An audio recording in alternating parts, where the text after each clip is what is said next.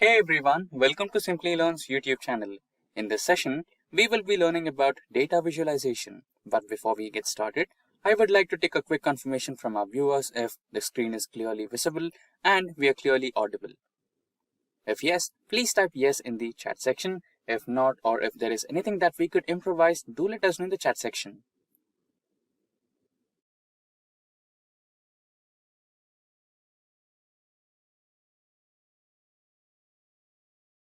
Great, I see a lot of positive responses from the viewers. I think it's clear to start.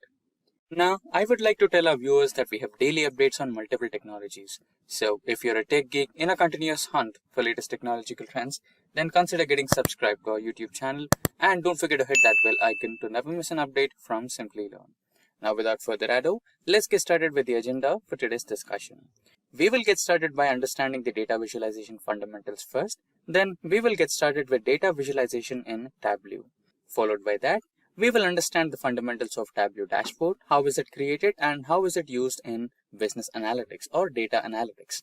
Followed by that, we have another business intelligence tool, that is Power BI.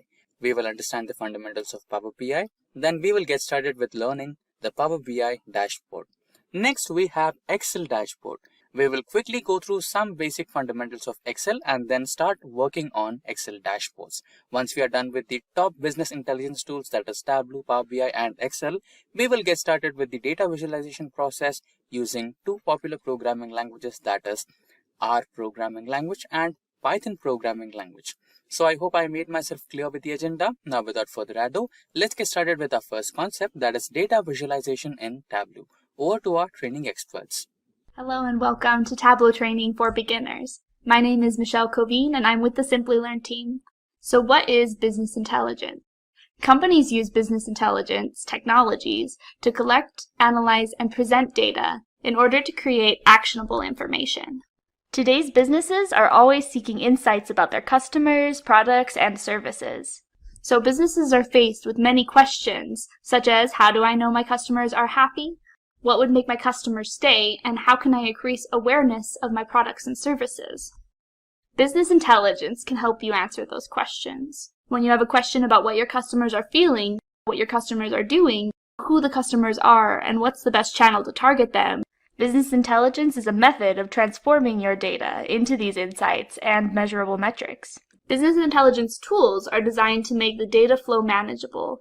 In the age of information, Tableau is one of many tools to help manage the data flow and turn data into actionable information. But we also have Qlik and SAP and Oracle. You may have heard of some of these. Let's take a look at some of the benefits of Tableau as your business intelligence tool. So why would we use Tableau? It can be connected to 40 different data sources. The more data sources it can connect to, it means that you are more likely to get direct access to your data.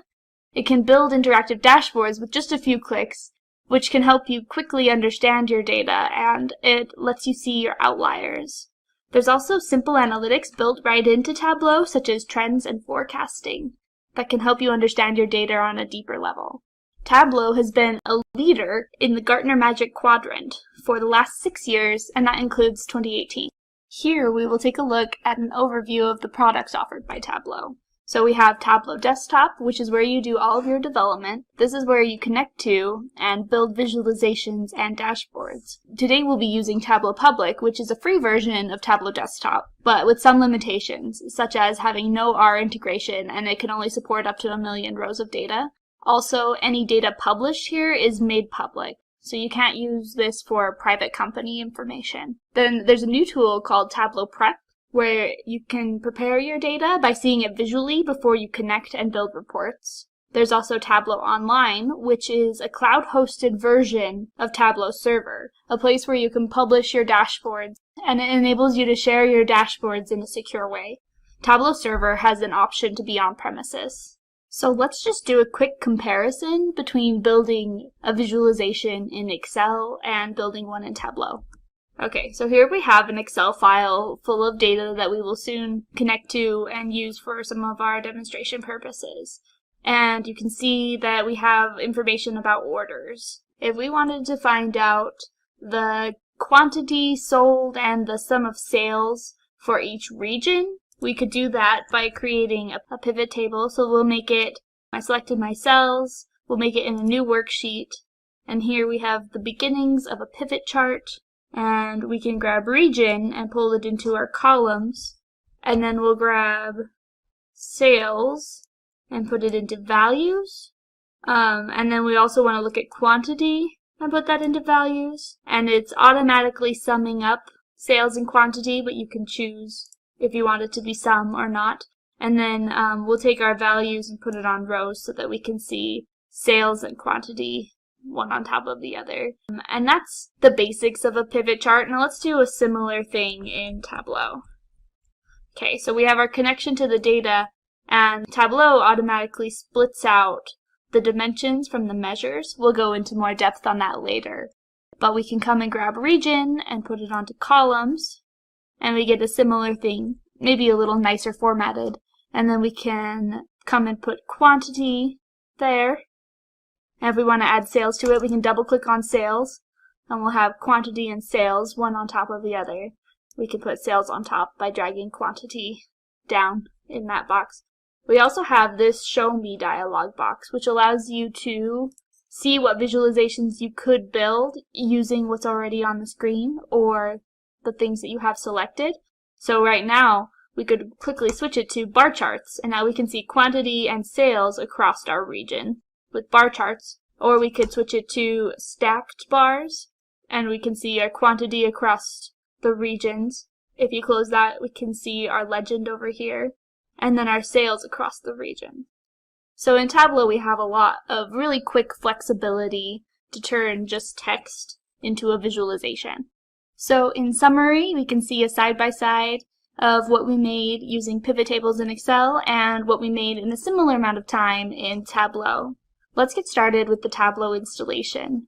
As for requirements, you need Windows 7 or later, or you need your Mac operating system to be 10.11 or later. Here are some of the browsers you can use to install Tableau. We will be installing Tableau Public today, and to do that, you just Google Tableau Public Download and click on that first link, and then you put in your email address and click download the app. So let's just look up Tableau Public Download, and it's this first one. You can click download now, and it takes you to the Tableau Public page where you can click sign in and create an account free. This gives you a place to save the visualizations you make, but keep in mind anything you save on Tableau Public is public. And then you come here and you enter your email address and click download the app, and it should give you an executable file that you will download. And once it's downloaded, you should be able to open Tableau Public. So let's go take a look at the Tableau Public opening page. So this is what Tableau Public looks like when you first open it. On your left, you have the different things you can connect to. This is more limited in Tableau Public than it is in Tableau Desktop. So if you invest in Tableau Desktop, you have many things you can connect to. You can also connect to data by clicking this drop-down Connect Data piece. That's especially useful when you've already started your visualization. Then we have this central portion called Open. This is where anything that you have opened up previously will show up. You can also click Open from Tableau Public, and when you have, my connection's timed out, so I need to log in. But when you log in, it says no workbook found. Try publishing first. This is where you'll see all of your published Tableau Public dashboards. Over here we have Discover, and it has some how-to videos, visualization of the day, which is where people who have made Tableau Public visualizations get recognized for their skill, and you get some pretty cool ideas when you look there. So let's get started by connecting to a data source. We'll click Microsoft Excel, and we'll choose our Excel file and open it up. And this is our data source page. This shows you the sheets on the Excel file and allows you to drag them in so that you can see the data show up. This gives you a preview of what your data will look like. You can see that Tableau is starting to classify our fields. So anything that has ABC on it shows that that's a column that has strings in it. We also have a globe, which was where Tableau has recognized these values to be geographical. So we have state, and it's recognized that it contains states. It bases it on the keywords that it stores to identify if it's geographical. And so it takes a look, and you've named it city, and it knows that city is geographical. We also have the calendar symbol where it's recognized that it's a date field. And we also have row ID that shows up with the hashtag and it recognizes it's a number. So now that we have our data source pulled in, we can come here and hit Sheet, which is where you start to build your visualization. Let's take a look at all the different pieces of this before we go any further. We have the data that we're connected to up here. It's our orders sheet from the Sample Superstore Excel sheet. We have dimensions on top and measures on bottom.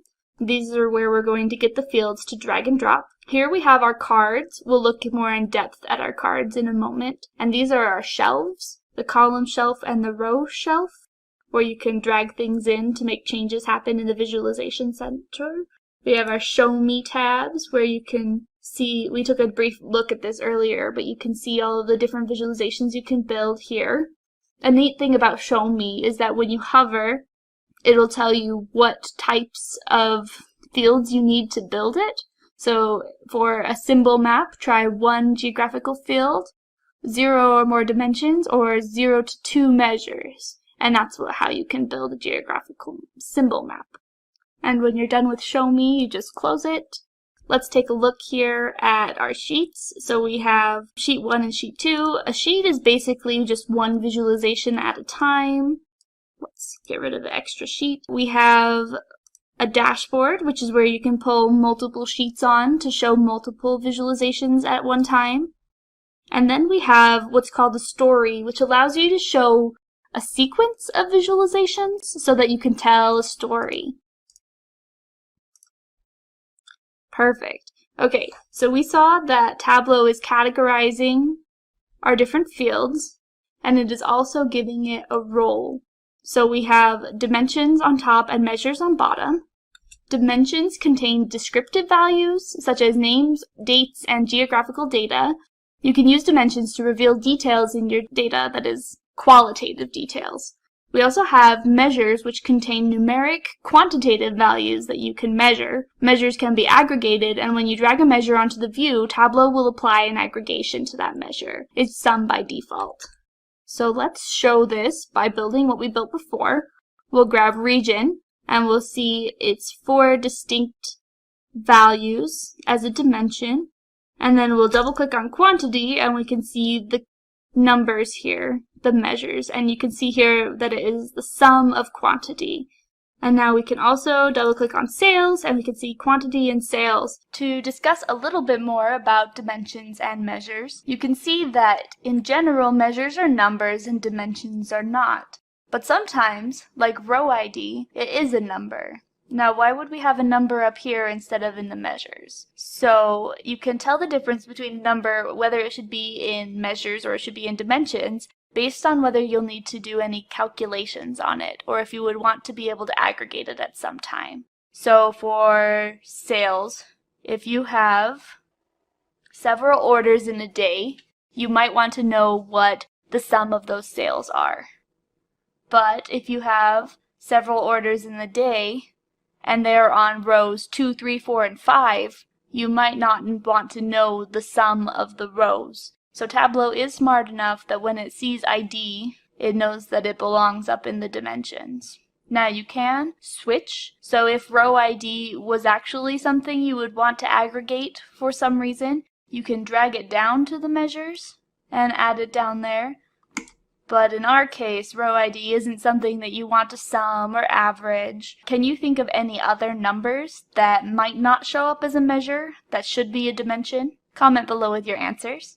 As we discussed before, dimensions are on top, measures are on bottom, and you can see that blue is associated with dimensions and green is associated with measures. But it's a little bit more complicated than that. So dimensions are qualitative and measures are quantitative, but blue means we want our label to be discrete and green means we want our label to be continuous. Let's make a new sheet and make a visualization to kind of show this. So we can bring on on quantity, and we're going to use it as a dimension. But you can see, even when it's a dimension, you can choose continuous or discrete. So right now it's a dimension, but it's green. It's a little bit different than what you might expect. And then we'll do sales. So now we can see over the different quantities what our sales was. Yeah, has been for this period of time that we're looking at. I believe it's 4 years. So for when people bought 3 items, the total sales was that number. And you can see that this is an axis. So it's from 1 to 15. Now, if we change it from continuous to discrete, you can see that 1 is a label, 2 is a label, and it's not an axis ranging from 1 to, it doesn't even have 15 because there are no values under 15. These are just individual labels. So we go back, it's green again, and you can see that it's an axis. So we have 2 greens on here, so we have 2 axes. And change it back to discrete, and now we have 1 axis and 1 set of individual labels. So let's go back to our sheet 3. We have all of these different sales by the different quantity numbers, and up here we have our sorting. When you hover, it tells you what kind of sorting is going to happen. So we could sort quantity descending by sales. So we can see that when they buy 3 things, we have the highest sales. You can do the opposite, where it's the lowest to the highest number of sales. You can also do sorting more in depth by clicking on the quantity and right-clicking sort. So we could just sort by descending or ascending, or by sales, or alphabetic, which is not what we want. You can choose the field, or you can manually change your sorting here. And now we're back to what we had at the beginning. Now that we've had an overview of how Tableau works, let's go into a little more detail. Tableau is very much built on the premise of drag and drop. So let's build a simple visualization and talk about what each of these shelves and marks cards specifically do. So we're going to make a simple chart which is average sales by region. So we know we want sales on, let's do sales on rows. Now for rows and for metrics, since this is continuous like we talked about before, it's making an axis for our sales. We also can drag region onto columns, and it makes 1 column per region. So that's how it works with dimensions. If you pull a dimension onto columns, you're saying I want 1 blank per column. I want 1 region per column. So if you wanted to do it by instead of region, if you want to remove something from a visualization, you just pull it back off. Or you can hit undo or Control Z. Tableau has the benefit of having unlimited undos. So let's say we wanted to bring on city. Let's say we want 1 column per city. And that's what you get. And there's a lot of cities. So that's what it looks like. Let's take city back off. I want 1 column per region. And for sales, I want my rows axes to show me where sales are. Great. Now, let's say we want to adjust the color of these bars. You can click on color, and you can select any of them. So let's pick this nice blue, or we can pick an orange, and that's how you can determine the color. But if you want something else to determine the color, you can take region and drag it onto color, and now we have 1 color per region. Now with measures, again, since they're continuous, it's going to be more like a scale. So if I want them to be a different color based on sales, and I pull sales onto color, it's going to be darker where there's higher sales and lighter where there's lower sales. So it's continuous from light to dark. But for region, it is 1 color per region. So they're distinct colors. It's not continuous. Great. Let's say we want to sort this biggest to smallest, and we can look at size here. So if we want to adjust the size manually, we can click on it and drag it. But if we want the size to be based on something else, you choose a measure for the size. So if we want it to be wider based on sales, we will drag sales onto size, and we can see that it gets bigger with bigger sales. We can do the same thing and replace the sales with profit, and now it's bigger if there is bigger profit. And drag that back off. So you can determine manually, or you can do it with your measures. For label, let's say we want the sales onto label. Now we can see the exact sales number for each region. What if we wanted the name of the region there as well? We can drag region onto labels, and we can see sales for the West region. You can adjust which one goes on top. See how we have two T's here? Those are both labels. Great. Tooltip. When we click on Tooltip, it'll show us what's going to happen when we hover. So as I hover here on East, it says Region East Sales, and then it shows the sales amount. Now we talked about, I'll take my labels back off, wanting to make this visualization not for the sum of sales, but for the average of sales. So we would right click on our sum of sales here in the rows, hover over measure, which right now is sum, and change it to average. And we have a different result here. So let's sort again, and we can see that the South region actually has the highest average of sales, which was not the case for the sum. Now let's say we want our sales to be on the label, but look, it's giving us the sum of sales label. So we just do the same thing and change it to average. Now we can see our average on the label. The label has some interesting options, like you can format this, and we could say maybe we want it to be all of them to be blue, and that happens right there. You can also choose to only show the minimum and the maximum.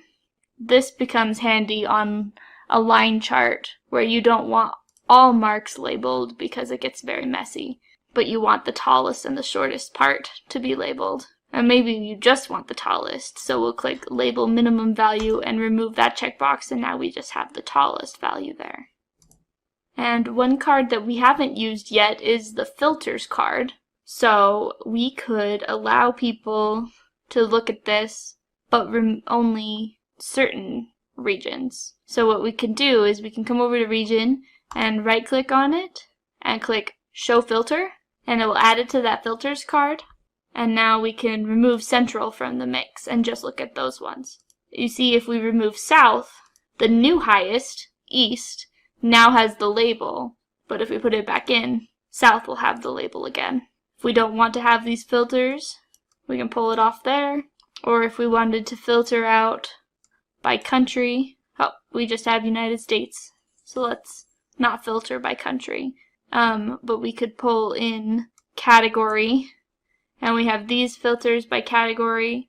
If we select them all, they'll all be there. And we click Show Filter, and it will bring it over here. And we can remove out technology, and the South still has the highest for the other two. But if we only include technology, you can see the difference there. So that's the basics of filters. Another thing that I can mention here is that you can change the type of mark manually. So you saw when we pulled on region and we pulled on sales, it automatically made us a bar chart. But we could change this to be a line chart. And you can see that the color changes because we told it to based on region. If we pull that off, then it would be a line chart there. You can change it to be a lot of different type of visualizations here. So when you're not using Show Me to help determine your graphs, you can choose it manually right here. Okay, now let's look at building a scatter plot. So a scatter plot is when you have a bunch of shapes and points on a visualization with two axes that are both measures. So if we take sales and put it on the y-axis, and we take discount and put it on the x-axis, we can see our point that represents all of our data with the sum of sales and the sum of discount. And if we wanted to see this per order, we'll take order ID and put it onto detail. Now what detail does is it determines the level that we are building our visualization at. So grabbing order ID and putting onto detail gives us all of these little points. So for each order, what was our sales and what was our discount. So we have out here some outliers that you can find very quickly. Let's actually do product ID instead. So I'll put it right over top of order ID and it will replace it. Now we see all of our products. Anything that has high sales is up here, anything that has high discount is over here. You can see that it sort of has a trend where things with high sales do not have high discounts, which makes sense. If we wanted to know what category these products all show up in, we could take category and put it onto shape. And now we have 3 different shapes that tell us the categories. Tableau has a cool new highlight feature, which allows you to show just the dimension that you want to see, but it leaves the other ones in place. So for example, if we click on furniture, first we have to turn on the highlight feature, and then click on furniture. And now you can see all of the furniture items popping up in our visualization and how they're kind of clustered in this area and the pattern for them. When we click on technology, we can see their pattern, which is a little bit different. So we have them by shape with category. Let's drag category onto color as well. If you remember, category will determine the color and the shape at this point. And so we can kind of see the patterns happening there. So if we want to see our high discounted items, they're all over here. And most of the things that are getting high discounts are office supplies, which is interesting. And then our highest sales product up here, now we could take that product ID and find out what that product actually is out of our, oh, look, we have product name. Let's replace product ID with product name. And we see that that is a Canon Image Class Advanced Copier. So this copier is our big salesperson. And office supplies binders do not give us very many sales, and we're highly discounting them. So now you know a little bit more about the details card and the shapes card, and about using highlighting in Tableau. So let's say we wanted to know by subcategory what our profit is like. We could grab subcategory and pull it onto columns, and we would say we want 1 column per subcategory. And then let's grab profit and pull it onto rows, and you can quickly see which categories are profitable and which ones are not. So we can also take profit and put it onto color so that you can see that even more clearly. Right now it is going from orange to blue, which is Tableau's default. If we wanted to change from what color to what color it was going, we have a lot of options in here when you go to edit colors. So maybe you wanted to go from red to blue, just to emphasize that the profit that's negative is bad. So we can hit apply, and now we can see red to blue. We have our categories here, our subcategories here, but let's separate it out by category. So what I'm going to do, I'm going to take subcategory off. I'm going to put on category, and now it's by category, and then I'm going to put subcategory on after it. So when we put it in order like this, the order matters in Tableau. So first it breaks it up by category, and then inside of that it breaks it up by subcategory.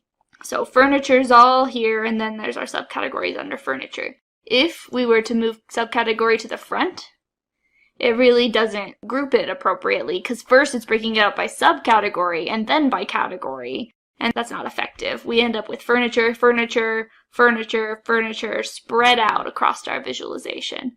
So again, let's put category to the front, and now we have our profit by category by subcategory, and we can click sort subcategory descending by profit. And now what it does is within the highest group, within each group, It then sorts it by profit, so you can tell it's not going to break this group apart to move tables to the very end. It's going to keep tables inside of furniture, and then it doesn't move furniture to the very end either. So what we have here is a quick view by category, by subcategory, how we're doing on profit. We can see that tables is our biggest drain on profit. And so if we wanted to improve the profitability of furniture, maybe we would not sell tables anymore. It's just not working out for us. Another thing about this visualization that we could do to improve it is you can see that there's some of these words are getting cut off. So we could right-click on this axis and click Rotate Label. And now you can read the whole word. And so that's helpful. Also up here we have our title, which right now is the same name as our sheet. So if we rename the sheet to Profit by Subcategory, then it names the title up here. So this is making it look a little bit better. And then here we have Profit, and it shows it, but without any like dollar signs. So let's come up here to Profit and click Format. And you can see that we can format the sum of profit to be currency. And we can do it currency by the thousands. And we can get rid of these decimal places. And now you can see it's just a little bit nicer, a little bit more clear. Maybe we don't have to have the label here that says category/subcategory. So we can hide field labels for columns, because it's pretty clear that these are categories and these are subcategories. So those are some formatting tips for you. Formatting in Tableau is one of those things where there are just a lot of different ways you could change things. So in more in-depth videos, especially from Simplilearn, you'll learn more and more about this. Also, as we are building these visualizations, if you want to have access to this data set so that you can build along with me, just make a comment in the comments below and the Simplilearn team will send you this data set. Now we're going to take a look at creating a hierarchy in Tableau.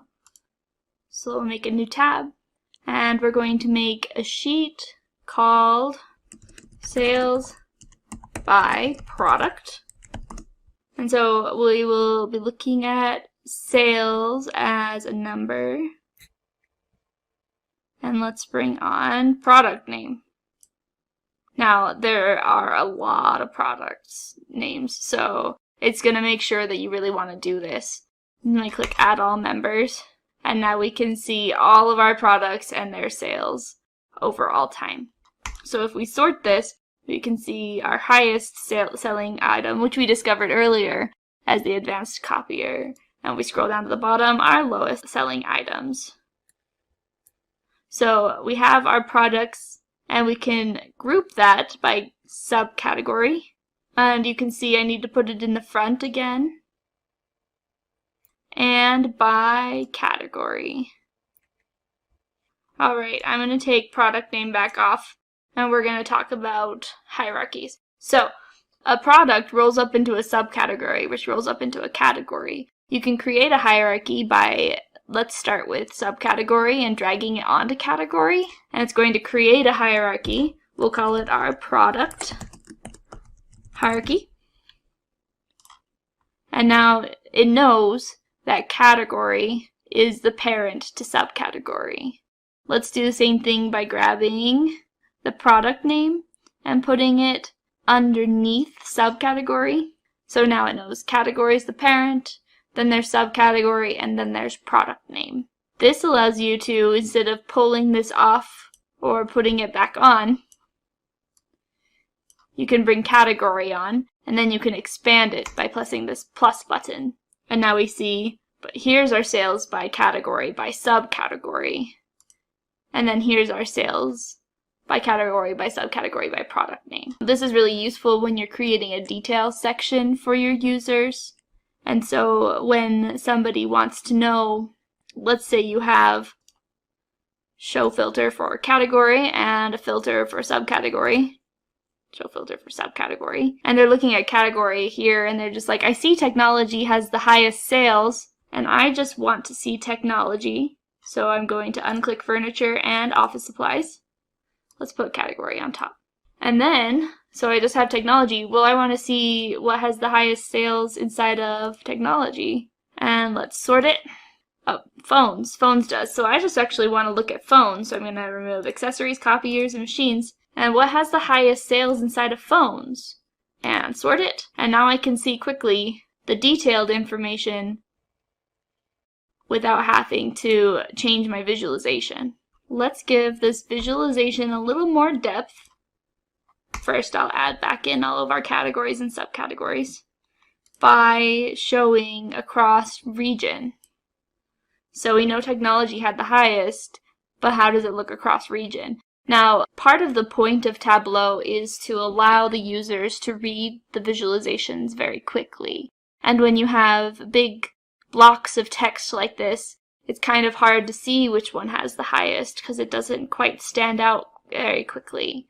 So what we can do is take sales and drag it onto color. Let's change our marks to a square, and now it's going to color each of these.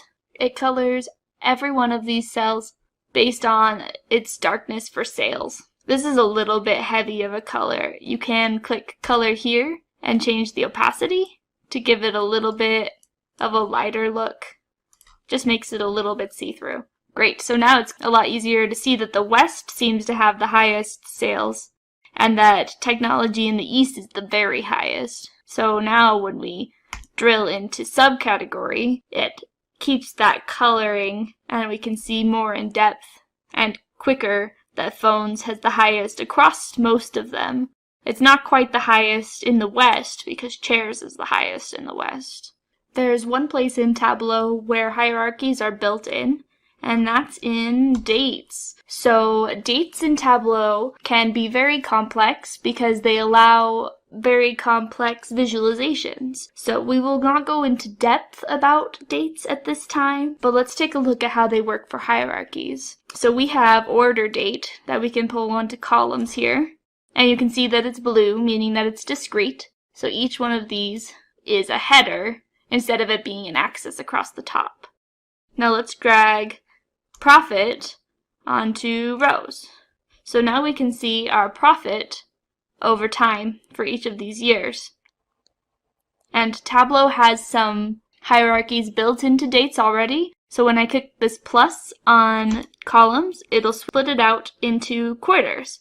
So this is a header, and these are all subheaders underneath that header because it is distinct and discrete right now instead of continuous. So it's split out year, year, year, year, and quarters, quarters, quarters, quarters. This allows you to quickly compare quarter 1 across all of the years, and quarter 2 across all of the years, and quarter 4 across all of the years.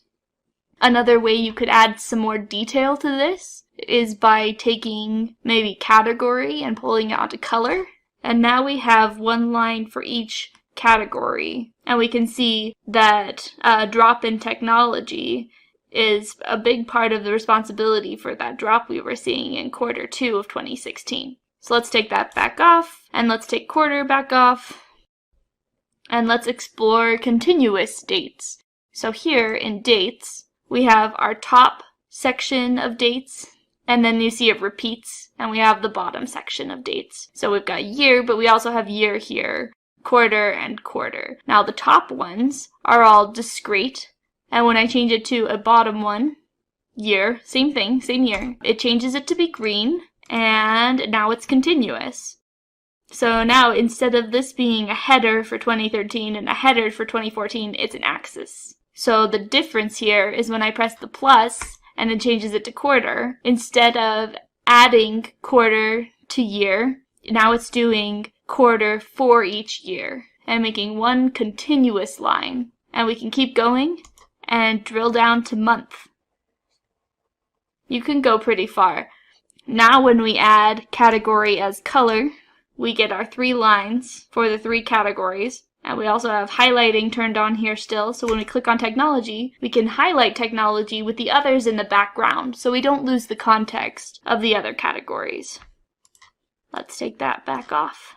Next, let us talk about calculated fields.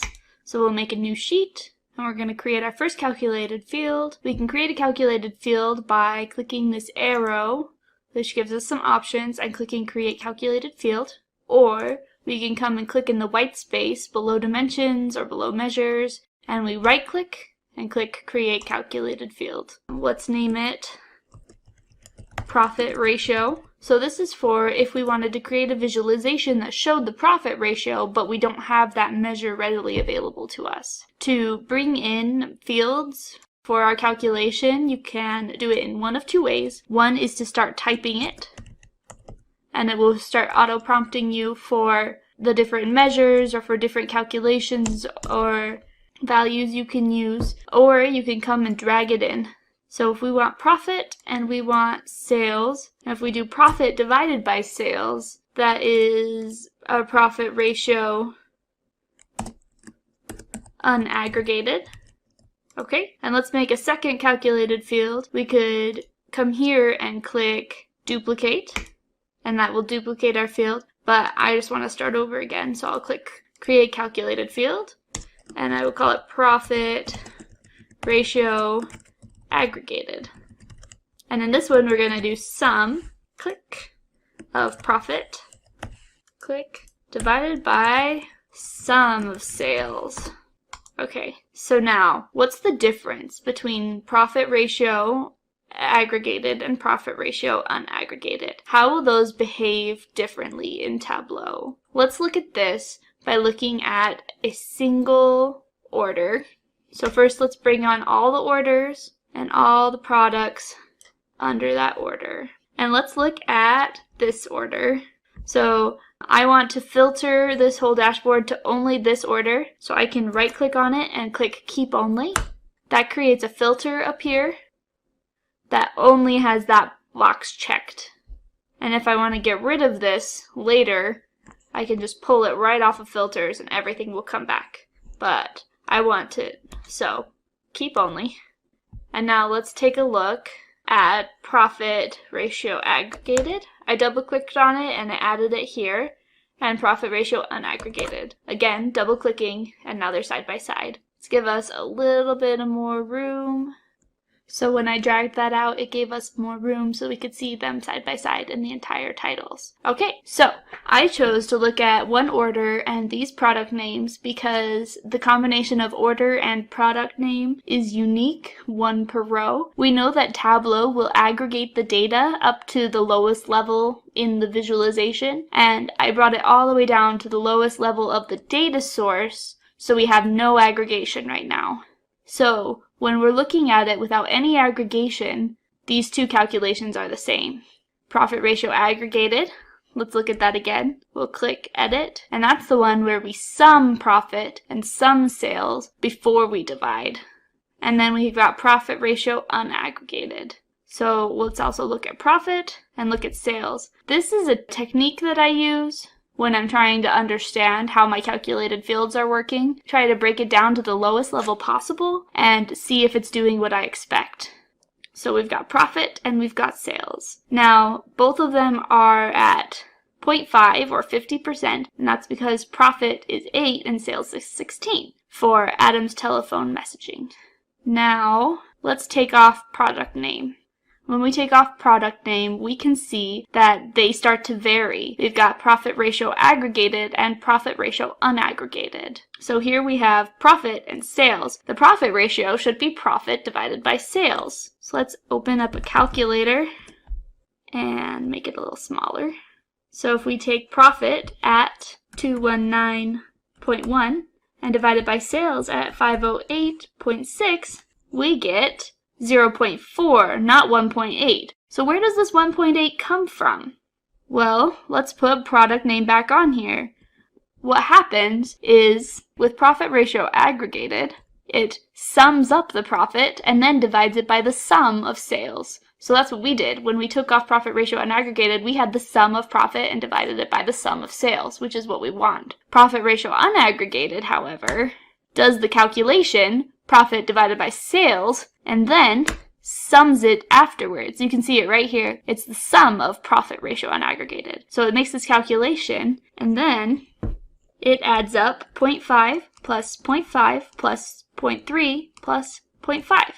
And that's where we get our 1.8, which is what we see when we pull off product name, 1.8. So for most calculations, you want to do profit ratio aggregated, where you determine how it's aggregated before you do the calculation. So let's remove profit ratio unaggregated and delete it. Let's go to profit ratio aggregated and just call it profit ratio. Perfect. Now we no longer need anything that we have on our visualization right now, so let me show you a quick trick to clear the board. Tableau has this button up here, which is called Clear Sheet. You can also do on Windows Alt-Shift Backspace, and you just click Clear Sheet, and it will start you over with that sheet. And that really helps when you've dragged a bunch of things on and really made a mess when you're trying things out. Okay, so we're going to build a visualization, and we're going to look at region, and we're going to look at it by profit ratio. And so now we have this bar chart by profit ratio. Let's color this by region. We can also pull on profit and sales, and we can see all three of them side by side, split out by region. Now let's say we also wanted to see each region by sales per customer. So let's create some calculated fields that will help us do that. Let's create our first calculated field. That's going to get us a count of customers. Let's call it total number of customers. And so we have customer name and customer ID. Let's do count distinct of customer ID. And that gives us the total number of customers. Apply. So right now, we could take total number of customers and see which categories have the highest number of customers. Perfect, but that's just one part of our calculation. We want to see total sales divided by total number of customers. So let's make our second calculated field, and we're going to call it sales per customer. We're going to do our sum of sales, which we can drag in, and divide that by total number of customers. Now you see that calculated field we just made pops up inside of our calculation dialog box. And we hit apply, and it shows up, so we hit OK. And let's replace total number of customers with sales per customer. And now we can see our sales per customer ratio and which ones have the highest. For this next part, I'm going to make a couple of visualizations in a row that all apply to the same information using a couple of different tactics. So first, let's use show me. So I want to look at region and sales for this visualization. So I'm going to control click region after I clicked sales. So one more time, I'm going to click on sales, and I'm going to control click region, and I'm going to click show me. And it's going to give me all of the different visualizations I could make with region and sales. Let's pick tree map. Great, so now we have a tree map that shows us our sales by region. And we have the size and the color of the box is both sales. So let's say we wanted the size to be sales, but the color to be profit. So let's grab profit and drag that onto sales. So now we can see our most profitable to our least profitable. Let's edit our colors, and we're going to change it from red to blue diverging, red to blue. But let's go to advanced and make the center number 0. This means that it will never be red unless it's less than 0. So let's hit apply. So it's all blue, and if anything ever goes negative, then it will be red. Okay, let's call this sheet sales profit by region. Perfect. Now we're going to start using our geographical fields. So we have state, city, country, and postal code. Let's double click on state and see what happens. Awesome. So it is generated these two fields. Tableau has generated longitude and latitude for us, and it's been able to recognize the states in the United States and where they're located and given it a longitude and latitude. So next we will look at sales by state by double clicking on sales, and what it's done was change the size of the dot based on sales. Now I think I'm going to move sales from size to color, and it has automatically changed it to a filled map instead of dots on a map. Perfect. So now we can see the states with the biggest amount of sales. Let's put it back onto size, and we have our circles again. Let's put sales onto size, not state onto size, and we have our circles again. But let's make them a little bit bigger. These two marks on the Tableau size line are to give you an idea of how big and how small you should go before it gets too difficult to see. So when we go bigger than the bigger line, it detects that you're getting close to having overlap. But it's up to you as the builder. Okay, so we have size for sales again, and for profit onto color again. So you can see anything that is more profitable is darker, and anything that is less profitable, or less than 0 in this case, is orange. Let's do what we did with color before.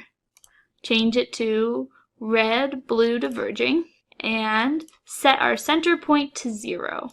Okay, so now we know that if anything is red, it was negative in profit. Perfect. Let's name this sheet Sales Profit by State. Great.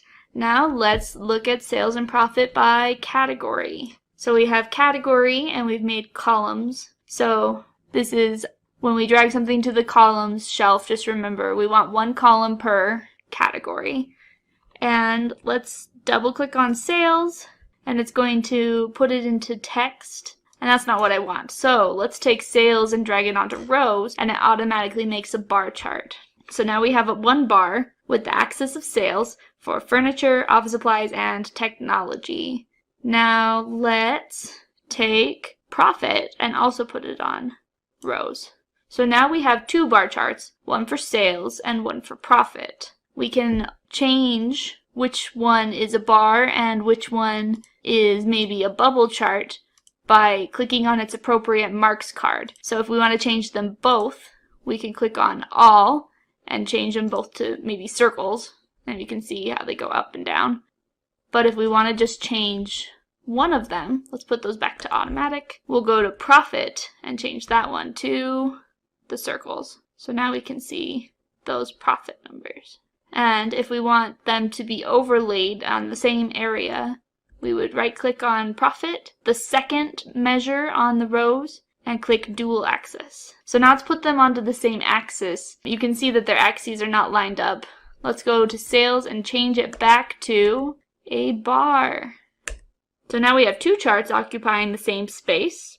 One of them is a bar chart and one of them is a bubble chart. And we can see our sales versus our profit. At least they're not the same amount of dollars, obviously, but we can see a higher sales and a higher profit. We also have medium sales and a medium profit. We have a medium sales but a really low profit, and it's interesting to see that contrast. So let's rename this sheet as Sales Profit by Category. And finally, we're going to make our details sheet. So we're going to go down to subcategory level and bring it onto rows.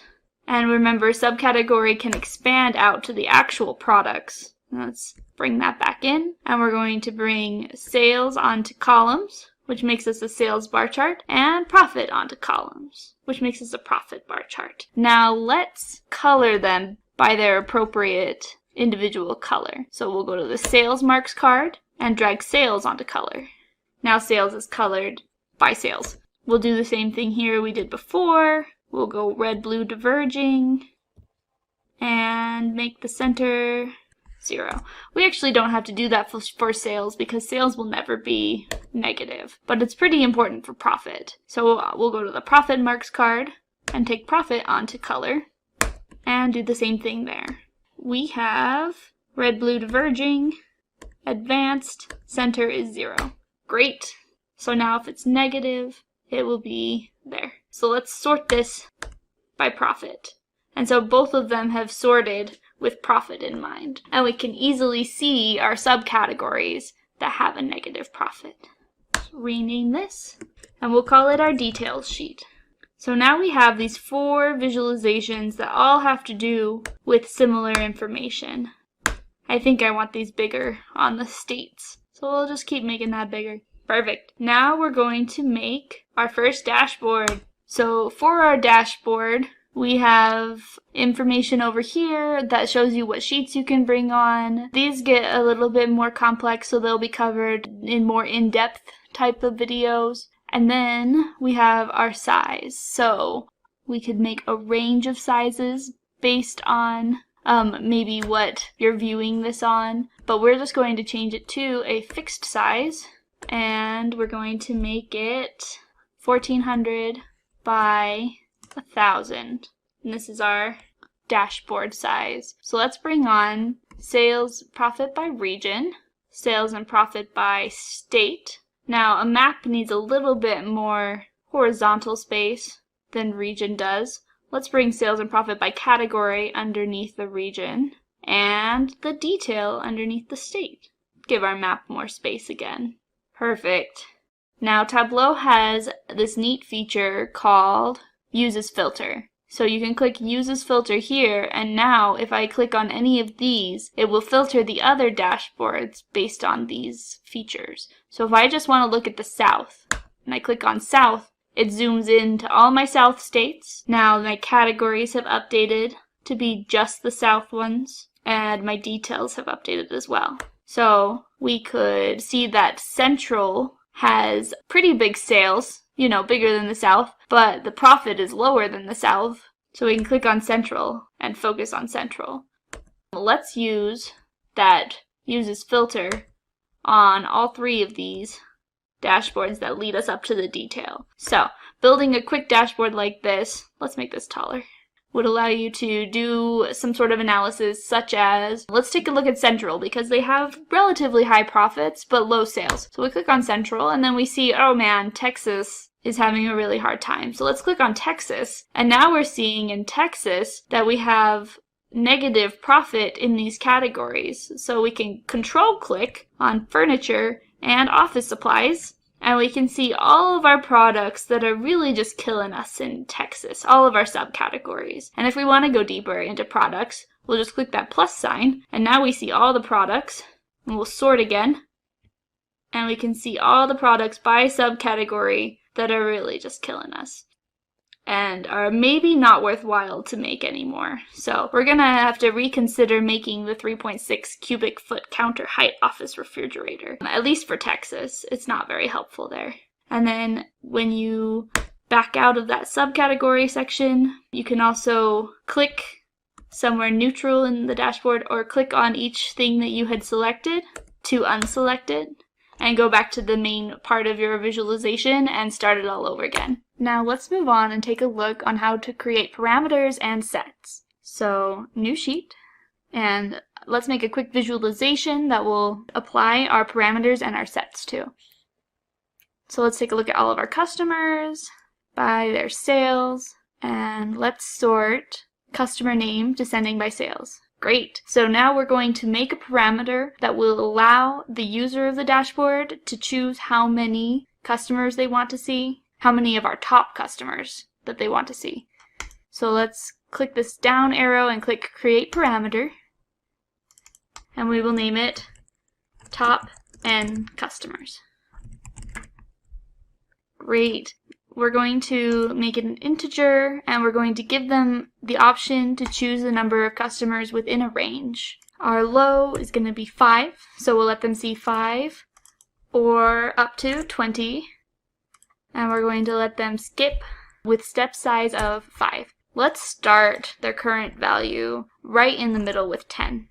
Okay, so now if you want to see how this parameter looks, you can come down to parameters. Before we only had dimensions and measures. on the left side of our Tableau workspace, but now we have parameters that has appeared once we create a parameter. We can right click on that parameter and click Show Parameter Control, and we can see our top N customers. Right now our parameter control isn't built into any of our visualizations, but you can see how it works. We allow them to go down to 5 and up to 20 with steps of 5.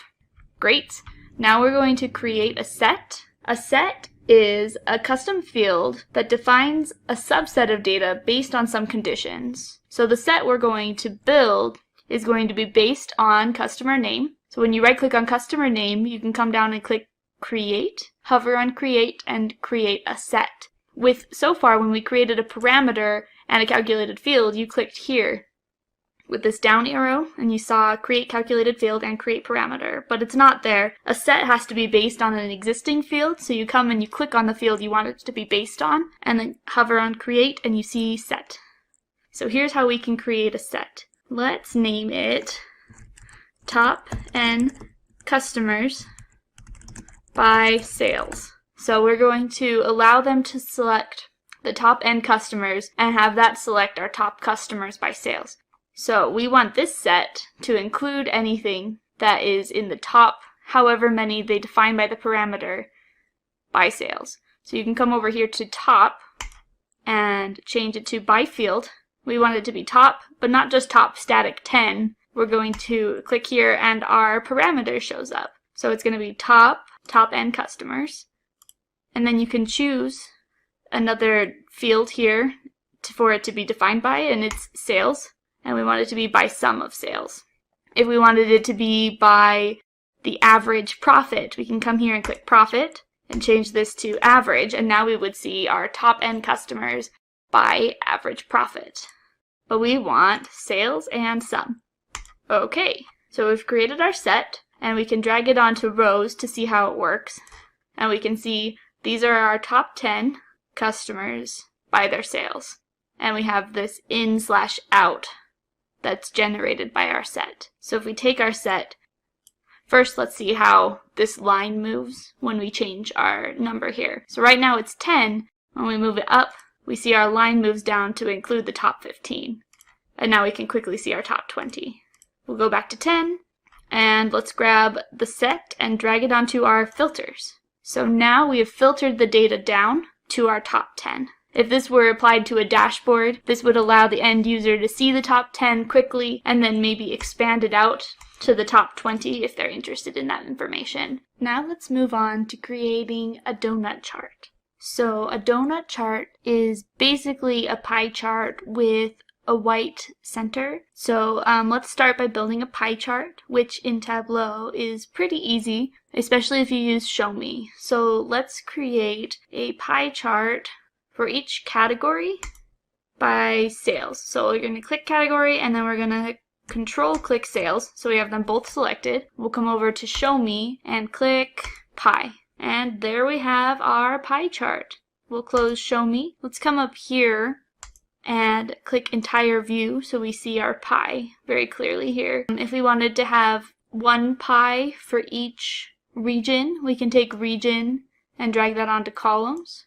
So we have one column for each region and then one pie for each of them. You can see that the pie varies in size based on sales, as well as the angle is for sales. So East has more sales in general than South, and this helps you to see that technology has smaller sales in the South than it does in the East. So I recommend keeping, if you're going to make pie charts, allowing the size of the pie chart to be affected as well as the angle by whatever measure you're using. But for our purposes for donut charts, we're going to want them to all be the same size. So we took sales off of size, and now we have all of our pie charts the same size. Now we're going to make what's called a dual axis chart, and to make a dual axis chart we have to have two axes. So let's grab number of records, and we'll grab it and drag it to rows, and we will change it from sum to minimum. And that's because every record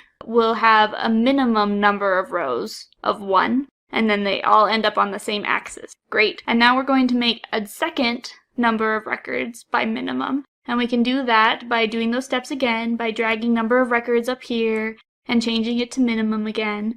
Or a quick trick that I can show you is if you want to duplicate anything you have on the chart here, you can just hit Control and then click and drag it, and it will duplicate it.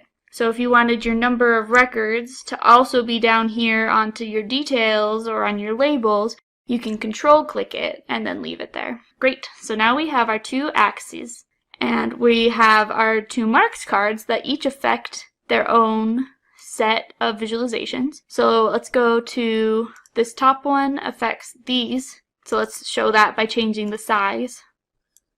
And it's made these bigger. And this bottom one affects these. And we'll do that by changing it to circle. So now each of these are a circle.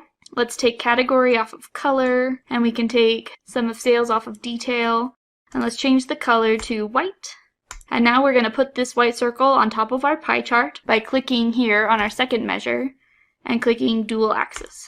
And now it's got them lined up one on top of the other. And we have our donut chart. So if we want our donut slices to be a little thinner, we can change the size of our inner circle and make it bigger.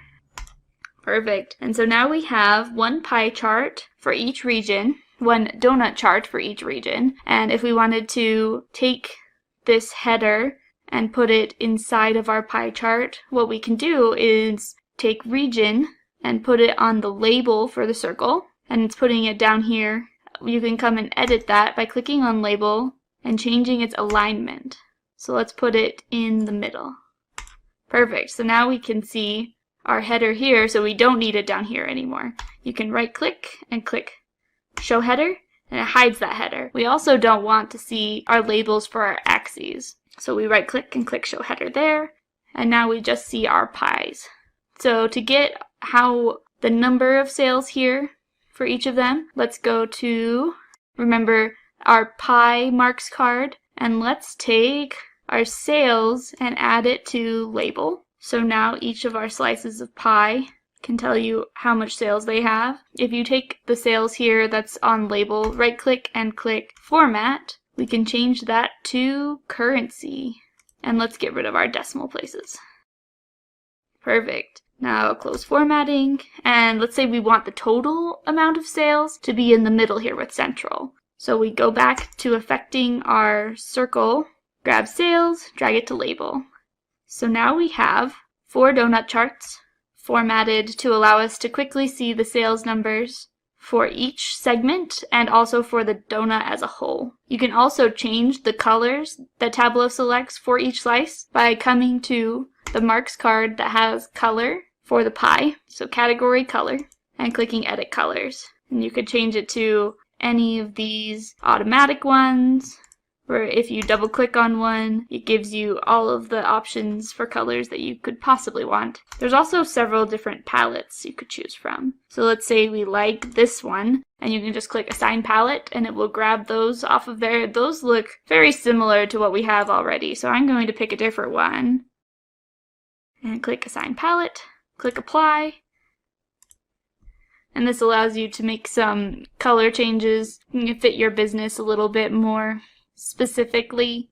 Perfect. And let's say we make our pies bigger.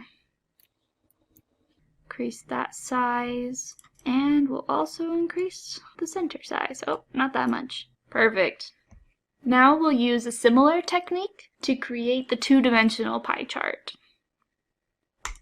A two-dimensional pie chart can be used so that you can show 2 pie charts at the same time, or a pie chart that's kind of split up by different categories. This has been available in some other tools, and Tableau can do it too. So let's just demonstrate that. We're going to start again by creating our generic category by sales. So we'll control-click sales, we come over to show me and click pie, and it makes our pie for us. It remembers the colors that you have determined in other pages, so that's a nice feature. Again, let's make it entire view so we can see our pie nice and big. And now we're going to create our dual axis again. So we grab number of records, put it on rows, and see how it adds an axis, but each one of these categories has a different value for the number of records. However, they have the same minimum value for number of records, and it puts them all back onto the same spot. Great. And then we will control click and drag to make our 2 axes. And let's come to our top one and make it bigger. That affected both of them because we still have sales on size for both of them. So sales is affecting the size of the pie chart as well as the size of the angles. So let's take sales off of size for both of them and make the second pie chart a little smaller. Perfect. Now let's also affect our second pie chart by having the color defined by region instead of defined by sales. Let's talk about how I'm replacing it with region. So you could change the color by dragging region onto color, and that replaces it. Or let's go back and we can drag region right on top of the thing we're trying to replace, and it will replace it there. Great.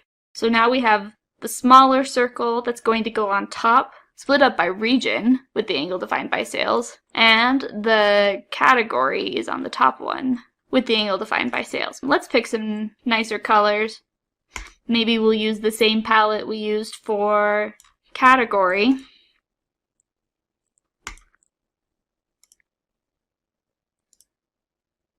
This one seems right, but we'll pick different ones than those 3. So we click on the one we want to change and click on the color we want to change it to. I'm just going to keep following this right down. Apply. Great. And then we put it on top of the other one by clicking dual axes. Now, sometimes it's easier to see these when they have a border. So we can come to color, we click border and add maybe some black lines. So allow you to see the inner pie separate from the outer pie. Maybe our border could have white lines. How does that look? And we can make them both bigger, like we did before. Whoa, not that big. And you can also add labels like we did before. We'll take sales onto our labels here. And you can see that hovering allows you to see all of the information you need. Now, one more thing. So while we like to hide this axis, we'd also like to maybe hide this grid line that's occurring. So you can click right click and format. And let's go to our lines. Change that 0 line to none. Perfect. Get rid of some of the clutter on this visualization. I still feel like this outer pie should be a little bigger. And we want to clean up our tooltip so it doesn't have min number of records in it. This piece should be 100% behind the scenes. So we can come to tooltip. Right as you click on it, it'll pop up with everything that's in your tooltip. And we're just going to erase min number of records. I erased too much. You need to leave your angle brackets. Okay. And now this piece of the pie no longer has that. The inner one, let's do that there too. Min number of records, remove that right out. And there you have it, a 2-dimensional pie chart. And here are our donut charts. This demonstration goes to show you that even when Tableau doesn't have the visualization you're looking for in their basic show me options, you can still get to it. So donut charts aren't included up here, and neither is a 2-dimensional pie chart, but without too much extra work, we can make it happen. These visualizations are a little bit more complex than your everyday visualizations, and so I recommend going through this tutorial with the dataset and following along. If you want access to the dataset, just comment below and the Simplilearn team will get back to you. Also, comment below with any questions you have. At this point in the presentation, we're going to put together some dashboards. So first, let's build our worksheets for this dashboard. We're going to build a worksheet called Sales by Year, which adds the name up here, and we're going to take our order date and drag it onto columns. And now we want this to be a continuous axis, so we're going to change it to our continuous year. And now we have an axis, and we're going to look at sales.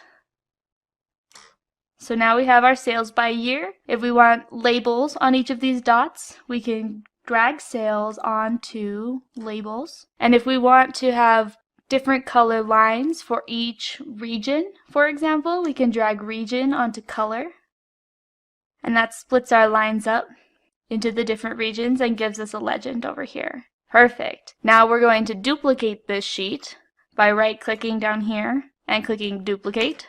Now we have sales by year 2. Let's rename it to profit by year, and then let's drag profit right over top of sum of sales so that it replaces it with profit. Now, it's been replaced with profit, and all of these different data points are here. However, it's still showing the title of sum of sales, and that can be very confusing. So always make sure that your labels are consistent with your data.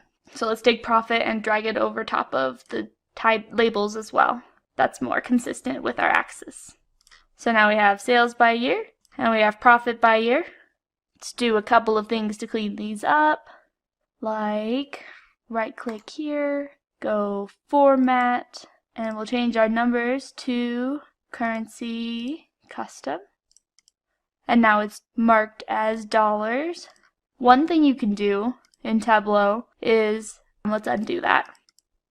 Since sales is going to be dollars pretty much everywhere we use it, we can define our default property for these numbers. So when we right click on the measure here, you can go to default properties and you have the options to change the defaults for any of these things. And we're going to change our number format. Change it to currency custom, no decimal places, hit OK, and that also has updated this sheet. Now that only works on places where you haven't specifically defined it to be formatted differently. So we could still define it to be different here on this sheet than it is on any other sheet. Let's do the same thing for profit. Change our default properties to the same thing. Great, now let's build our dashboard. We're going to call this our overall dashboard. Change our size. This size is a personal preference of mine.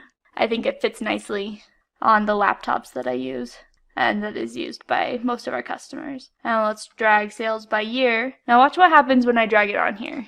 It brings sales by year, but it also brings the legend for the region that was created. The same thing should happen with profit by year.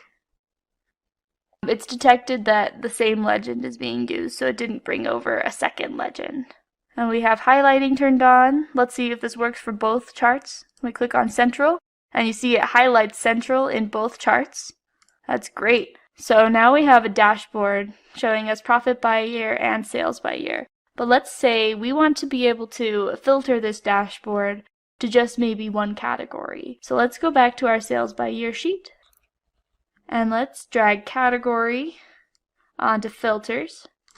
And now it's going to let us select, we're going to select all and hit OK, and then right click on category and click show filter. So now it is over here, and we're going to do a similar thing on profit by year, but we'll do the shortcut where you come over here to category, you right click on it and you just click show filter, and it puts it here and it puts it here. So now we have a filter here for category and a filter here for category. And so when we go to overall, we can come to our drop down here, more options, hover over filters, and you can see category. Now here's an interesting thing that we'll see. Even though we have a category filter on both charts, when I take furniture out, you can see only sales by year changed. And profit by year stayed the same. Now why would that be? That's because we have two different filters for category, one on the sales worksheet and one on the profit by year worksheet. I'll show that by clicking here, going to filters, and grab category. Now we have category that will affect profit by year and not sales by year. That's not what we want. We want one filter to affect them both. So let's back it up a bit. Take these back off. Let's go to profit by year, and we're going to take off category. Let's go to sales by year, and we're going to say we want this same filter to affect both worksheets. So we're going to right click here, hover over Apply to Worksheets and click Selected Worksheets. Now we select Sales by Year is selected, and we select Profit by Year. Okay, so when we go to the Profit by Year sheet, you can see that it now has category on there. Let's go to Overall. Let's come here, Filters, Category, and now we have a filter that affects both worksheets. There we go. Let's format this filter a little bit. We'll come to More Options, and we're going to select, we want them to be able to select multiple values still, but let's do it in a drop-down.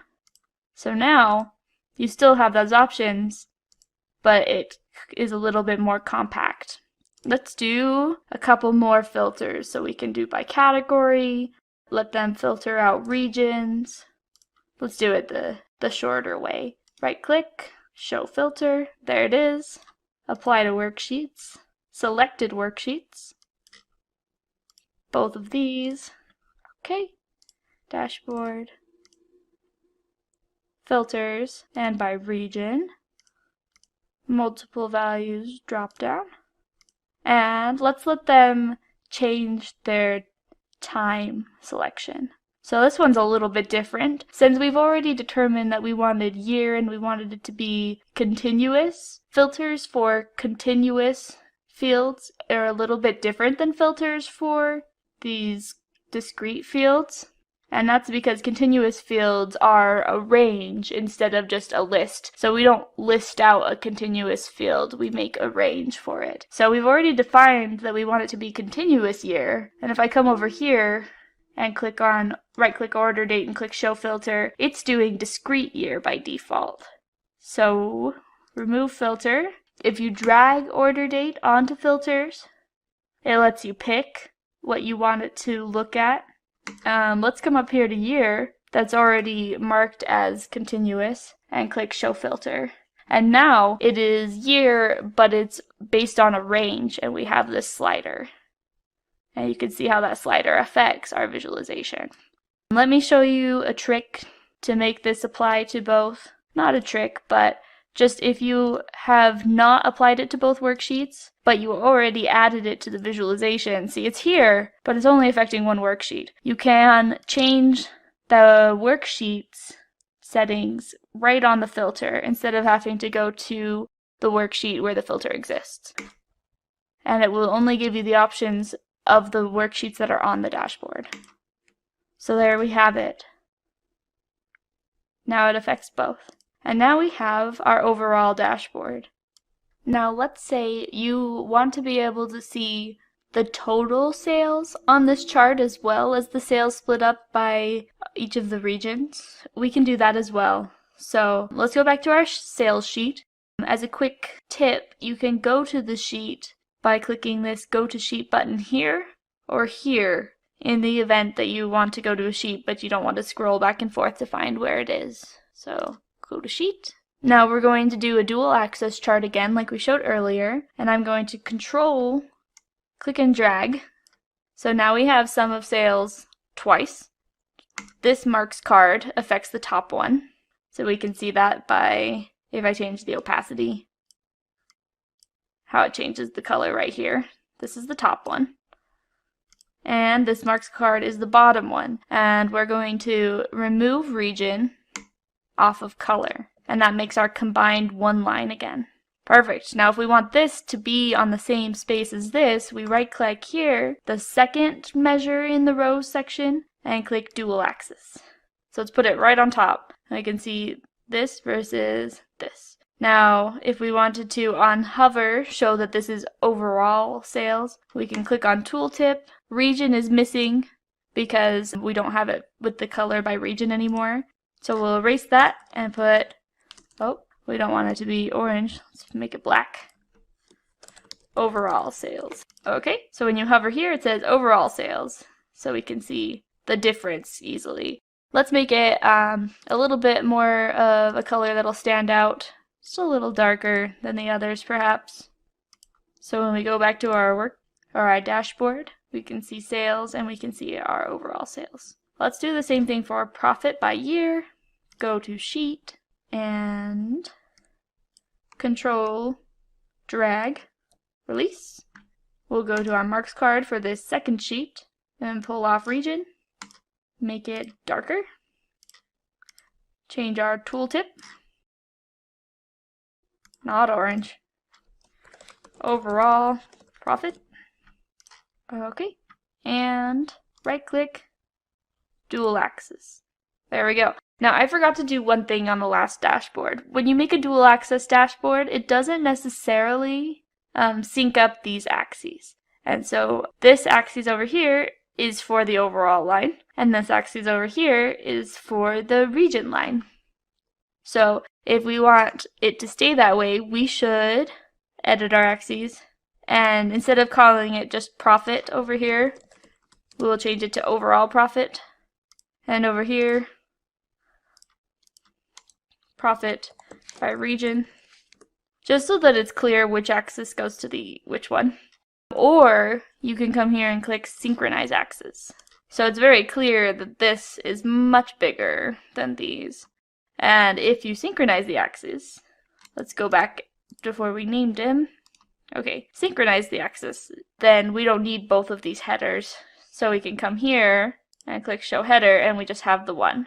Let's do the same thing on sales by year. Synchronize. Always good to make sure that your axes are either synchronized or well labeled. And let's hide it. Let's see what it looks like now. Great. Okay, one thing to keep in mind. When we do filter to just one region, the lines are going to end up at the same spot. If we filter to 2, then it's only the sum of those two. So perhaps the header overall sales and overall profit isn't quite accurate because it isn't overall necessarily when we have it filtered. Why does this happen? Why doesn't this line always show the total no matter what you select here? Well, that's because this filter applies to the whole dashboard. So it filters this line to those regions just as much as it filters these lines.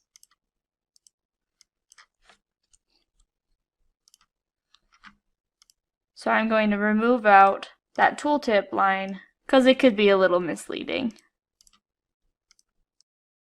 Let's continue on and make a dashboard that digs a little bit more into sales specifically. Great, so we'll make our first sheet. We'll call it sales by region. And we're going to make another pie chart. So let's do it using show me. We'll click on region, and then we will control click on sales, open up show me, click pie. Let's close it again.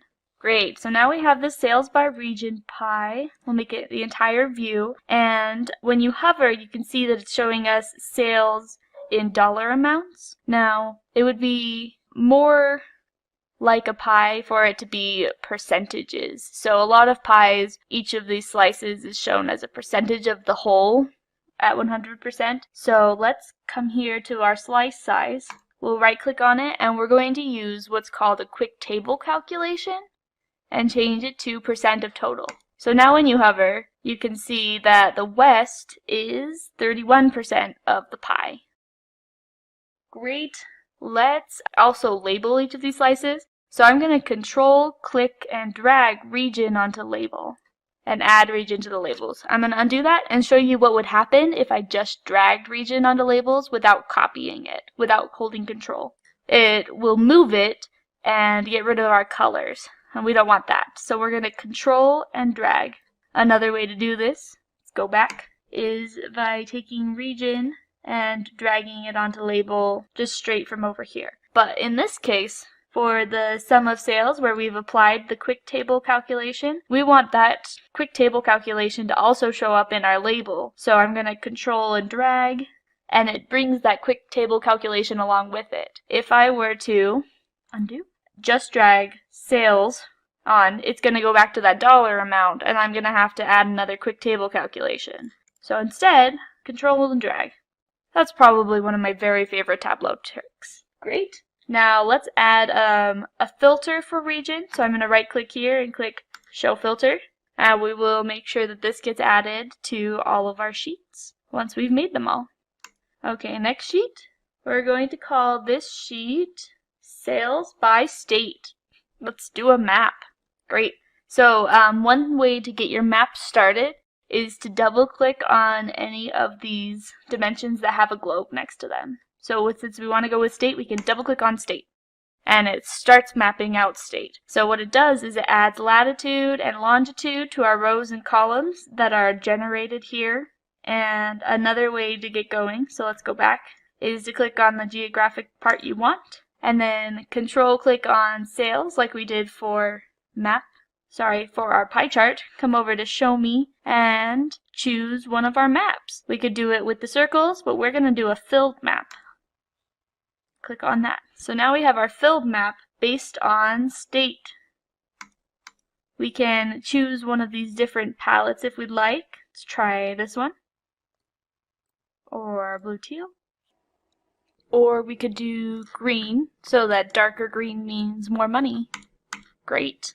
So now we have all of our states colored by sales. Let's also control and drag sales onto label. And you can see we have the $sign and the money formatting that we made earlier. And let's control and drag state onto label. Now maybe we want the state to be on top, so we can click on label and it pops up with all these different options. And if we want to edit the text, you can click here on the ellipses and edit it there. So let's cut state and paste it at the top there. I think I lost my center alignment, so we'll do that again. Hit apply, see what we think. Great. Okay, so now you can see that it puts the state on top. You can also see in some of these places where they're super close together that you can't see all of the states' labels, and that's because this option here in labels is unchecked. Allow labels to overlap other marks. So Tableau senses when the marks are too close together and it's going to become too hard to read, and will hide anything that overlaps with each other. If we click this option, now you see everything, but it gets a little crowded over here. So let's unselect that, and you'll be able to see what the sales are upon hover. Great. Now we have our sales by state.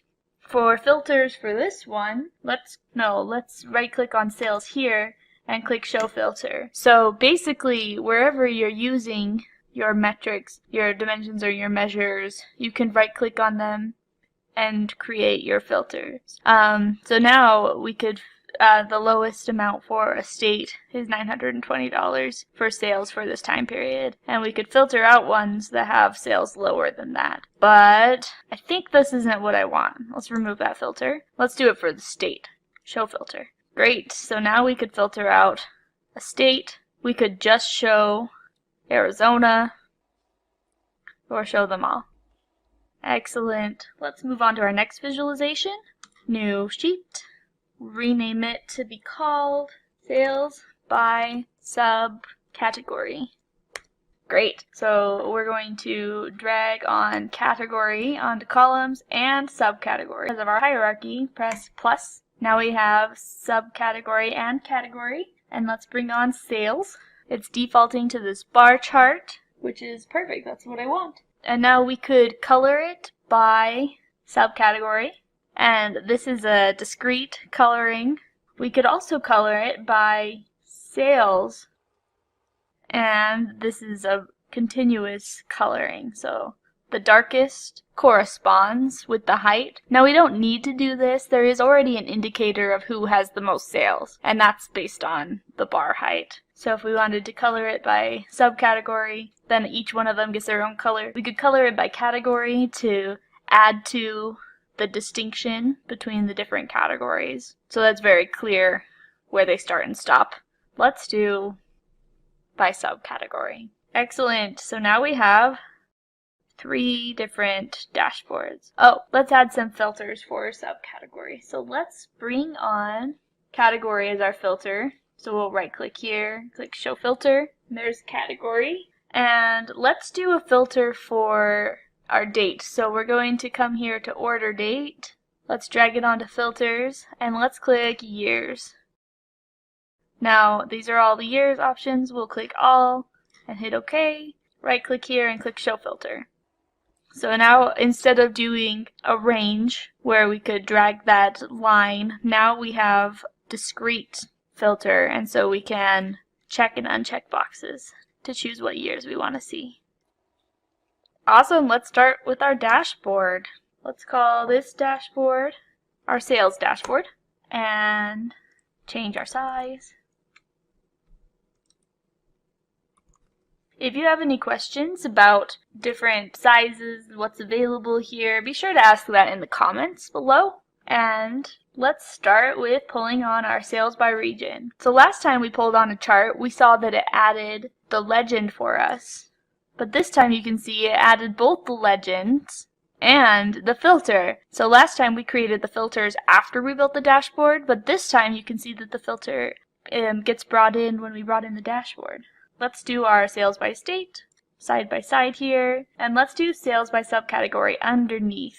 So I dragged it. You can see how I pull it towards the bottom of the dashboard, and it kind of fills in the space where it's going to be and then brings it in. So now it's brought in all our filters and all of our legends. It defaults to putting the filters and legends over here. We're going to click select layout container. It's going to select what they're all inside of. And we're going to make it take up this whole side, but it doesn't need that much space.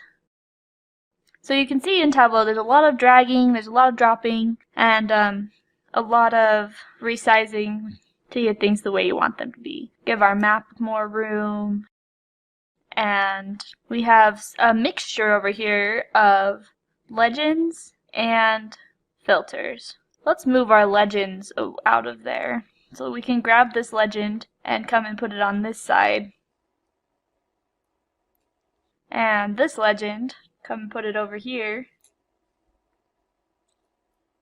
So that we're getting a little bit more near the visualizations they belong to. This legend goes up here with this one. I'm going to actually click here and change it from a tiled, so right here it says tiled object, to a floating object. That lets it sit on top of a visualization. I'm going to put it on top of this visualization right up here.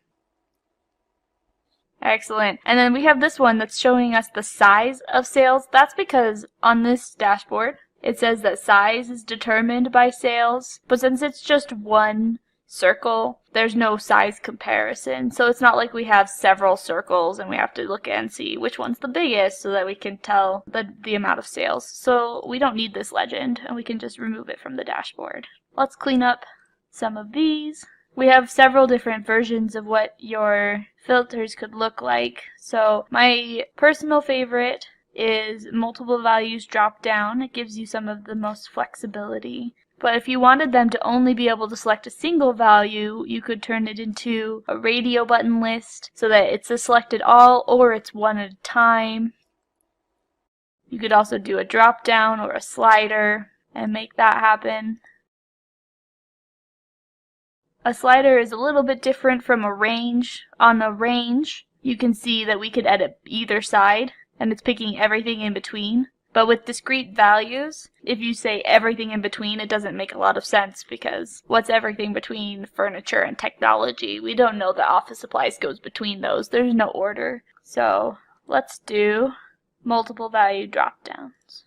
For big ones like state, there is the option of searching. So I know I want Utah, and I search and there's Utah, instead of having to scroll through the list. This could be really helpful for if you had a filter by products, and that will allow somebody to look at just one product at a time if they know their name of the product, but also not have to just open up the product list and scroll and scroll and scroll since there are a lot of products. So we can filter by region by doing this. Oh, this is a great reminder. You saw that this did not change all the visualizations. We have yet to apply these filters to all the worksheets. So let's do that right now. Apply to worksheets, selected worksheets, and we will click all on dashboard. Hit OK. We'll do this again.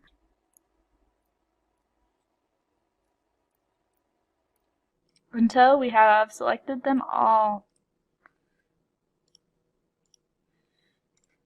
Great. So it's really nice you get to choose what worksheets you wanted to apply to, because in the event that you had maybe a total number up here at the top that you just wanted to stay the same all the time, no matter what they selected, you could make that happen by not selecting that worksheet to be changed by these filters. Okay, great. So we can change what region we're looking at by selecting Central here.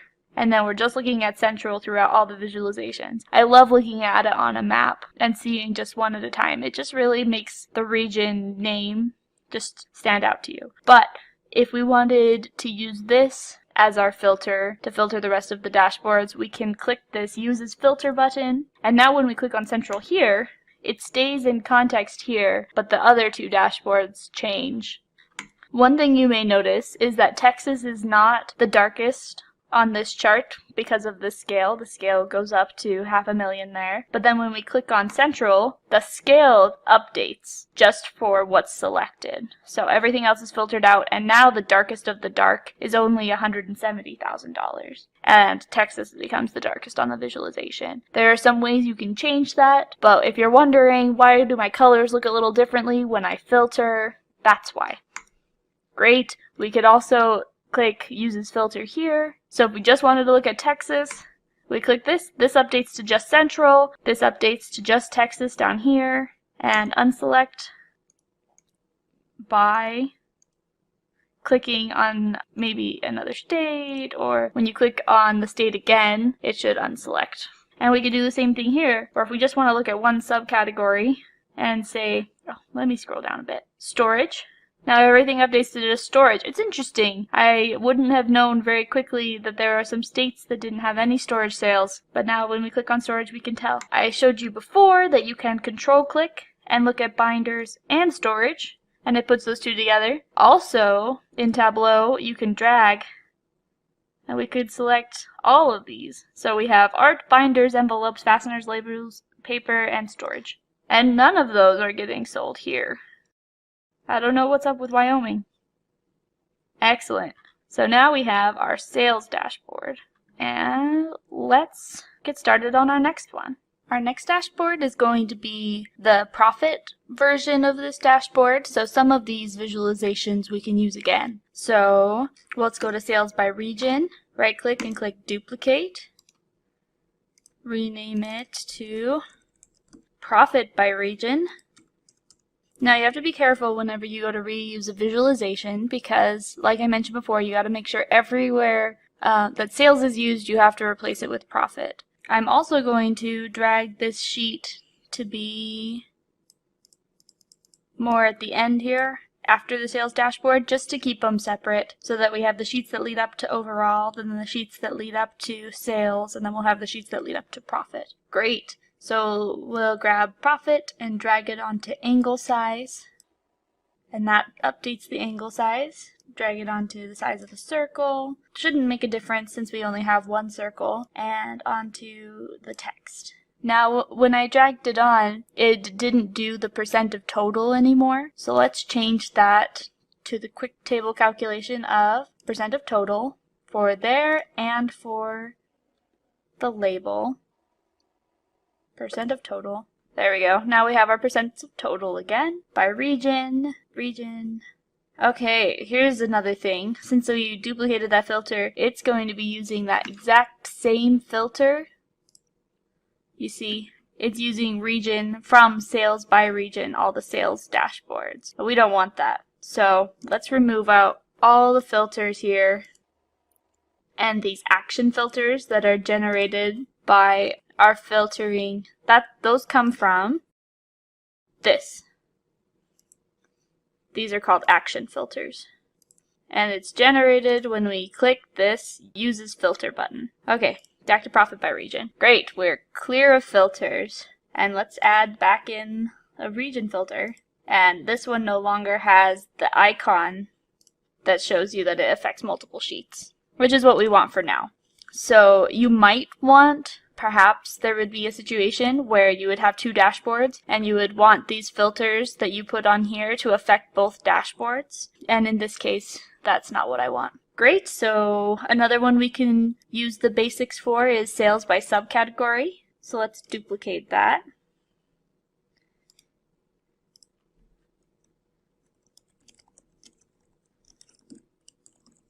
Great. Profit by subcategory already exists. We made this earlier. Tableau will not allow you to make a worksheet that has the same name as another worksheet. You can call it number 1, or since it does put the title up here, you can put an extra space at the end, or it does detect that space. It counts it as a different title even though it's the same title just with a space. That does cause some issues. So like when we're looking here and we're saying, oh, profit by subcategory, I want that. Oh, this is when we made it. But you don't want this one, you want this one, and it gets a little confusing. The nice thing is when you're dragging things onto your dashboard, when you hover, you should get a little picture here of what dashboard, what visualization you're looking at. And it really helps you to make your decisions and not just have to do it by name. If you're a little bit disorganized and you have all of these called sheet 5, sheet 7, you won't know exactly what that is right away. And so that little preview is very helpful. Great. Profit by subcategory. We'll do the same thing by removing out all our filters. So I just click on it and hit delete. You can also control click and then hit delete.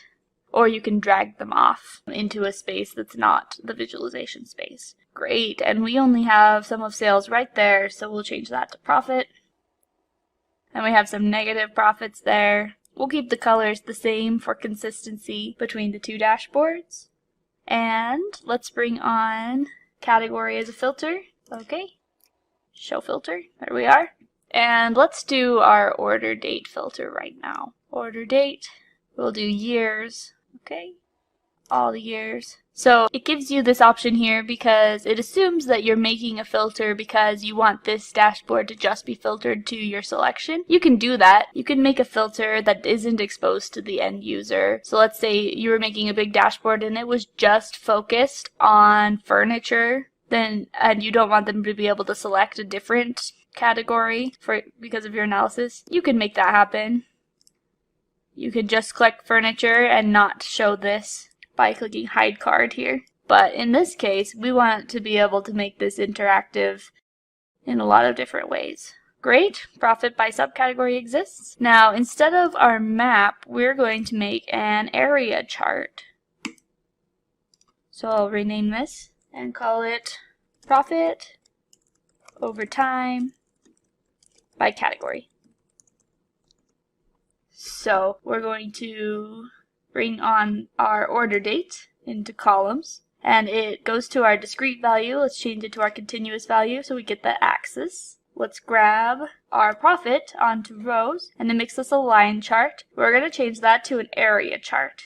An area chart is nice because when you split it up by category, by dragging category onto color, you can now see what category is responsible for how much profit, like you do with a line chart. However, its area is what defines that, so you can see that area over time and do comparisons. And also, it stacks them on top of each other so that you can tell that for 2013 our profit was around $50,000 really quickly. Otherwise, we have to add that line, this line here, and it makes these lines smaller and lower, more difficult to see. So back to our profit over time by category. So that's some of the benefits of having an area chart. And if we wanted to go a little more detailed than year, you can hit this plus. And now we have over quarter. We have some negative profits. That's interesting. But let's go back to over the year. Great. And for this one, we're going to make one more pie chart. So we could start from scratch, or we could duplicate our profit by region pie chart, which I'm going to do. We're going to do this for the comparison between a pie chart and an area chart. So it's going to be profit by category, but not over time. So right now it's profit by region. Let's drag category right on top of colors there. And now it's split up. It's having some trouble because it's splitting it by category, but because we brought region onto text, it's also splitting it by region. So we have region, region, region, region inside of this category, and we don't want that. So we're going to drag category right on top of region here as well, and now it's just the 3 segments. So whatever you have in this marks card, unless it's on tooltips, will affect your level of detail in the visualization here. When it's on tooltips, sometimes it won't change the level of detail, but it could have an effect on, so if we brought Oh, let's do this right now. So, right now the level of detail of this chart does not go to the category by region like it did before. You can bring it onto detail here, and it won't affect color and it won't affect labels, but it will change the detail, and you see how it splits it out again. This is what it would look like if it's by region, by category, and you have much more slices to this pie. We'll go back. But if we take region and put it onto tooltip, it's not at a low enough level for that tooltip to make any sense, so it's going to put that star. You see region is star? That's because this section of the pie covers multiple regions. If we filtered the region to just central, now it populates. So there are sometimes benefits to having it in there, even when at all levels it doesn't make any sense, but we won't leave it there. Excellent. So you can see how the color is what determines, is a big part of what determines how many slices you get. The level of detail for the whole chart is a big factor as well on how many slices you get. Great. Profit by region, profit by category, by subcategory, and by profit over time. And we have our category filter. We don't have our subcategory filter yet. We grabbed category, but let's right click on subcategory and click show filter. There we go. Now we have a filter for category and subcategory. Here's our region one. We have region in 2 places and we don't want that. We want it to apply to all of them. We'll do that when we get to the dashboard. And we have category, year of order, date, and subcategory. Great, those are all the filters I wanted. So let's build our dashboard. We'll call this our profit dashboard once I get it set to the size I want. Profit. We'll start with profit by region, and we'll have our profit by category over time next to it. Great. We'll give that some different space. Have this at the bottom, have this underneath there.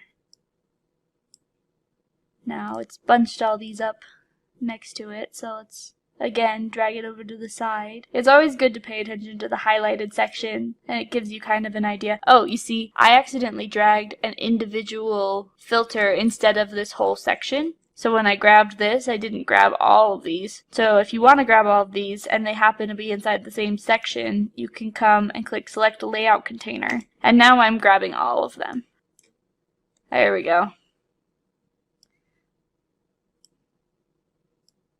We'll do the same thing as before. You know what? I'm going to make these floating, because then it kind of sits inside of that same area.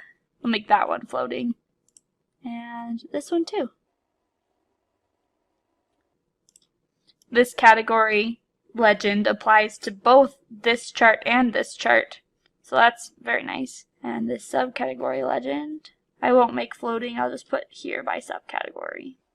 And this profit by category doesn't need quite that much space. Let's give our bar chart some room. Excellent. We don't need the size of the circles. Make these drop downs. Now, because I didn't have to on this chart and this chart change profit to dollars, because we set that as the default, it definitely saved us some time. So I recommend setting default number formatting at the beginning of your visualizations. Really nice. Excellent. Now you can rearrange the order of these. So I like to have the date at the top. It's sometimes hard to get it to the top, so I take it the second to the top and I drag the top one down. And then category above subcategory, just for logical sense. Excellent. And we have our profit dashboard. Let's see. There is this checkbox down here called Show Dashboard Title. So if we wanted to have the title at the top here, you can click that button. Any floating objects don't shift down like everything else did. There we go. So we could have that title, we could not have that title. That's up to you. Excellent. So at this point, we have our overall dashboard that looks at sales and profit. We have our sales dashboard, and we have our profit dashboard. Our profit dashboard isn't 100% complete because I forgot to make sure all of these filters apply to all of these worksheets.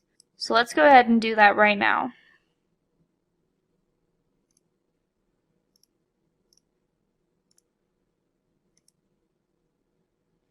apply to worksheets, selected worksheets, all on dashboard.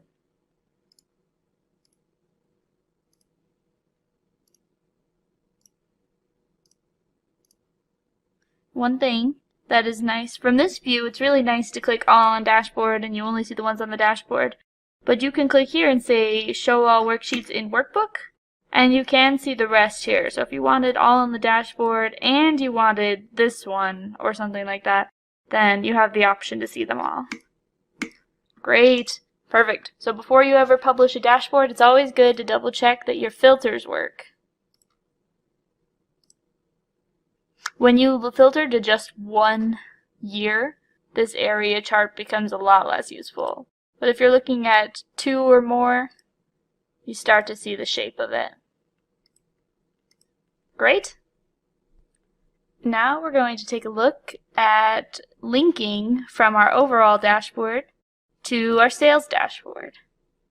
Great. So we'll go to our overall dashboard and we'll be creating what's called an action. So you can make an action on a worksheet. You can see right here, actions, or on a dashboard, actions. So since we're linking between 2 dashboards, this is going to be a dashboard action. Sorry, just trying to unhighlight there. But if you're ever looking for an action you made and you can't find it, look in the other one.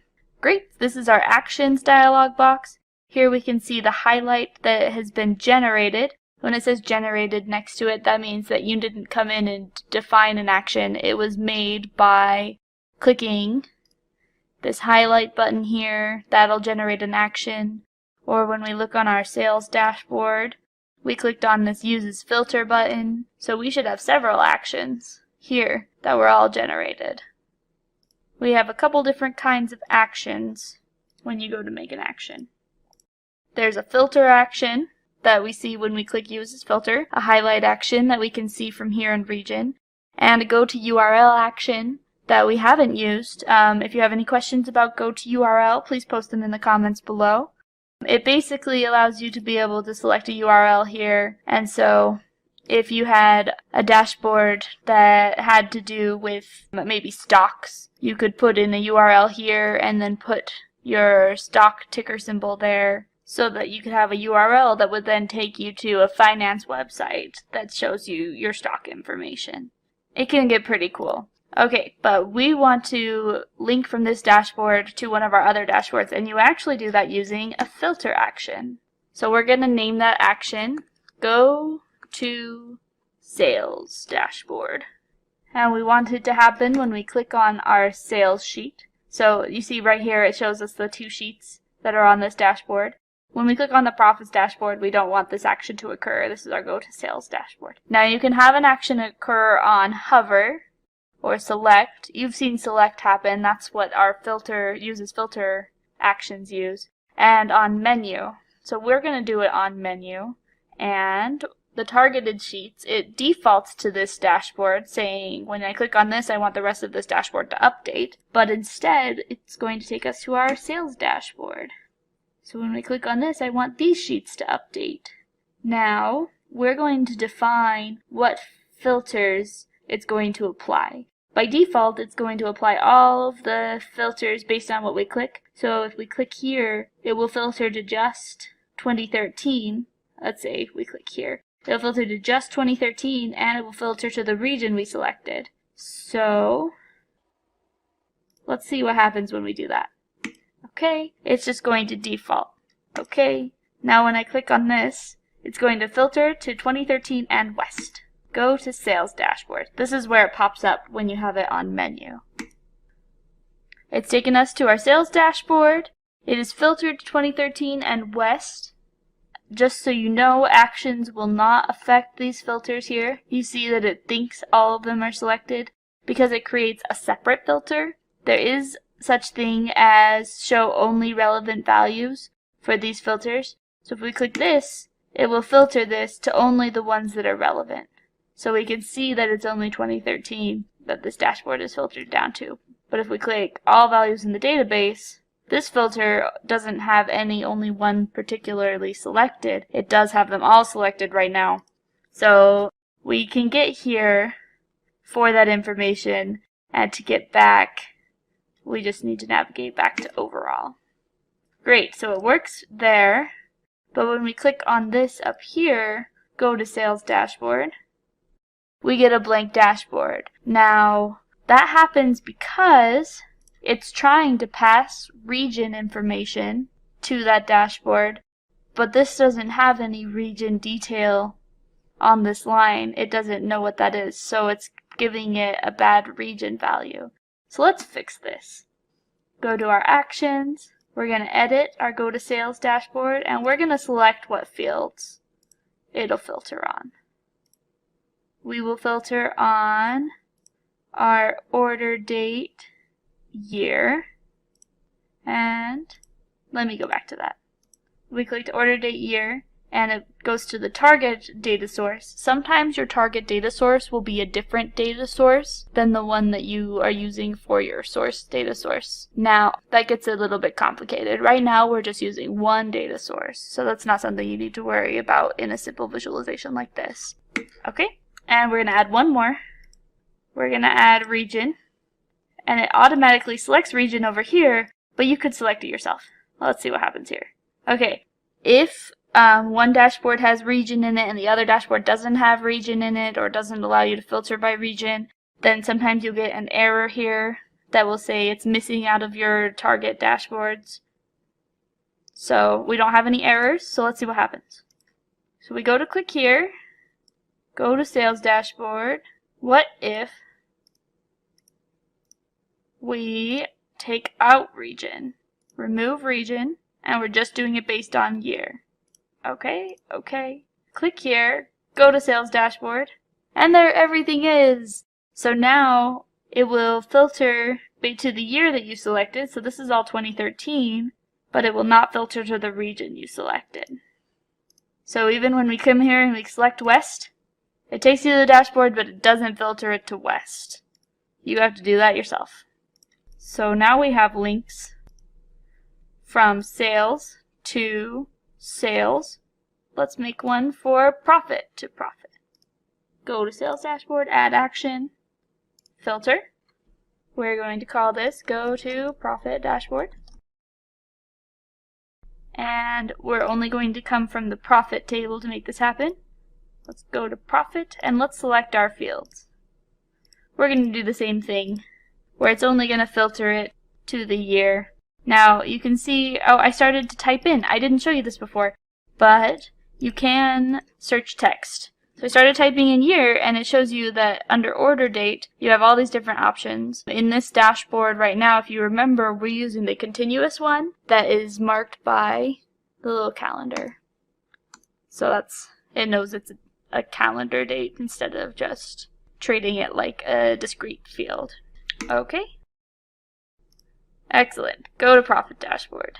And there we go. This visualization, like we said, when it's filtered to just 1 year, isn't quite as useful. But one thing you can do is for West here, we can select both years. I'm going to do it by control clicking. Click, click, go to Profit Dashboard.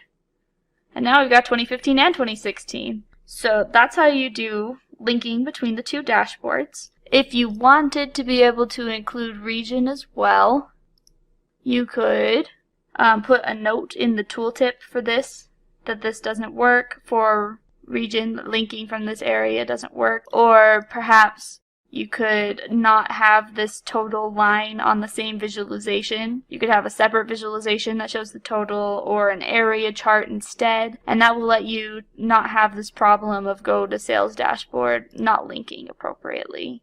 So now we're going to create our final dashboard, our segment dashboard, and it's going to use a parameter in it. So we'll get to take a look at parameters on dashboards.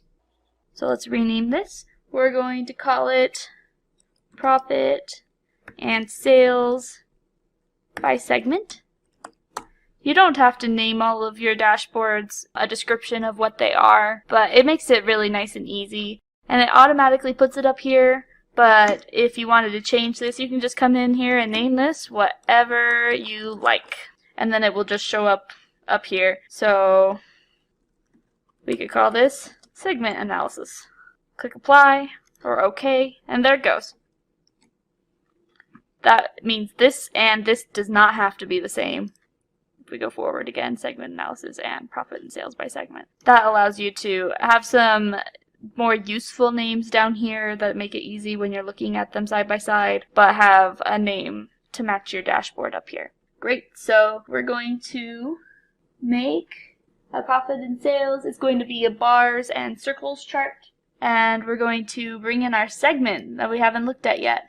Consumer, corporate, and home office, and then we're going to look at it segment, and we're going to make a matrix with category, and we get to fill in this space with our visualizations. So we're going to do sales, and it's going to make these bar charts so we can see for technology by consumer, by corporate, by home office, and that is a matrix of bar charts. But we also want to be able to see profit, and right now it's making two sets of visualizations, but we want just one, so let's dual axis. And it's automatically changed it to circles. Also, it is not synchronizing the axis now because profit is blue and these profit is not anywhere near the same amount as sales, which makes sense. You shouldn't have profit that's higher than sales. So let's synchronize our axis. And let's change our sales. Our marks card over here is associated with sales. It's nice and easy when the two marks cards are based on a different measure to let you know which one you're affecting. And we'll change that to a bar. And now we have a circle on a bar chart. Now, if we had profit in front of sales, you can see how it's behind. And you can fix that by taking it to the back of sales. Another way you can fix it, say you wanted the profit axis here over here for some reason, you can right click on the axis and put mark type or move marks to front. Another way to change it. We don't need both of these, so let's not show that header. And we don't need this to be labeled profit because it's for both of them. So the way you get rid of that is actually you click edit axis and then you just erase the title. Oh, and you don't hit reset. You just erase the title and then you close it. So now no title here, but we still have the axis. And we have 3 sets of bar charts across. Excellent. The next chart we're going to build. Oh, so right now it automatically added the colors based on measure names. Measure names is a dimension that is created by Tableau, and it's just what it sounds like. We're coloring it based on the different measure names. One of them's named profit, one of them's named sales. And we know that you can come here, click color, and hit edit colors, and it will open this dialog box. But you can also come here and double click on a color, pops open that dialog box. Let's pick a palette. Let's see. There's a lot of different ones of these. Tableau 20. Let's pick colors from this palette. Profit can be... So you click here, make sure it's highlighted, click the color you want. Click here, make sure it's highlighted, click the color you want. Hit apply. And then you can come to color and make it a little more opaque. Whatever. When you make it more opaque, you start to be able to see through your circles. There are benefits, but also drawbacks to doing that.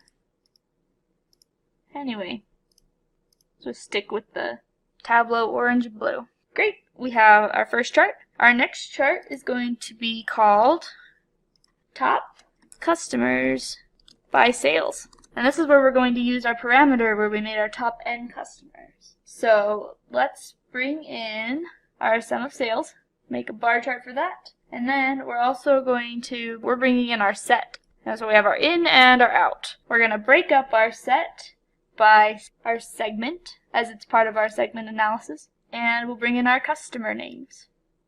And let's sort it. Excellent. Now you can see that when we sorted it, it didn't take this big guy and put it all the way at the top. It just sorted it each within its own section. Great, and so here we have our in and out, and that's not a super user-friendly title for our users of this dashboard. They're like in and out of top N customers by sales. Maybe we want this to say something a little bit more user-friendly. So let's make a calculated field, and we're going to call it the top N customers label. And we're going to go and say if, and we're going to use our set, top N customers by sales. And since it's an in or out set, it treats this like if it's in top end customers by sales. Then top, we're going to do a string. So it's going to be top, and then we want to use the number that's in our parameter. So we have to convert it from a number to a string, and we have to concatenate them together. In Tableau, you can use a plus sign. Top, and always make sure you have a space between what you're concatenating together. That's something that I tend to forget. Top space customers. So if they pick 20, it'll say top 20 customers. So if it's in the set, then top blank customers. Else, if it's not in the set, we will just call it other. And in Tableau, you always need to end your if statement with an end. Here it tells us our calculation is valid. While we're here, I want to show you a little trick. There's this arrow button here that can give you all of the different functions that are available within Tableau. And it even sorts it out by different categories. So if we didn't know how to make this into a string, we could go to type conversion. We could click on string, and it gives you an example. Also, when you click on a function in here, did you see how it's on date? And then I clicked on string, and I'm like, what does this do? Click on it, and it tells me. So this makes it really useful inside of Tableau. Also, in Tableau, you can make a comment in here. So if somebody's like, what's going on here? You can press dash or // and type in, this is a more user-friendly title. Hit OK. And there we go. We have our more user-friendly title. We drag it here. We see our top 20 customers and other. And if we don't want to show this anymore, but we still want it in place, you can right-click on it up here and click Show Header, and it hides it. So that in-out is still happening there. And let's drag it to our filters, and there we have it. We have our top blank customers, and it tells you right there how many. And we need to come here to parameter, right-click, and click Show Parameter Control, and that's how we can control these changes. So let's set it to 10 at first, and we have it, our top customers by sales, but it's interesting to know profit as well. So we have really big sales, but how is their profit doing? So let's drag profit onto color, and you can see this person has a negative amount of profit despite their big sales, so that's important for us to know. And we can change our color like we did previously to go from red to blue. And we can change our center to 0. And now we can see the negatives really quickly. Now, they're not the only one either that have a negative profit, but some of our highest sales. That's great to know. Excellent. Those are our visualizations for the segment dashboard. So let's talk about filters really quick. We have this filter. We won't show the filter itself. We don't want to allow them to show in or out. We just are going to allow them to show how many. But we do want to be able to have them filtered by category. So let's show that filter. And by segment, show that filter. And then we'll have our parameter. Great. Let's make our dashboard automatic, as you probably read right there. The dashboard will resize to fit any screen it is displayed on. That can be really handy, especially if your visualization is really dynamic and can change. However, some visualizations, like this visualization for example, if it gets too squished, you stop being able to read things very well. So automatic has its definite pros and cons.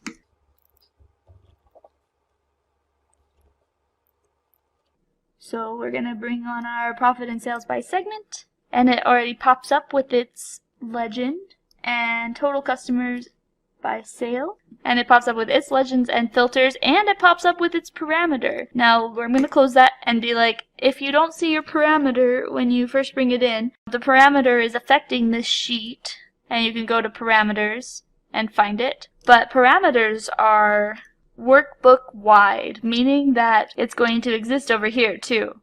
It doesn't affect this sheet. However, it's still going to show up there because it could affect, it is available for any sheet, and it's the same.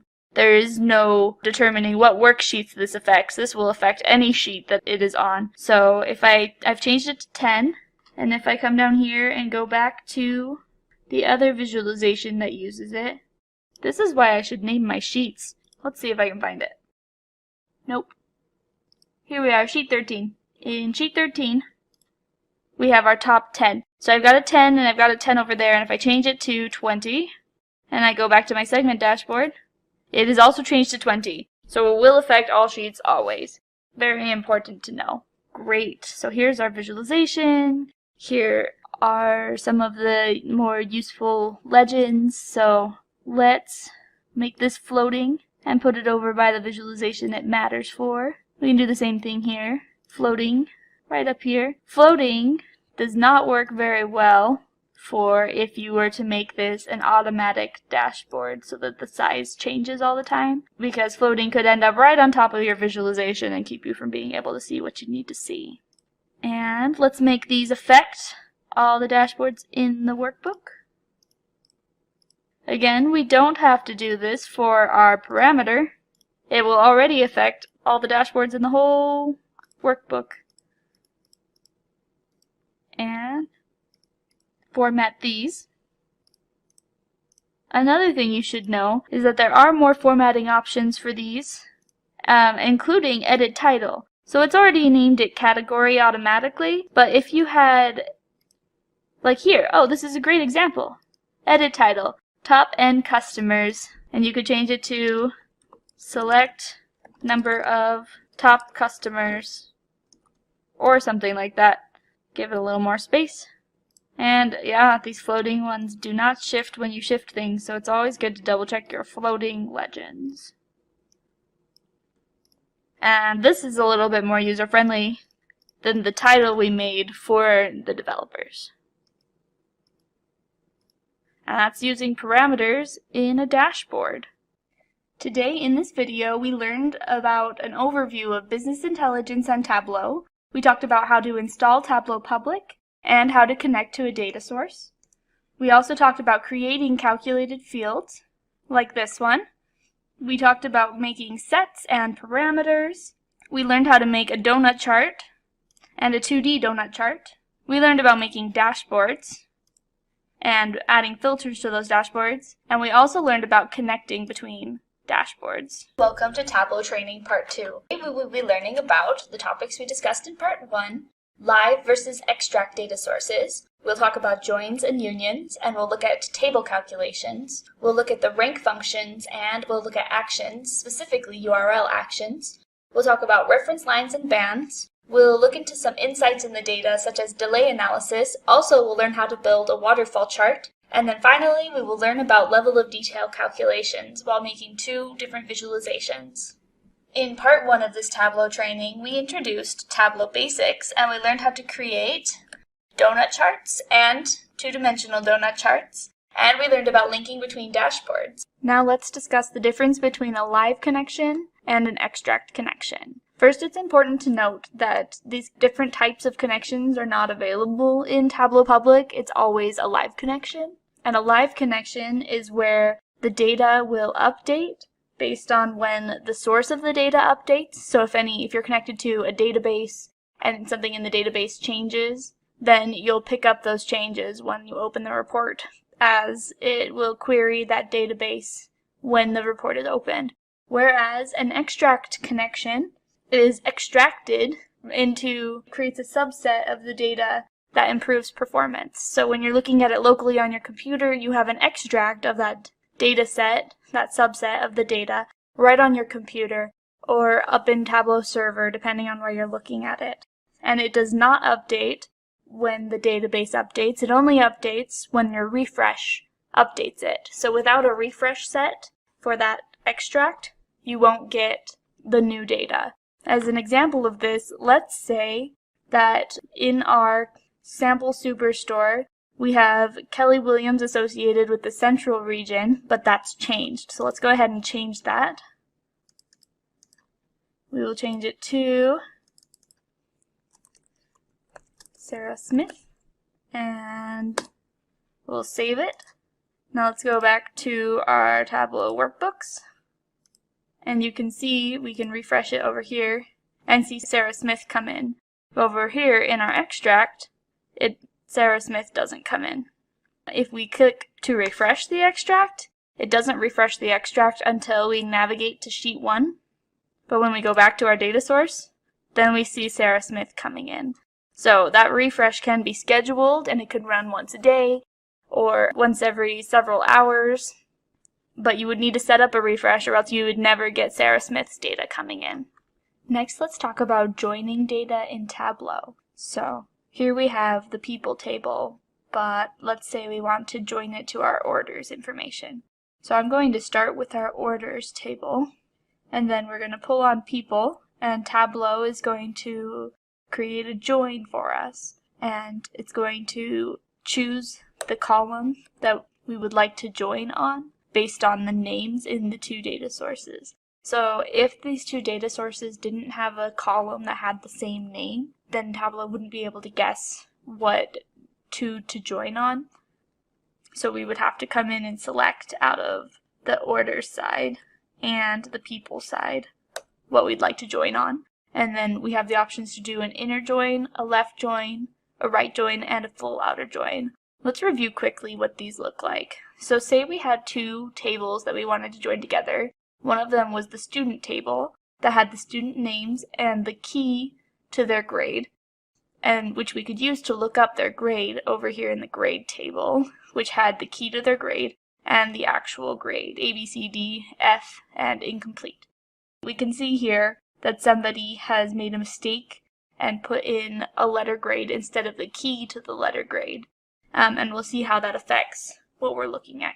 So if we were to do an inner join, that would only take the rows where the join could complete. So we have 1 that could join to 1 just fine, but we don't have 2 and we don't have 3. A doesn't join to anything, so this row would be not included. And then 4, 5, and 6 would all join. So that would look something like this, where we would see Adam. When we grab student from this table and grade from this table, we can see Adam had an A, Beverly had an A, Dale had a D, Elizabeth had an F, and Frank is incomplete. And Charles is missing. Also, you don't see any B or C in this list of grades. For a left join, it's going to take everything from the left table and only the pieces from the right table that apply to the left table. So it looks pretty similar to our inner join, only Charles shows up. So the join wasn't able to complete since A doesn't exist in grade, but we include Charles anyways, and grade becomes null for Charles. It won't put in the grade key because we're not asking for the grade key, we're asking for grade from the grade table. So we try to look up A inside of the grade table, we can't find it, and it returns null. We look up A inside the grade key. Perfect. Right join is like a left join, only it takes everything from the right table instead of the left table. So it grabs all the grades, A, B, C, D, F, and incomplete, and only the rows from the left table that join appropriately. So since Charles doesn't join appropriately, he doesn't show up. We also have B and C showing up, even though it doesn't exist in the student table. And it won't be tied to a student because that join wasn't able to complete as it didn't exist over there. And the last one is a full outer join, where it takes everything from both tables whether or not the join is complete. So we have all of the people where the join completes. We also have Charles where the join doesn't complete from the left to the right. And we have B and C where the join doesn't complete from the right to the left. So those are our options in Tableau. Here in our sample superstore data set, you could look and see if there are any regions in the orders table that don't exist in the people table. And that's how you can know what kind of join you want. And so if you want those orders to still show up even though they don't have a region, or their region is not in the people table, that's when you would do a left join. For our purposes, we'll do an inner join. Now let's say we had a second Excel sheet here that had more orders, and you can do a union, which is just adding more orders by dragging that second orders table right underneath the original orders table. You can see it says there, drag table to union. And that's helpful for if you have an Excel sheet for maybe different years. So say you had a separate Excel sheet for the orders in 2015 and then another one for the orders in 2016, you could pull on your 2015 orders and then drag your 2016 orders right there to Union, and it would take these orders and then add the rows instead of the columns for the 2016 orders. For example, we've added people but as a join, and that will first put in all of our orders as columns and then add the columns for our person.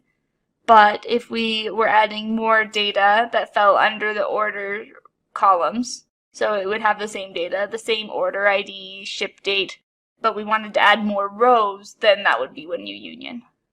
Now we're going to take a look at calculations and which ones are calculated on the database side versus which are calculated on the table side.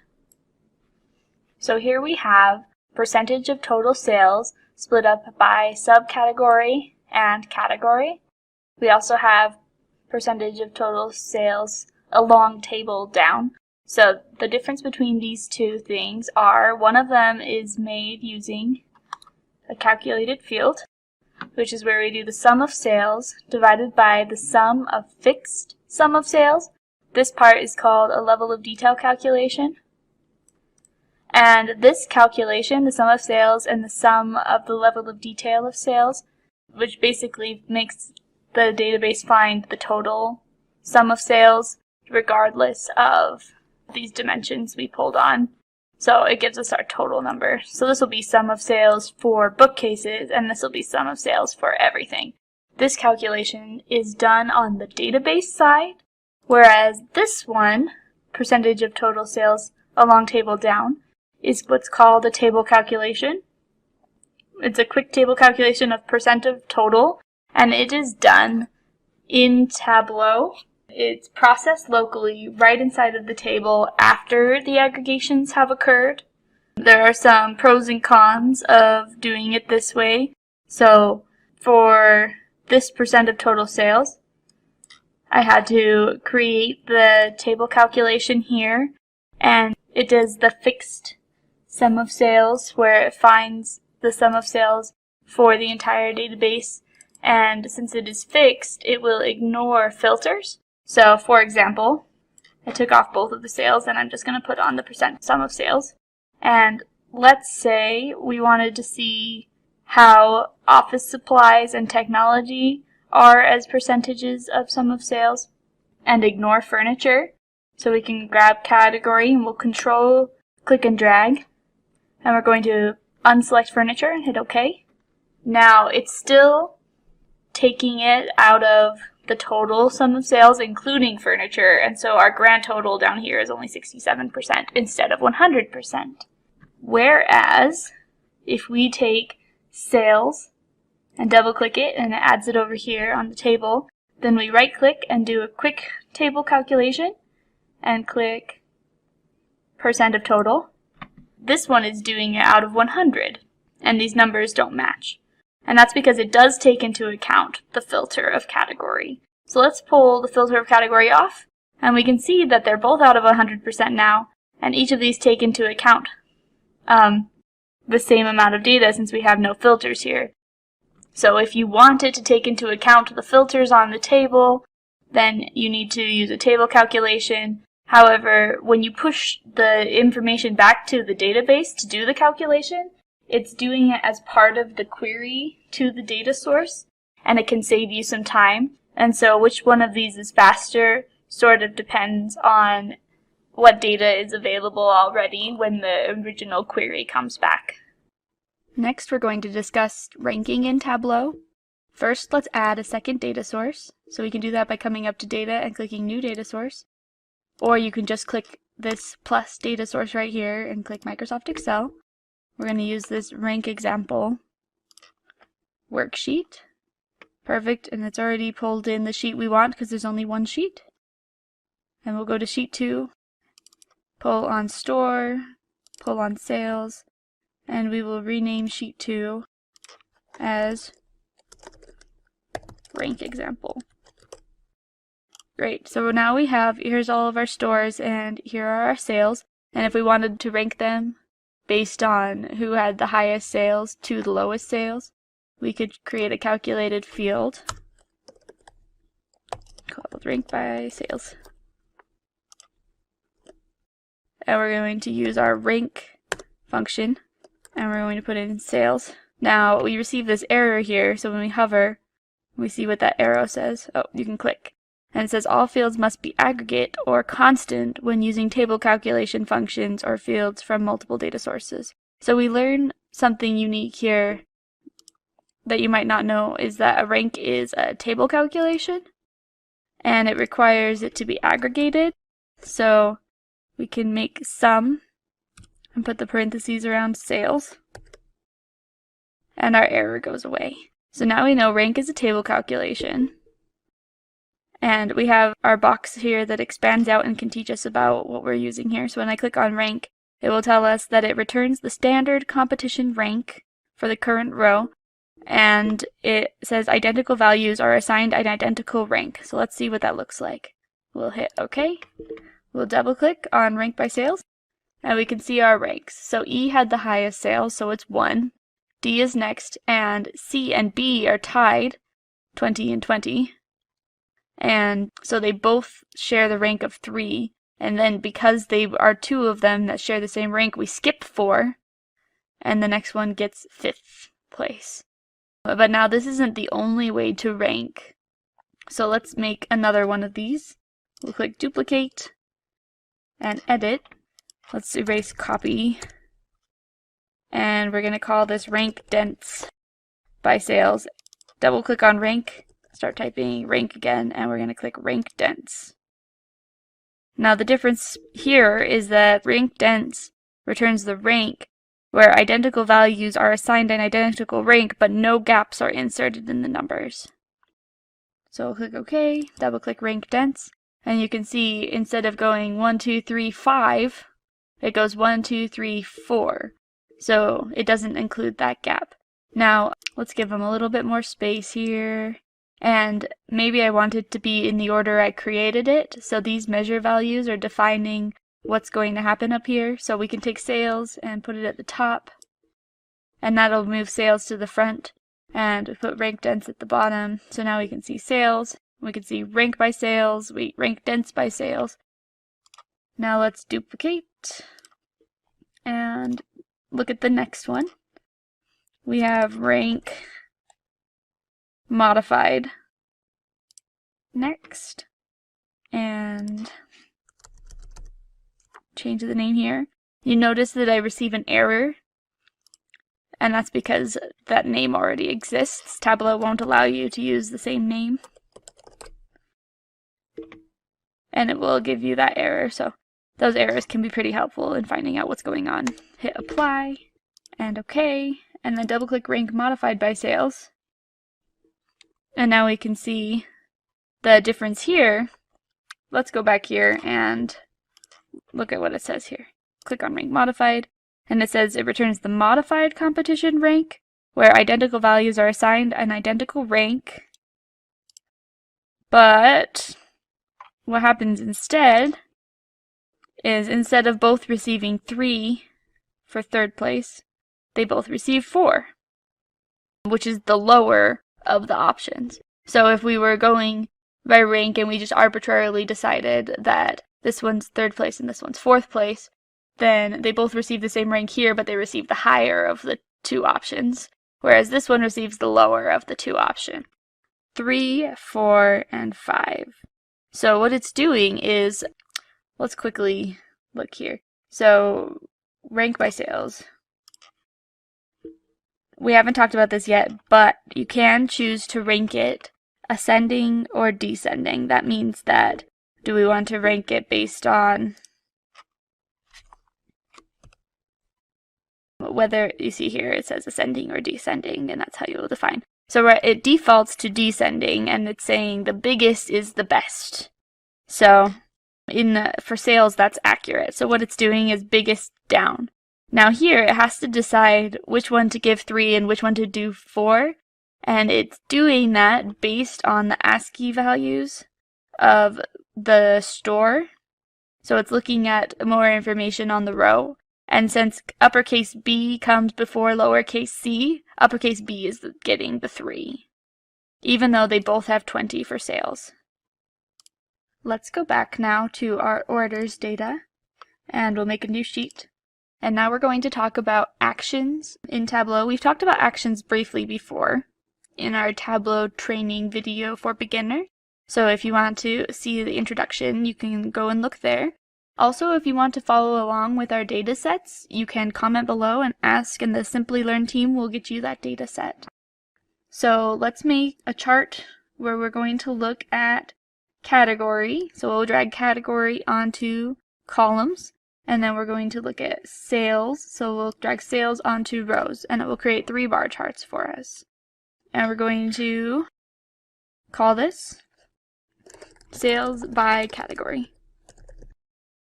Now let's make a second chart that we will use together, and we'll bring category onto columns, and we'll bring subcategory onto columns. And let's bring sales onto rows again. And let's take subcategory and bring it onto color. And that makes each subcategory its own color. And we'll call this sheet sales by subcategory.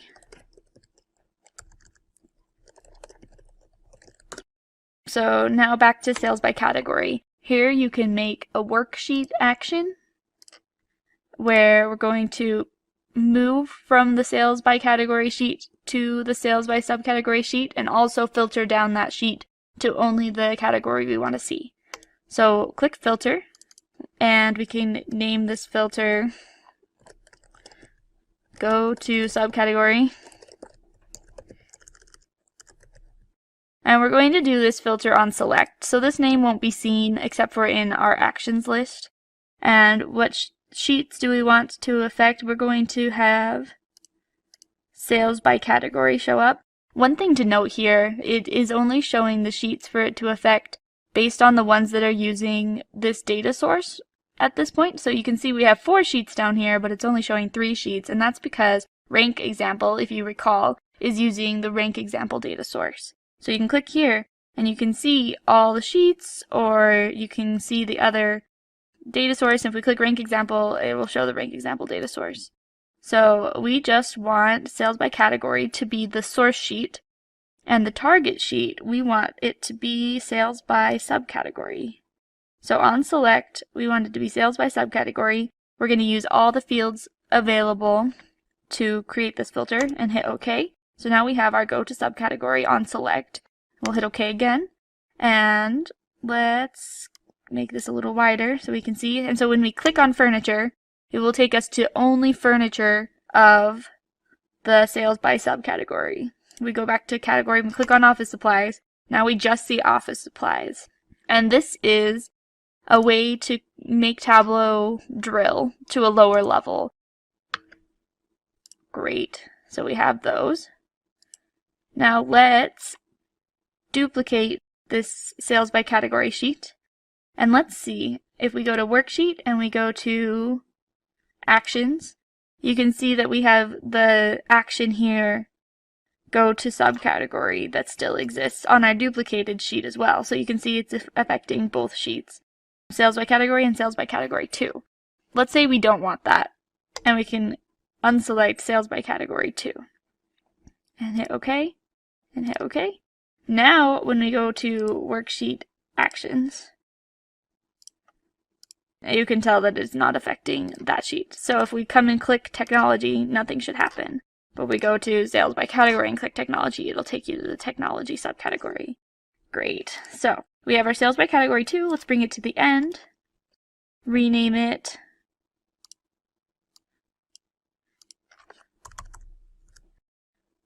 We're going to call it sales by category stacked, because we're going to take subcategory here and drag it onto color.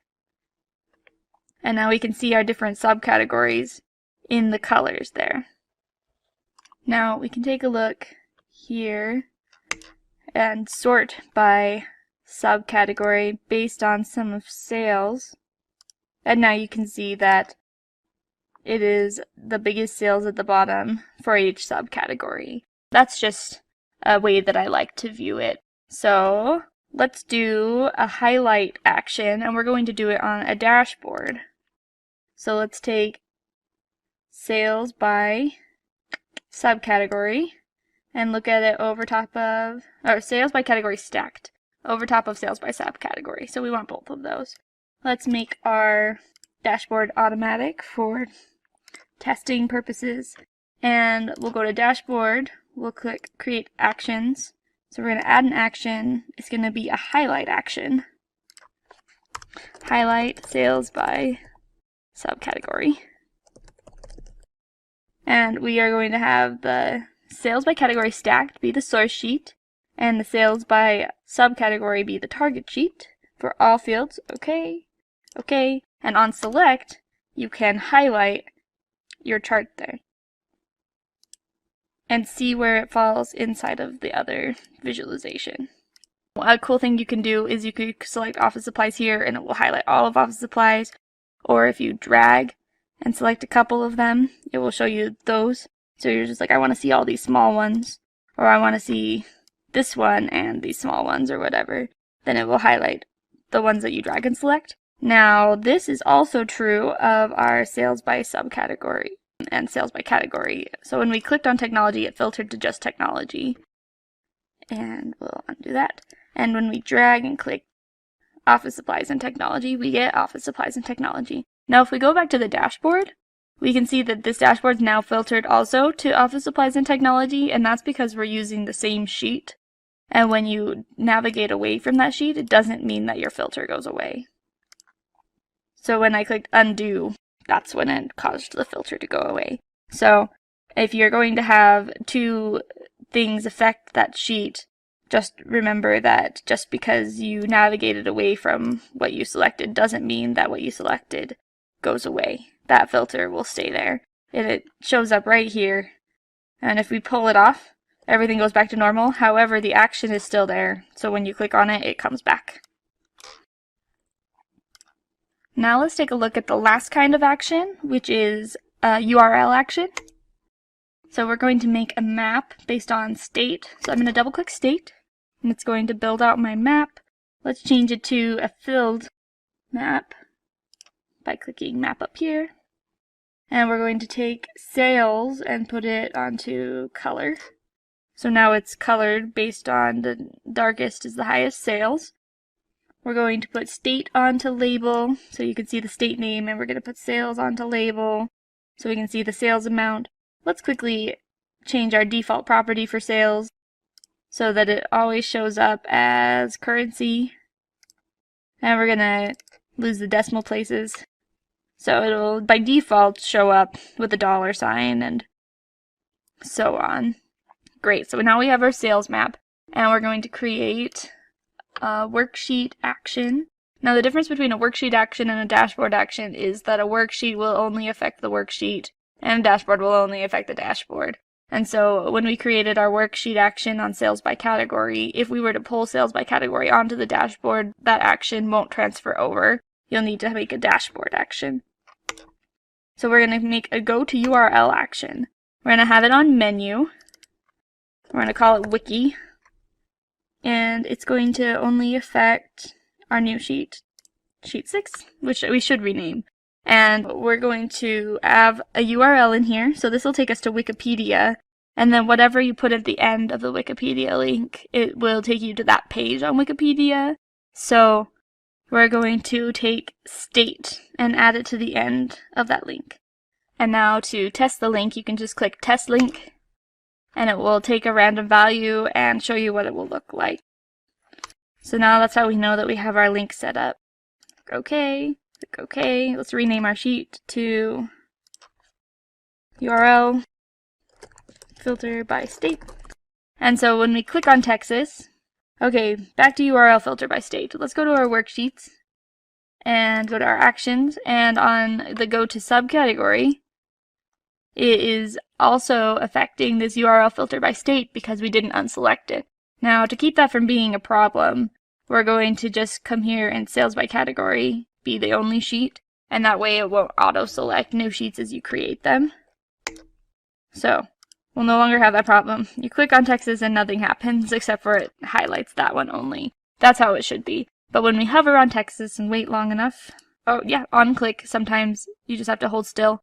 It'll come up with our little link here, and we click on Wiki, and it will open up our browser with the Wikipedia page for Texas. This can become really handy in the event that you have data that maybe has an order ID, and you can take that order ID and insert it into a URL in your system so that it can take you to your web interface page for that order.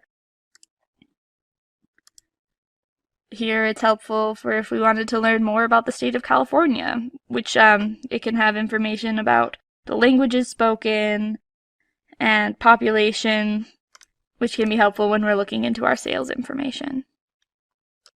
Another way this can be useful is by showing the web page right inside of Tableau. So let's make a dashboard.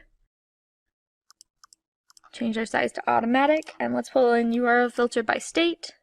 If we go to dashboard actions, you can see there are no actions for this dashboard yet, so we're going to add a go to URL action on select. And since it's on select, the name of this URL won't show up, but it will show up in our list here, so it's nice to name it something unique.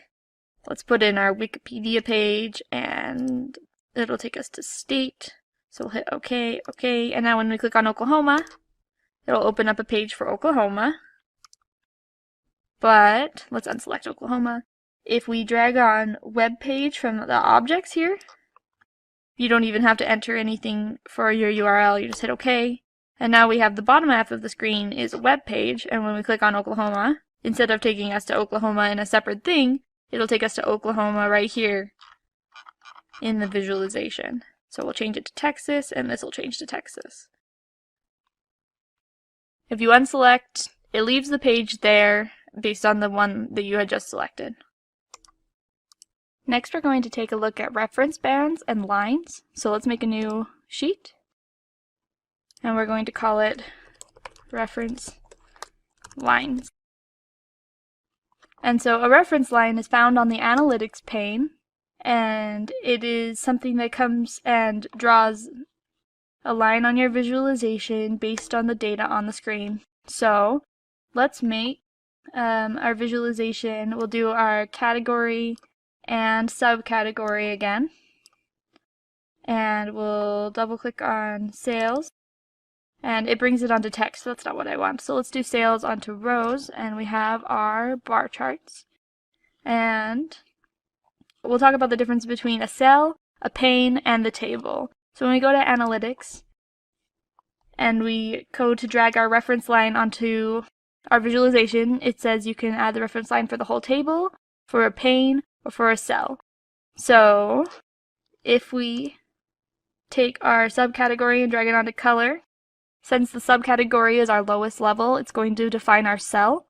So each one of these, if we drag our reference line onto cell, each one of them gets a reference line. You see how it added those on? This is our dialog box.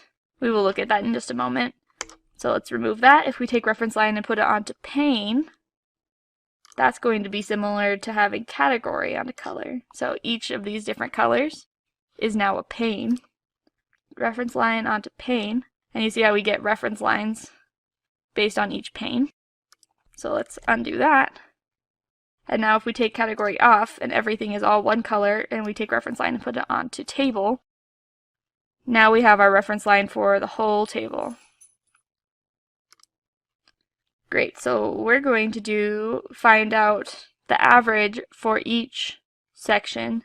So I'm going to take category and put it back onto color. And we'll take reference line and put it onto pane. Now we have our reference line. It's based on the computation of average, and it's using the value of sum of sales.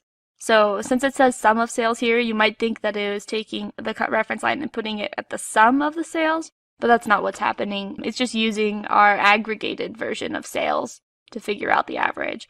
So instead of taking each individual sale that makes up the bookcase section, it's taking the sum of sales for the bookcase section and comparing it to the sum of sales for chairs. So it's taking an average across these added up sections. We could also have it be total, where it's adding all of these up and it makes that total line. The sum line is the same as total in this case. a constant, which is where you get to define the value. And so if we wanted it to be 200,000, there it is. Let's go back. There we are, back to where we were. Constant, minimum, which shows you the minimum for each section, the maximum for each section, or the average, or the median. So let's stick with average. And now you can see it's labeling the line as average. We could also have it label the line as the value. So now we can see that the average is this amount of dollars. Or you can choose custom, and then you can put something in here.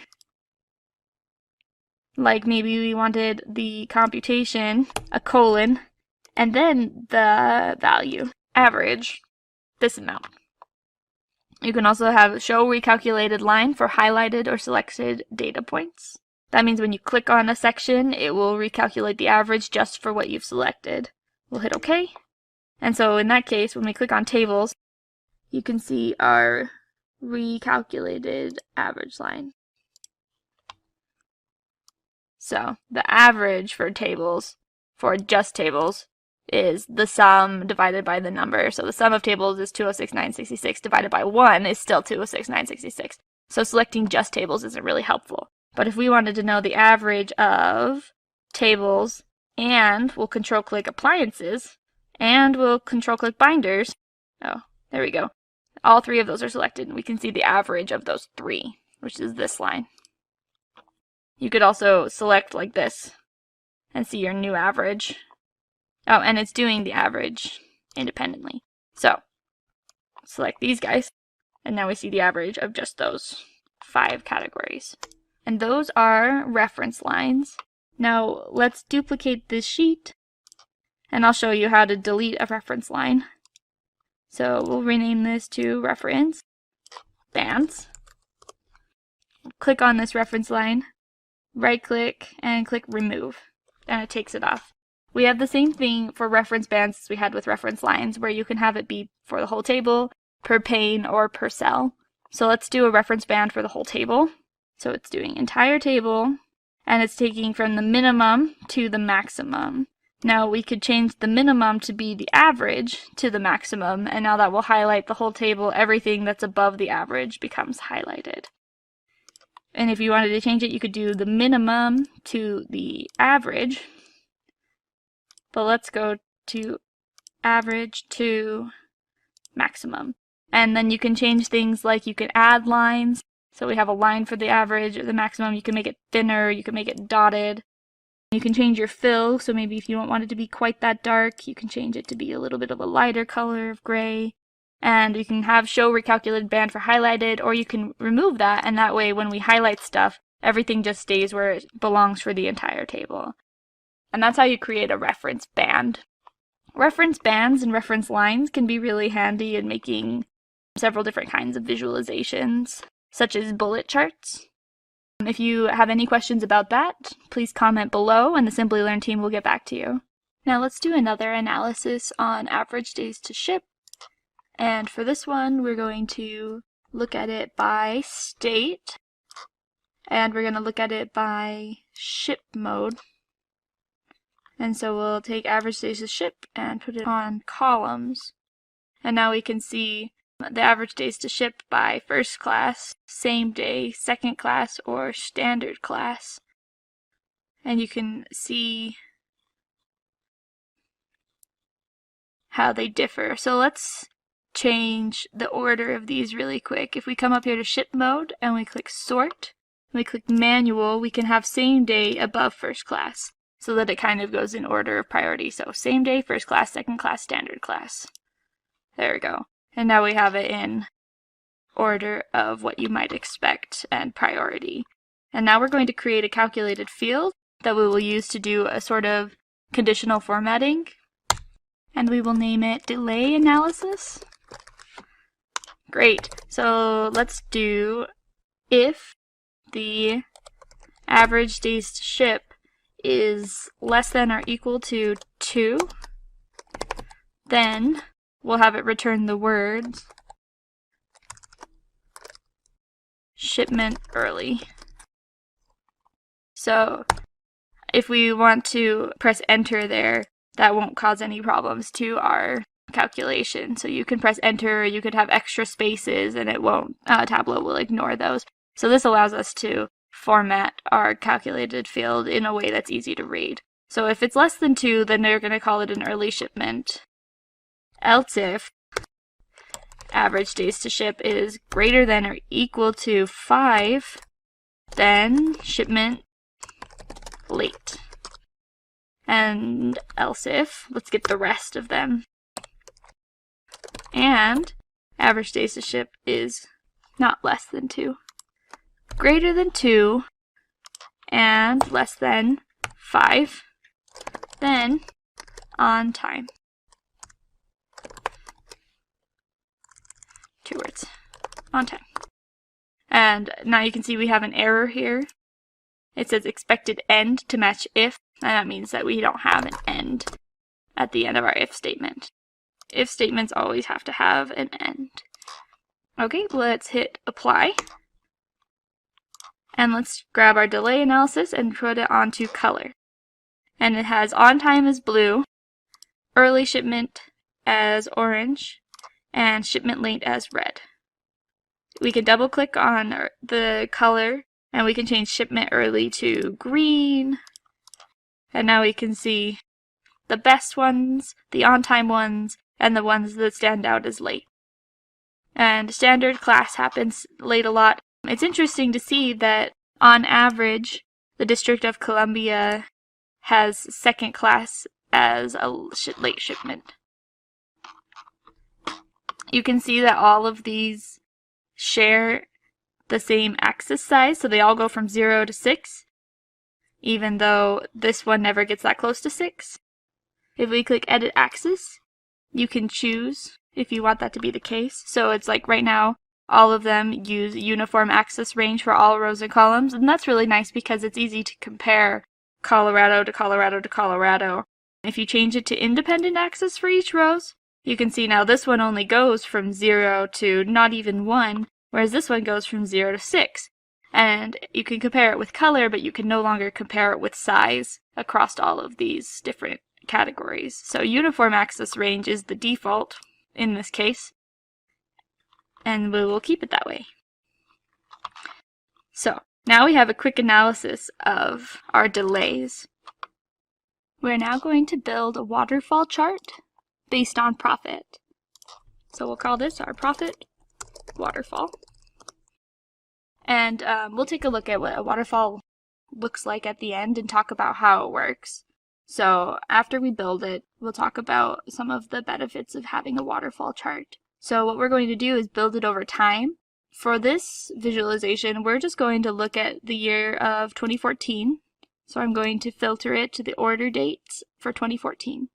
And then we're going to take our order date and bring it onto columns, and we're going to look at it by month, but we're going to look at it by our discrete month.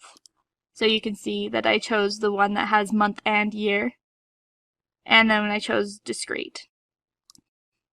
And then we're going to take profit and put it onto rows, and we're going to change it from profit to our running total of profit.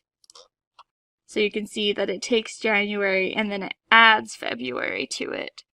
And so it's always getting bigger when we undid it. Sometimes there's up and down. So back to, we have our running total where it will sum January and February for the February mark, and then sum January, February, and March for the March mark. If I take profit and put it here, you can see January is negative 3,000 and February is positive 2,000. But here, it's the sum of those, which is negative 467. Take that back off. We're going to change our marks to a Gantt bar. And now we're going to duplicate profit and edit what we have. We're going to call this negative profit. And it's going to be just profit with the negative sign in front. Oh, it looks like I've done this before. So now we have a new name because I added a space at the end. So hit apply. And let's delete the old one. Okay, So now we have our negative profit. Just to look at it, it's just minus profit. And we're going to use that to determine the size of the Gantt bar. So what it does is it takes where the line was and it adds the size of it to be the size of profit. But because the line was at the top and we didn't want to build the profit up, we had to change it to negative profit, so it would build it down. So here, the line was down here because it was so low negative, and we added negative profit. And then let's take profit and put it on color. And so you can see where profit is negative, it turns it orange. And where profit is positive, it turns it blue. So what's happening here? What we can do now is we can see our total sales at the end and how we got there. So for the first month, we were at 0 when we started, and we went down to negative 3,000. The next month, we were at negative 3,000 when we started, and it grew up to be almost back to 0. And then we can see that from there on out, we grew up each month, and you can see how much each month contributed. Our biggest contributors are November and March, November being a little bit bigger. And you can see where we started at the beginning of that month and where we ended. And that's how a waterfall chart works. So it lets you go through over time and see exactly where our problems were and exactly which months helped the most, where we started and where we ended for each month. Next, we're going to talk about level of detail calculation, and we'll talk about those first by showing an example. So I'm going to bring all my customers on by name, and then I'm going to bring on order ID, and it's going to add all members, but then I'm going to change order ID from a dimension to a measure, and we have a count distinct. So now we can see each customer and how many orders they have. So let's sort it, and we can see one person has 17 orders, and we have 1, 2, 3, 4, 5, 6, 7 people have 13 orders, and it goes on from there. So what if we wanted to make a visualization that would show how many customers had how many orders and what number of orders was the most popular? We would need to do a level of detail calculation. So let's clear the workbook. A level of detail calculation allows you to build a visualization and bring on metrics that are at a level that is different from what's shown on the visualization. So, in order to do this, we need to create a calculated field that will show us the number of orders per customer, even though we're not going to have our visualization be per customer. So let's call this orders per customer. And we'll come here, and we're going to use a level of detail calculation called fixed. Now there are two other level of detail calculations, and they are called include and exclude. And you can learn more about those in some of our Simplilearn classes, and if you have any questions, please comment below and we can answer them. So we're going to do it fixed, and you can choose dimensions, and it computes an aggregation using only the specified dimensions. So it will ignore all the other dimensions, and we're going to have it based on customer name. So we're going to have fixed customer name, and we're going to get account distinct of order ID. And make sure you close it with your curly bracket, and we have no errors, and we'll hit OK. And this allows us to see number of orders per customer, so let's pull it out. First, let's make it a dimension, and then pull it out onto our columns.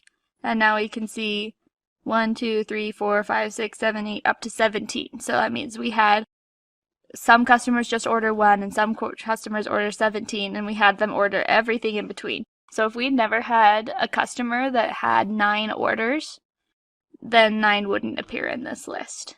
Now we're going to take customer ID or name. Let's do ID because it should be unique. And we'll pull it onto rows, and we're going to change it to a measure, and it's going to be account distinct. And so now we can see how many customers ordered how many items. So we have our number of orders per customer, which is at the per customer level, even though this visualization is not at the per customer level. There's nowhere in this visualization where we pull on a customer item as a dimension. So let's sort it, biggest to smallest. And we can see that 134 of our customers ordered 5 items, or had 5 orders. And so it just 5 is the most popular, 7 is the next most popular, 17 is the least popular, 1 is relatively unpopular, which is interesting to know. And so you can use this to analyze how many items your customers generally order, and maybe if they have 4 items that they are going to order, that perhaps if you made good suggestions, you could get them to go up to 5. And that's an introduction to level of detail. So let's name this sheet Level of Detail, LOD, orders per customer. Perfect. Now let's make a new sheet, and we are going to do an analysis about new customers. So we'll call this Level of Detail, New Customer Analysis. So this visualization is going to be about customer acquisition over time. So when we do things over time, we grab our date and pull it up here. And for a line chart or anything over time, we're going to use these so that it makes an axis instead of just change to line, instead of dimensions or something that is not continuous. And then we're going to take our customer ID, pull it onto rows, but let's change it to count distinct customer ID, and now we can see our count of customers on every day. I think day is too low of a level. Let's go at month.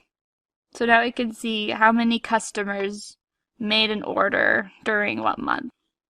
Let's take region and split it out by region.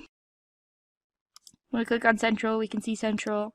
Now this is including all customers, but say we only wanted to include a customer when they're making their very first order. So we're only going to include their first order. So we need to create a calculated field, and we want to compare, we'll call it new or existing, and we want to compare their order date per customer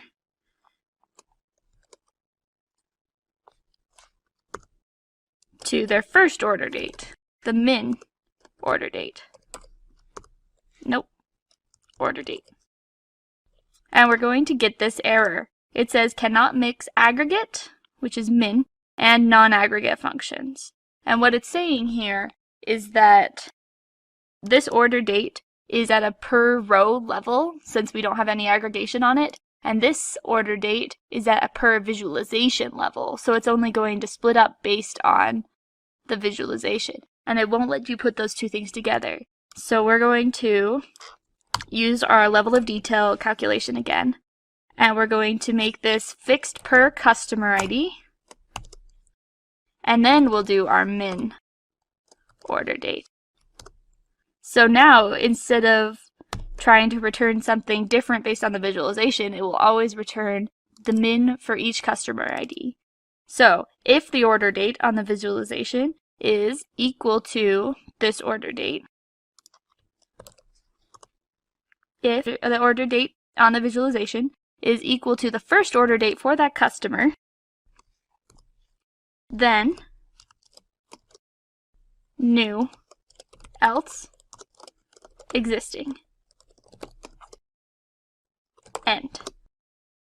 So when the order date equals the very first order date, that means that it's a new customer making their first order. Otherwise, it's an existing customer because it's no longer their earliest date. Apply. Okay. And now we can take our new field, which is new or existing, drag it onto filters, and we only want new. We'll hit apply, and we can see that we have new customers, but less over time. So now we're going to change this count distinct to be a running total, and we can see over time how our new customers are adding up. So it's taking the prior value and adding our new customers, and then at the end we get our total customers for each region. And we can now make this the lowest level, which is day, and you can see places where it levels out. So we can see we have a lot of new customers and it's increasing, but then here for the region of East, there kind of is a level spot where we're not getting new orders. And that seems to be the same for each of them. So for February of 2014, why were we not getting any new orders? And how come the West region is getting new customers?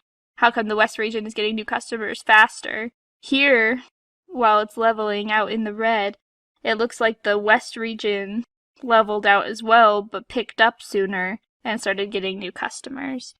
So this type of analysis will help you view new customers over time. And it's only possible because we were able to do a level of detail calculation here on new or existing that would compare this data at only aggregating the data for the specified dimension. So we were able to grab their minimum order date here. So those are a couple of ways that level of detail calculations can be very helpful. In summary, today we learned about live versus extract Tableau data sources. We learned about joins and unions in the data sources. We also looked at table versus database calculations. We looked at how the different ranks compare.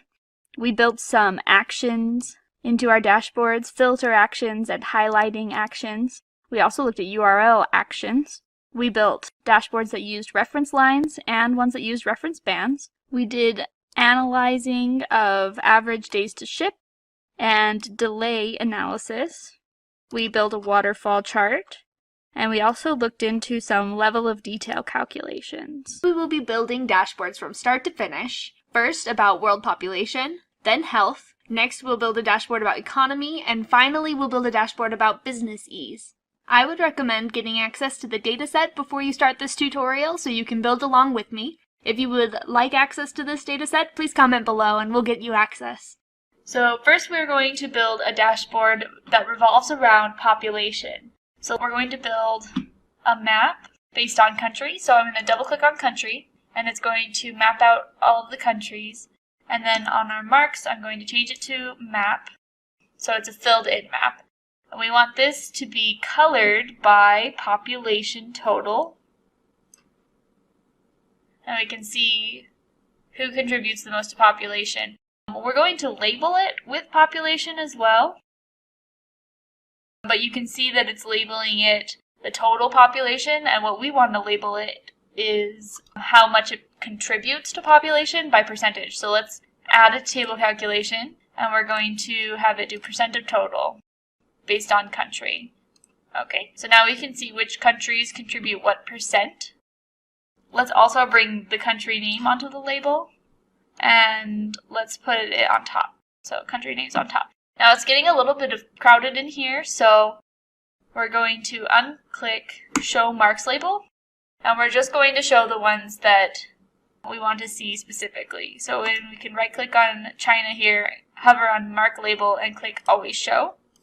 And on India, since these are our two biggest contributors, we can see that this one's a little bit darker than the others in that area. And here.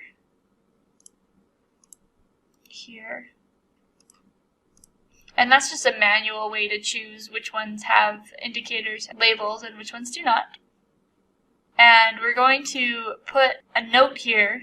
So we're going to annotate an area that explains that China and India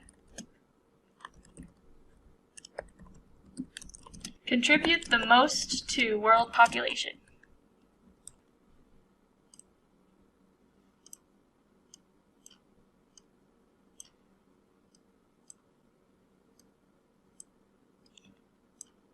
Just calling out this section of the visualization. And let's name this sheet.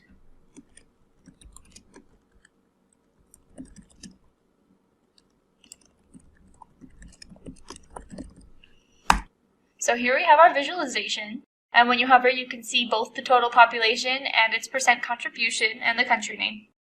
Our next visualization for this dashboard is going to be population over time. So let's bring on our time element. But one trick for bringing on a time element, if we just drag it on, so year with the calendar mark here, if we just drag it on, it'll default to a discrete version.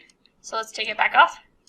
And then we could edit it there. But one thing you could do is if you, on a Windows machine, you right click on it and drag it on, then it will pop up with a dialog box that allows you to select what kind of date value you want to use in the first place. So we're going to use year here.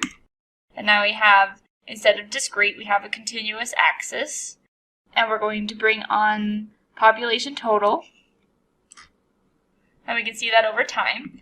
One thing you can do when the value is up so high in your axis is you can uncheck this box that says include 0, and it will not always include 0 in your axis, but this can be misleading. So you can see that it looks like population growth is something really dramatic by increasing that slope of the line, whereas it really wasn't quite as dramatic as it seems. So as long as it's communicated well and you're not doing it to mislead your users, you just need to keep in mind that this include 0 can change what your graph is saying.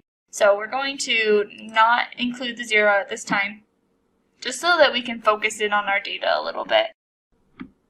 Now we're going to add our forecast. So we're going to click on forecast and drag it on, and it adds the forecast to our visualization right there.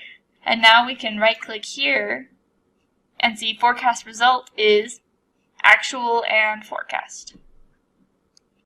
So you can see that the forecast picks up here in 2012 and pushes out what it thinks it'll be in 2013 as well. You can change how far out that forecast goes by right-clicking on the line and clicking forecast option. And we can change, it says automatically the next 2 years, but we could change it so that it's the next 10 years. And it will go out into the future, out to 2022. You can change prediction intervals, or if you don't want to show them, you don't have to show them. And this is just kind of a visual guide for those prediction intervals. Okay, and then you can also have your trend line show, where it shows your trend line following out from where your population growth is, and also the trend line for your forecast right there. And we'll call this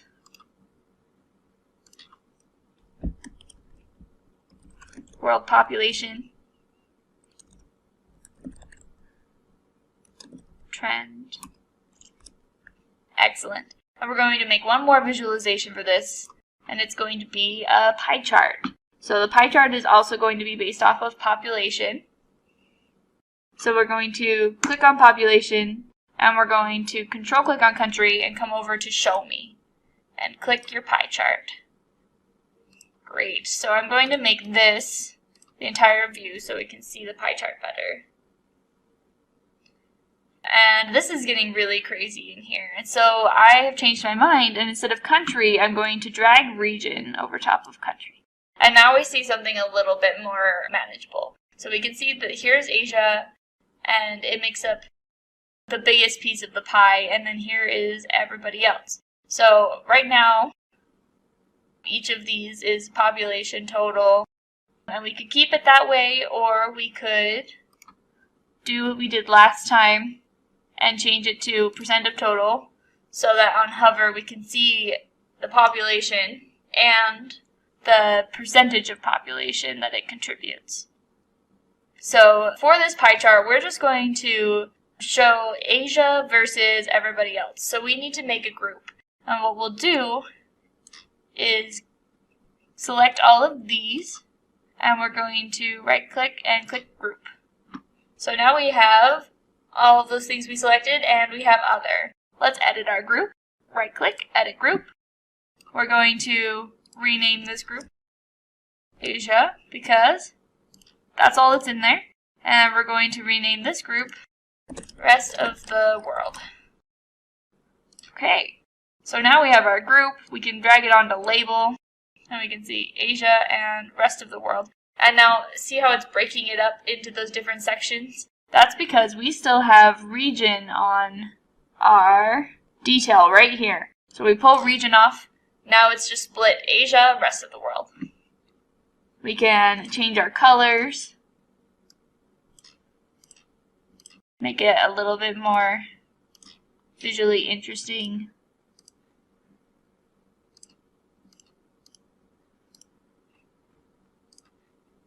Now we can still see our percentages.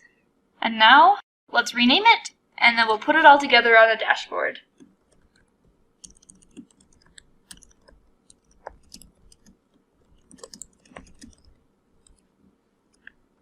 Great. So let's make our dashboard. We have this new dashboard button down here, and you can choose what sizes you want. So we have a fixed size where you just select the width and height. We have automatic, which will just fill your screen. And we have a range, which has a minimum size and a maximum size. Some of the good things about fixed is that once you have it, you can have it always look that way, so no matter where they're looking at it, you know that it's going to be laid out the way that you expected. However, if somebody's looking at on a screen that is bigger or smaller than yours, then it doesn't fill up the screen, or it will fill up the screen too much and they'll have to scroll up and down and left and right. If you have automatic, then it will fit the screen that it's displayed on. However, the things that you've placed might get squished too close together. And then the range gives you a minimum size and a maximum size, meaning if the screen is too big, it still won't fill up the screen, but it can get closer. And then as they get smaller and smaller screens, you at least know that it will never make it get smaller than this particular size. So there's some benefits to that as well, where you still have a little bit of control of what it will look like in the end. Great, let's bring on our worksheets.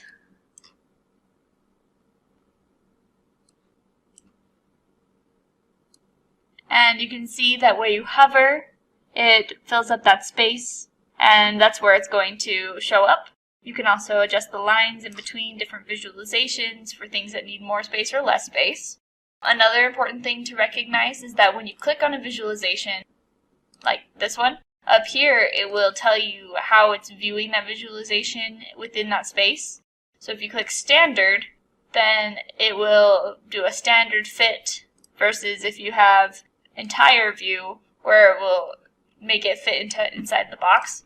Over here we could have fit width or fit height. On some of the visualizations, it doesn't make as much of a difference. However, when you have a visualization that maybe has a lot of text in it and they need to be able to scroll, you'll want to have it fit width, but you don't want it to fit height, because then it will shove all of that information into the box and not allow you to scroll up and down. So if you saw, as we dragged these on, it took these legends and added it to the left here. We can modify that and make them floating and drag them next to the visualizations that they are relevant to.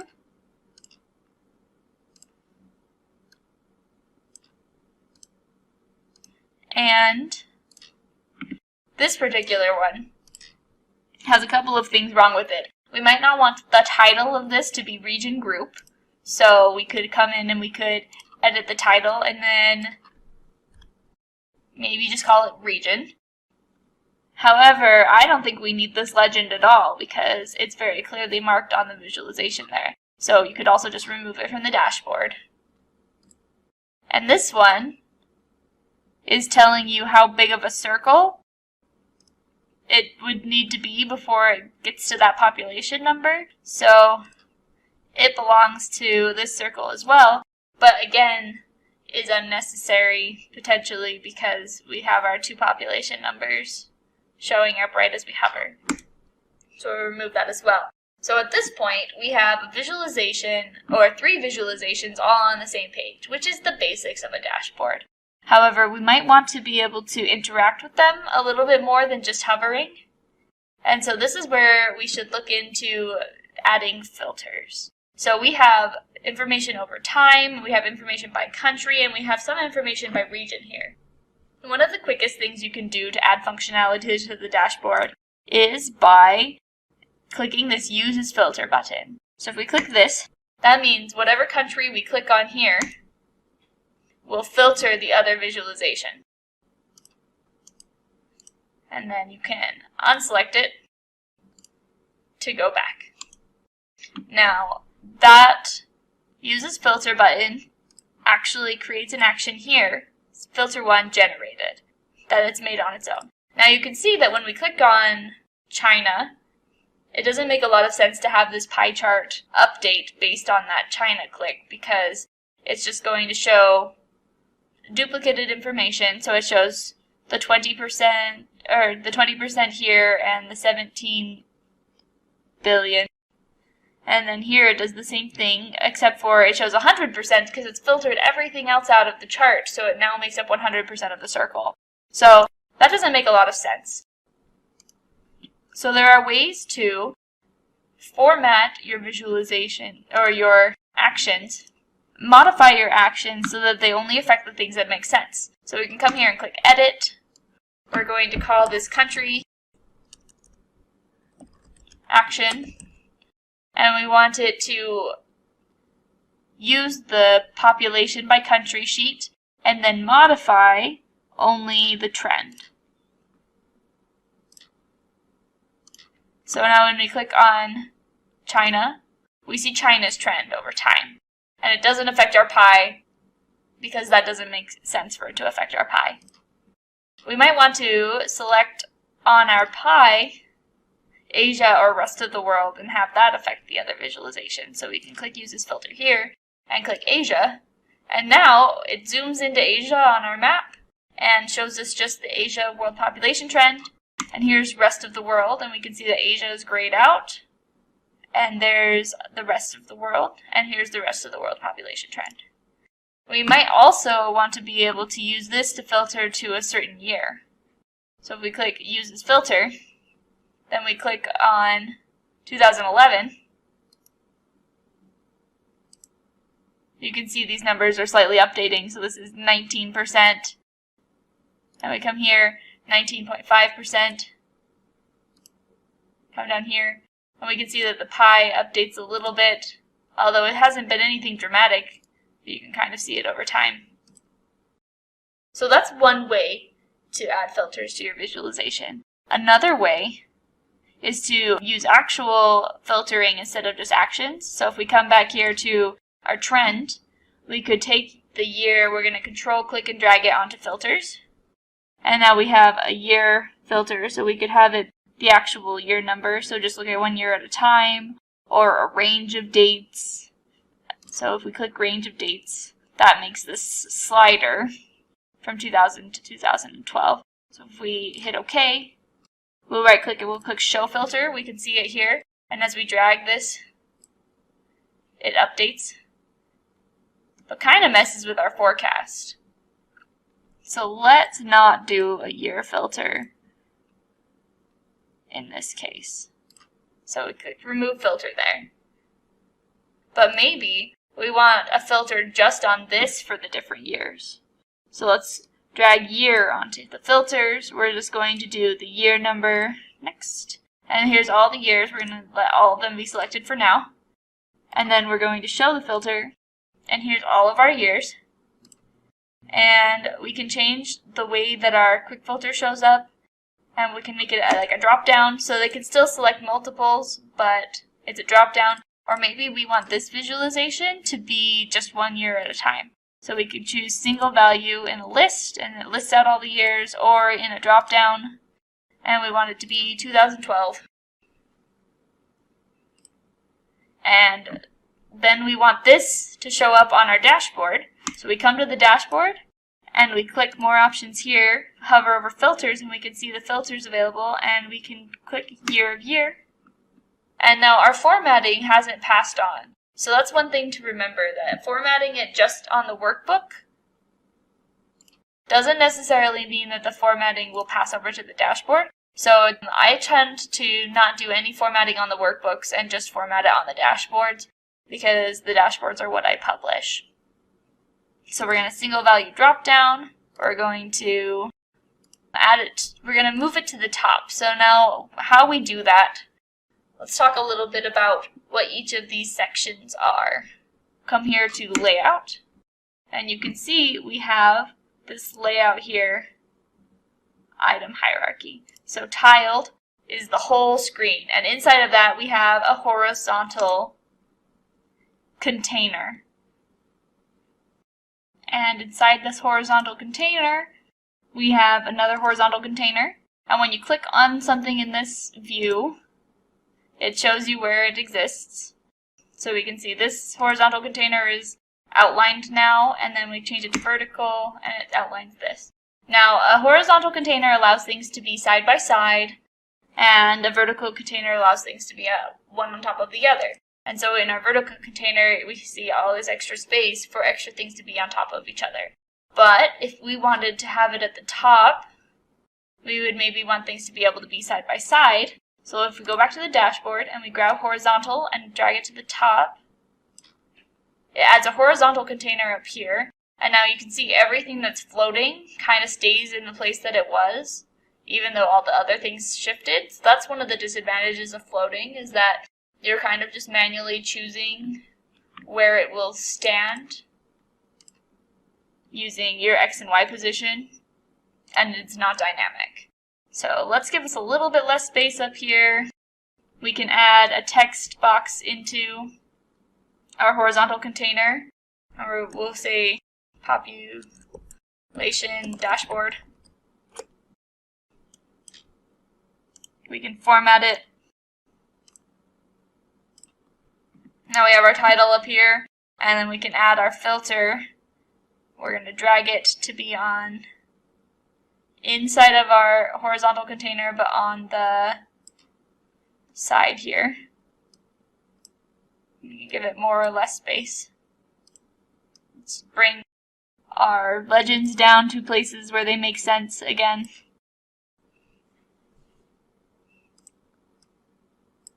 Perfect. And so now we have this that will affect this only and show you just 2012, 2011, 2010. So we don't want it to affect the trend, because we want the trend to show all of time. And just looking at 1 year for this trend that is only at a yearly part and forecasts into the future doesn't make any sense. But we maybe want it to also affect this worksheet so that these two are in sync. And so that the dashboard is basically for 2012, except for the trend, which shows you the past and the future. So one way that you can do that is clicking Apply to Worksheets here. And you can choose Selected Worksheets. And it will show you all the worksheets in this visualization, or in this dashboard. And you can click Show All Worksheets in Workbook, and then if there were other worksheets, it would show them. So we wanted to do Asia versus rest of the world and population contribution by country. Okay? And that's another way we can change what year they show. So it's only going to show 1 year at a time, unless we select all. And then this visualization isn't affected by it. If we don't want to click on a country and have it make the change, if we instead want to have a filter for country, we can do that by taking country and dragging it onto filters. We'll have it show all for now. And then when we go back to our dashboard and we come to this visualization, we can go filters and add country. And it's just added it side by side where we had our other filters, so that's a nice feature of Tableau where it can kind of guess where you might want things. We're going to do multiple value drop down, and right now it only affects that visualization, and we can just look at one country at a time.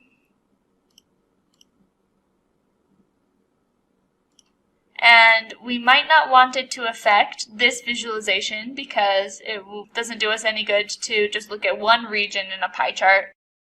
But maybe we want it to affect the world population trend, so we can do the same thing we did before. And we wanted to affect these two. We'll click OK. And so now we could look at all of these countries, and that would update both these visualizations.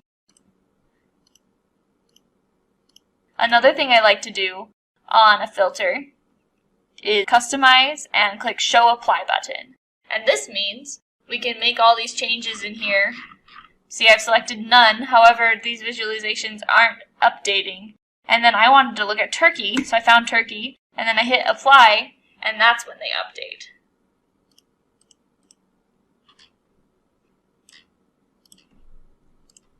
Perfect. So now we have a dashboard complete with filters and actions. We also have a title on our dashboard. We can give it a little bit less space, and some legends. We have titles on each of these pieces. However, if we didn't want a title here, we can click Hide Title, and it will just show our visualization there. And this is dashboard number 1. Here's what it looks like in full screen mode.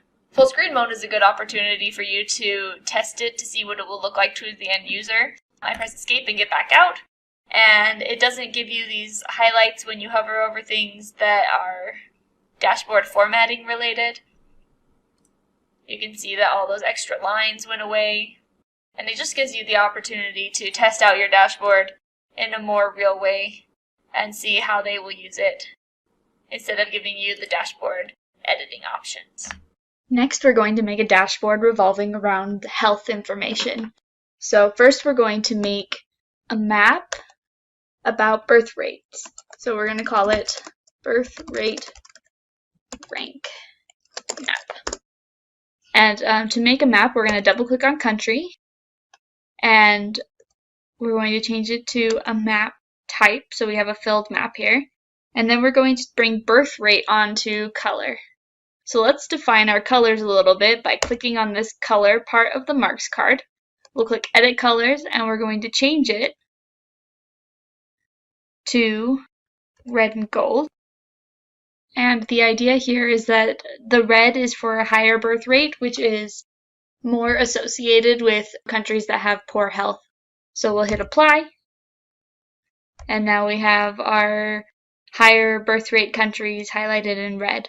Next, we're going to create a class. So we're going to duplicate birth rate, and let's edit that field.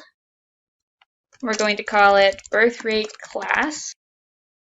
And so we're going to say that anything that is in the top 50 countries with the highest birth rate is categorized as having an alarming birth rate. So we will first do the average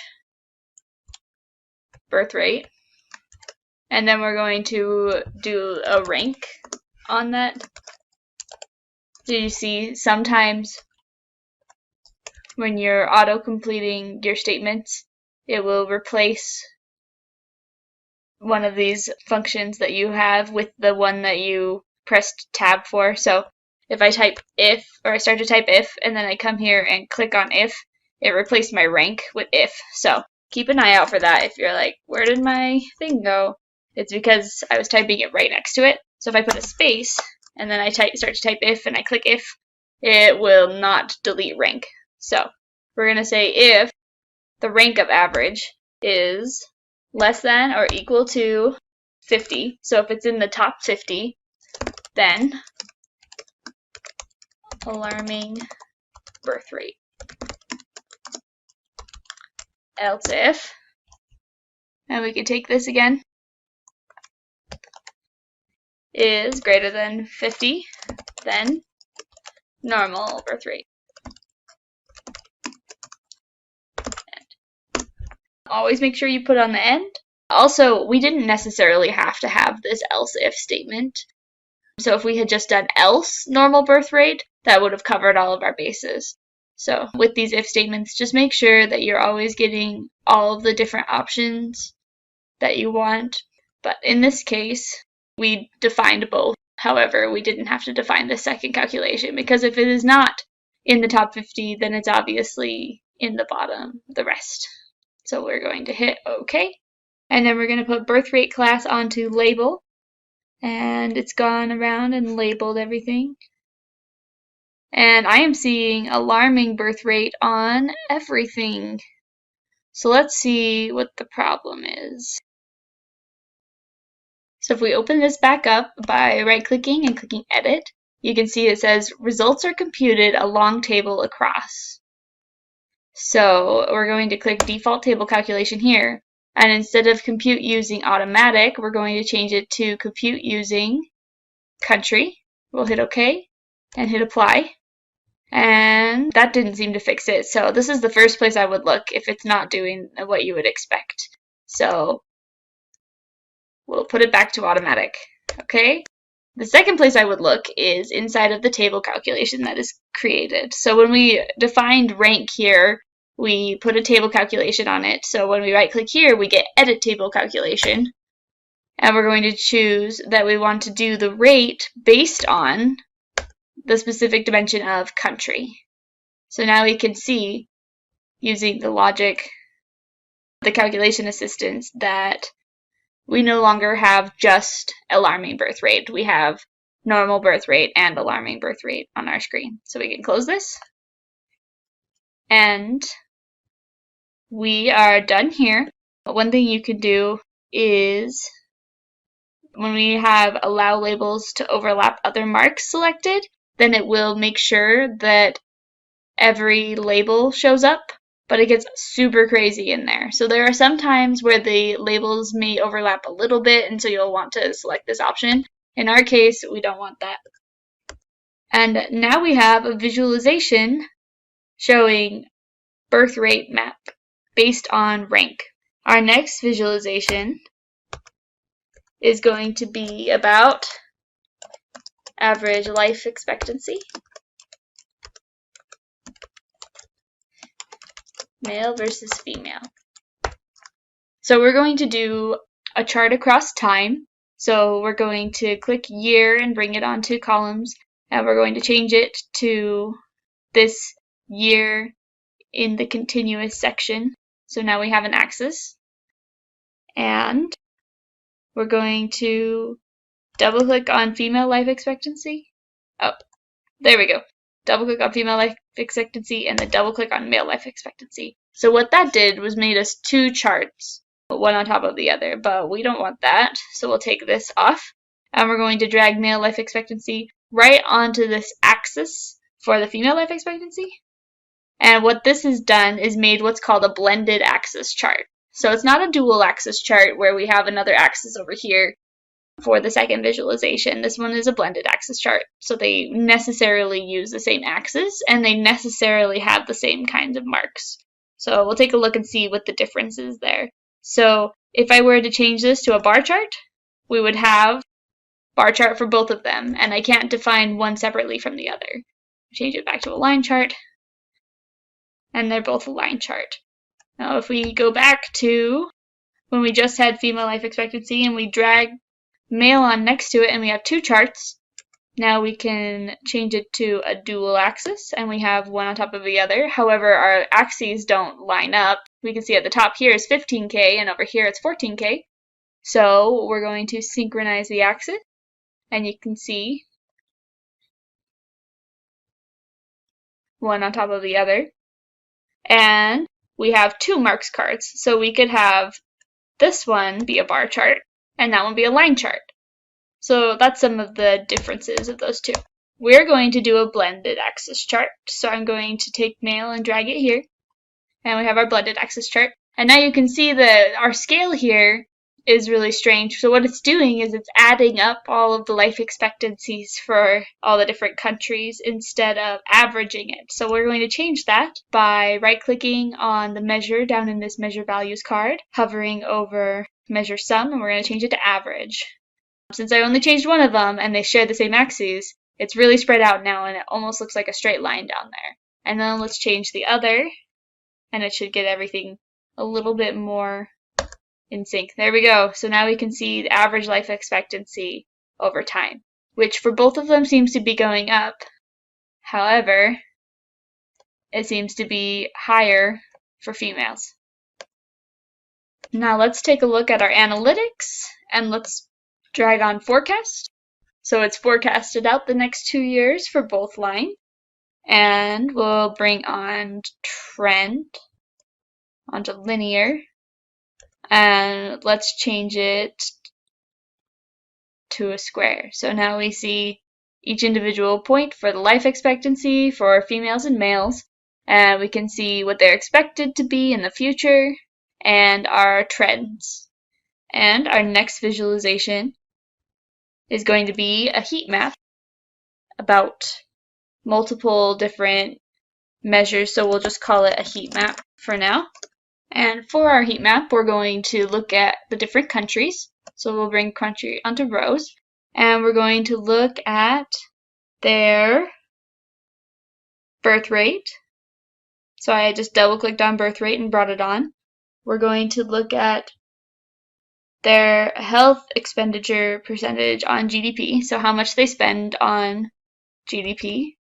So when I double-clicked on it, it did what we did before, where we have a measures value card, and so now whenever we put measures on here, that determines what goes here, because we have our measure names on columns. So every measure in here, their name is going to define the name of the column, and the values define what's in the text right here. Great. We're also going to bring on infant mortality rate and the life expectancy for females. Okay.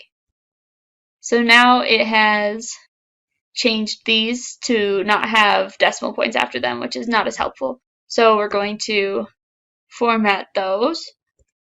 And you can format it field by field. So for birth rate, we definitely want to have decimals afterwards. As a matter of fact, the birth rate is a percentage. So instead of doing a number standard, we'll just go to percentage. And now we don't need to have those decimals afterwards. We can just look at the birth rate as a rate. And for percent of GDP for health expenditures, we can come click there and do the same thing. And for infant mortality rate,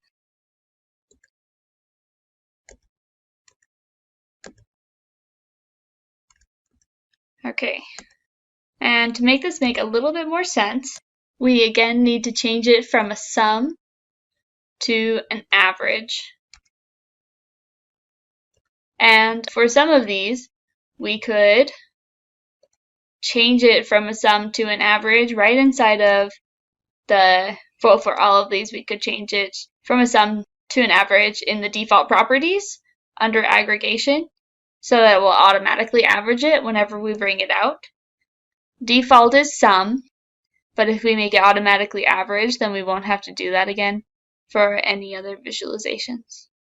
I won't do that at this time because I get a little bit confused sometimes when I don't have my sum on there by default, because that's what I'm so used to seeing by default. Great, so we now have a matrix by country and by our different metrics here, and so we can take our measure values and drag it onto color, and we'll make our marks from automatic to square, and it will make our heat map. Now, what happens with a heat map is it colors darkly the higher the number it is, in this case, and right now it's doing it for the whole area, so 1% is obviously much, much smaller than 82. But if we wanted to be able to look at birth rate independently from life expectancy, we can right-click on the measure values on the color and click Use Separate Legends. And so now we have a legend for each one of these. Let's change the colors on those legends so that we can see them separately a little bit more clearly. So we'll change the colors by coming over here to each of the legends, and we'll leave one the same, but we'll change this one. If we click Edit Colors, you can see our different palettes. You can see some of them just have one color, others have one color to another color. We used the red gold before, so now you can see that one is changed. we could use another one that goes from green to blue. Great. You can also define your own. So you can make a custom one that could go from light to dark, and then you can choose what color you want as your dark color. So we could pick a lighter blue, and then we see that last one. And now with these separate color palettes, you can quickly see the difference with birth rate and spending on health. And that is our heat map with separate legends. So let's build this all into a dashboard now. We're going to call it our health dashboard. And for simplicity, we're going to make it automatic so it fills our screen. And then we're going to first bring on our map. We're going to bring on our health-related map with birth rates. Then we're going to bring on our heat map. And we'll bring on our life expectancy lines. Now, as we brought on all of our charts, it brought in our legends here. And we're going to move our legends up to the top. So let's add a horizontal container. And then let's put our legends into the horizontal container.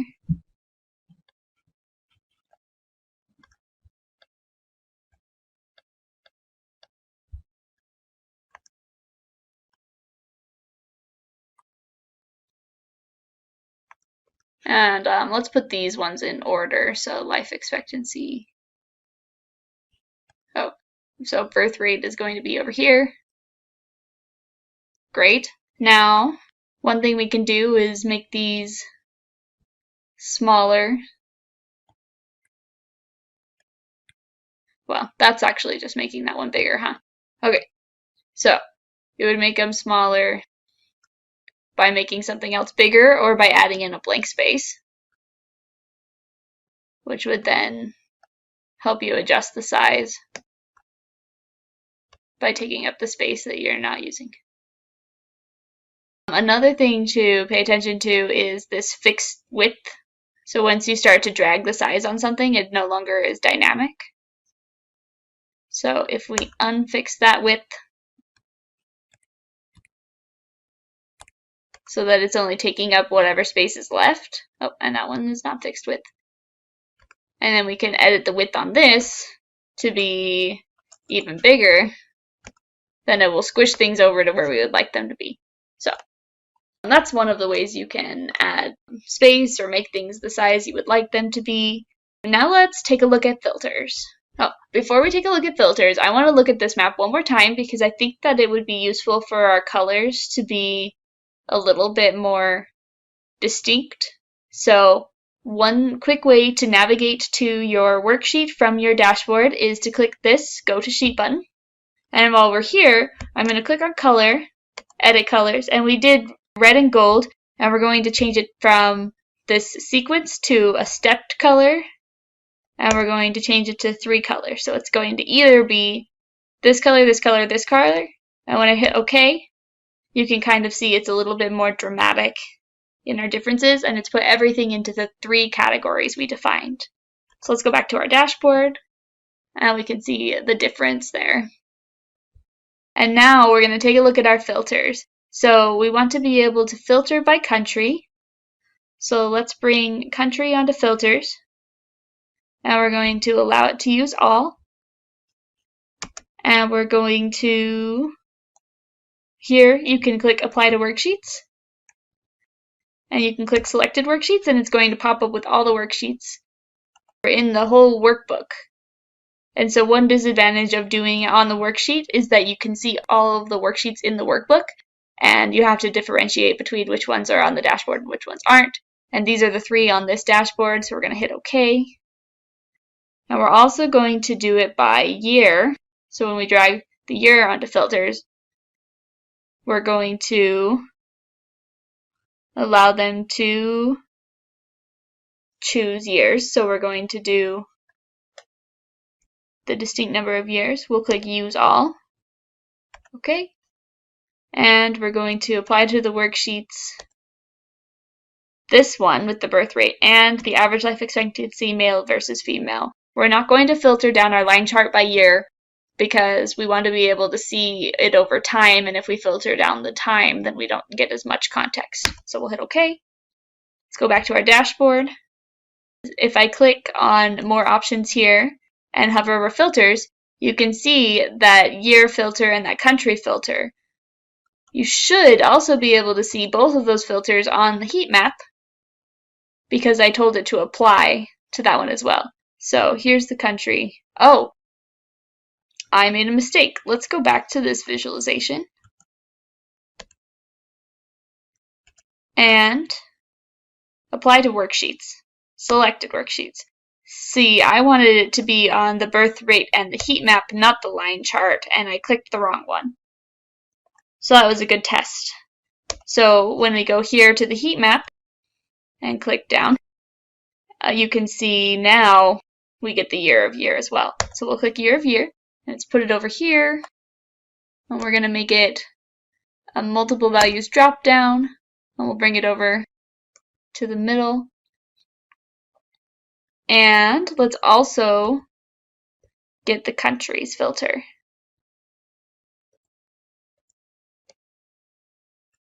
Great, so now that we have these in here, we don't need this to be so big, so let's edit the width and make it 300, even smaller, 200.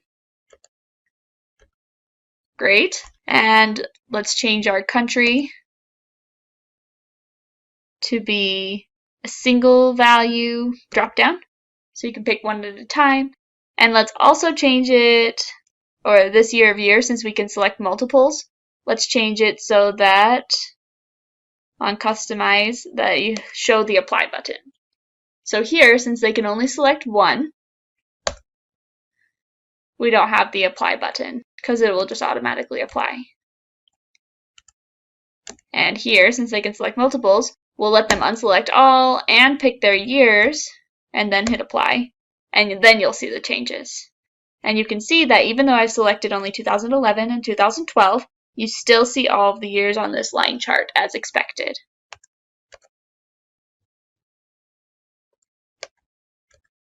And there is our health dashboard. Our next dashboard is going to have to do with economy. Our first sheet is going to be another map that is going to have to do with overall GDP. And as we usually begin with maps by double-clicking on country and changing it to a map mark type. And this time we're going to bring on GDP onto color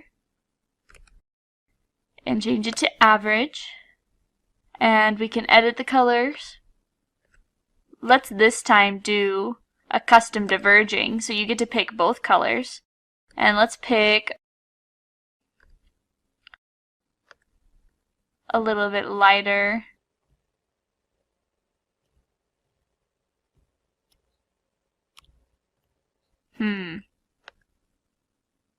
Okay, red for there, and then we want to do maybe like a deeper green. And that way, you can see who has the highest GDP, which is green. We hit apply, okay, and then it will eventually get lighter and lighter until it goes to gray, which then it will lead to green. Okay. And next we're going to make scatter plot, which we will call GDP versus GDP per capita. So GDP, or gross domestic product, versus gross domestic product per capita or per person. And to make a scatter plot, you have one measure on one axis, and then another measure, which is going to be GDP per capita, which we will now create on the other axis. So let's start with GDP, and we'll hit duplicate, and let's edit that. and we're going to call it GDP per capita.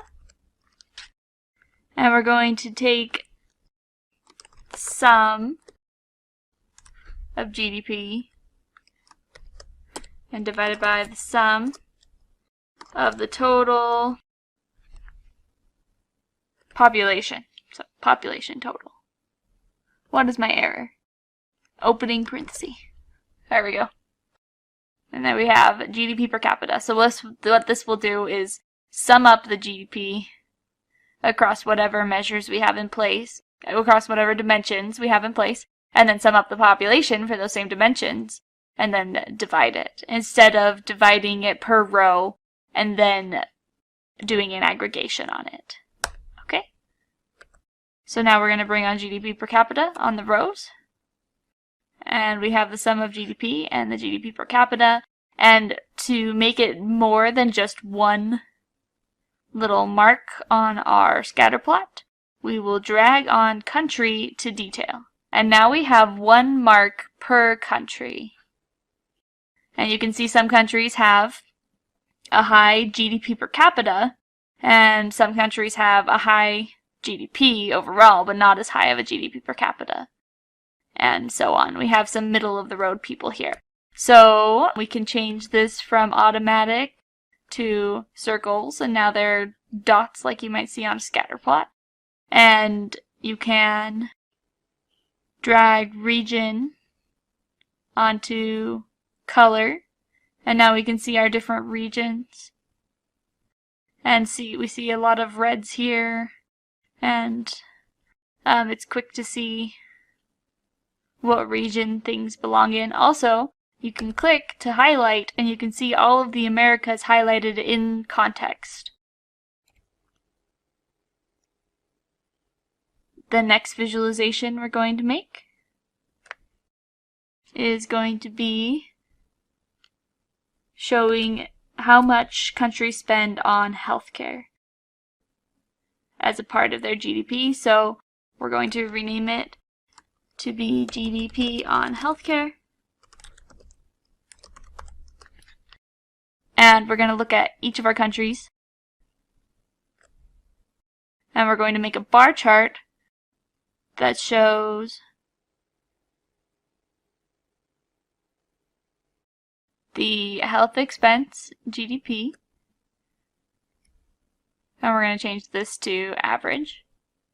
And we're also going to show the health expense per capita.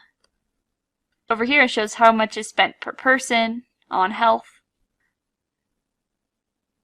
And this is showing how much is spent on health based on GDP.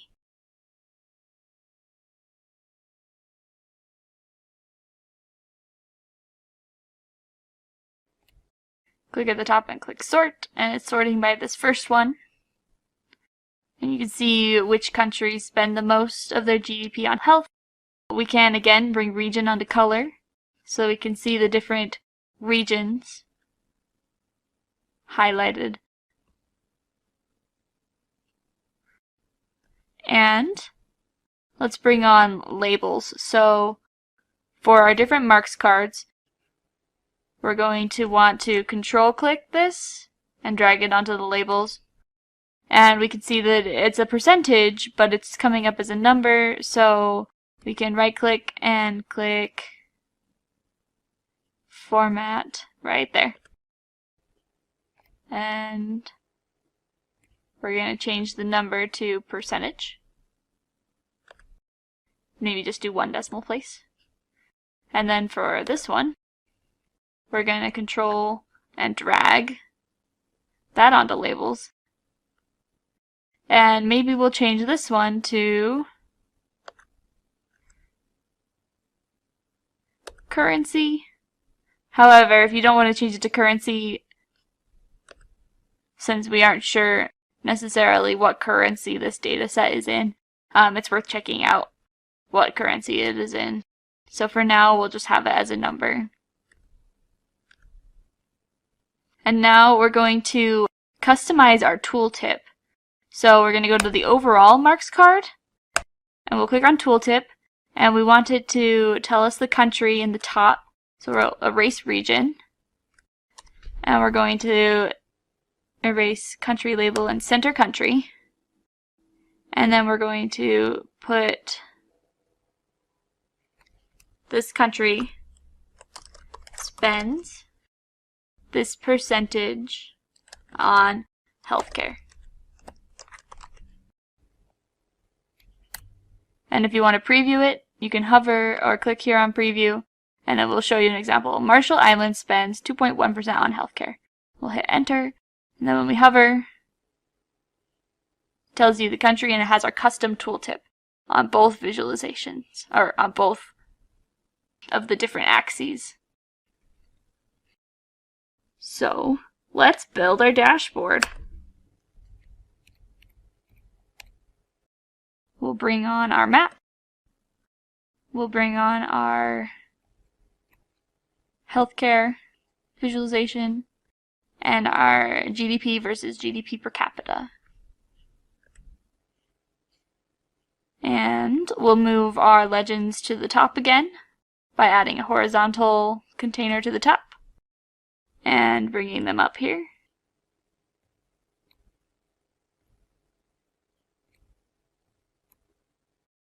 One thing we can do also is to give this more space. We can have it go all the way to the top, and these legends are just side by side, just above the map and the GDP per capita scatter type plot.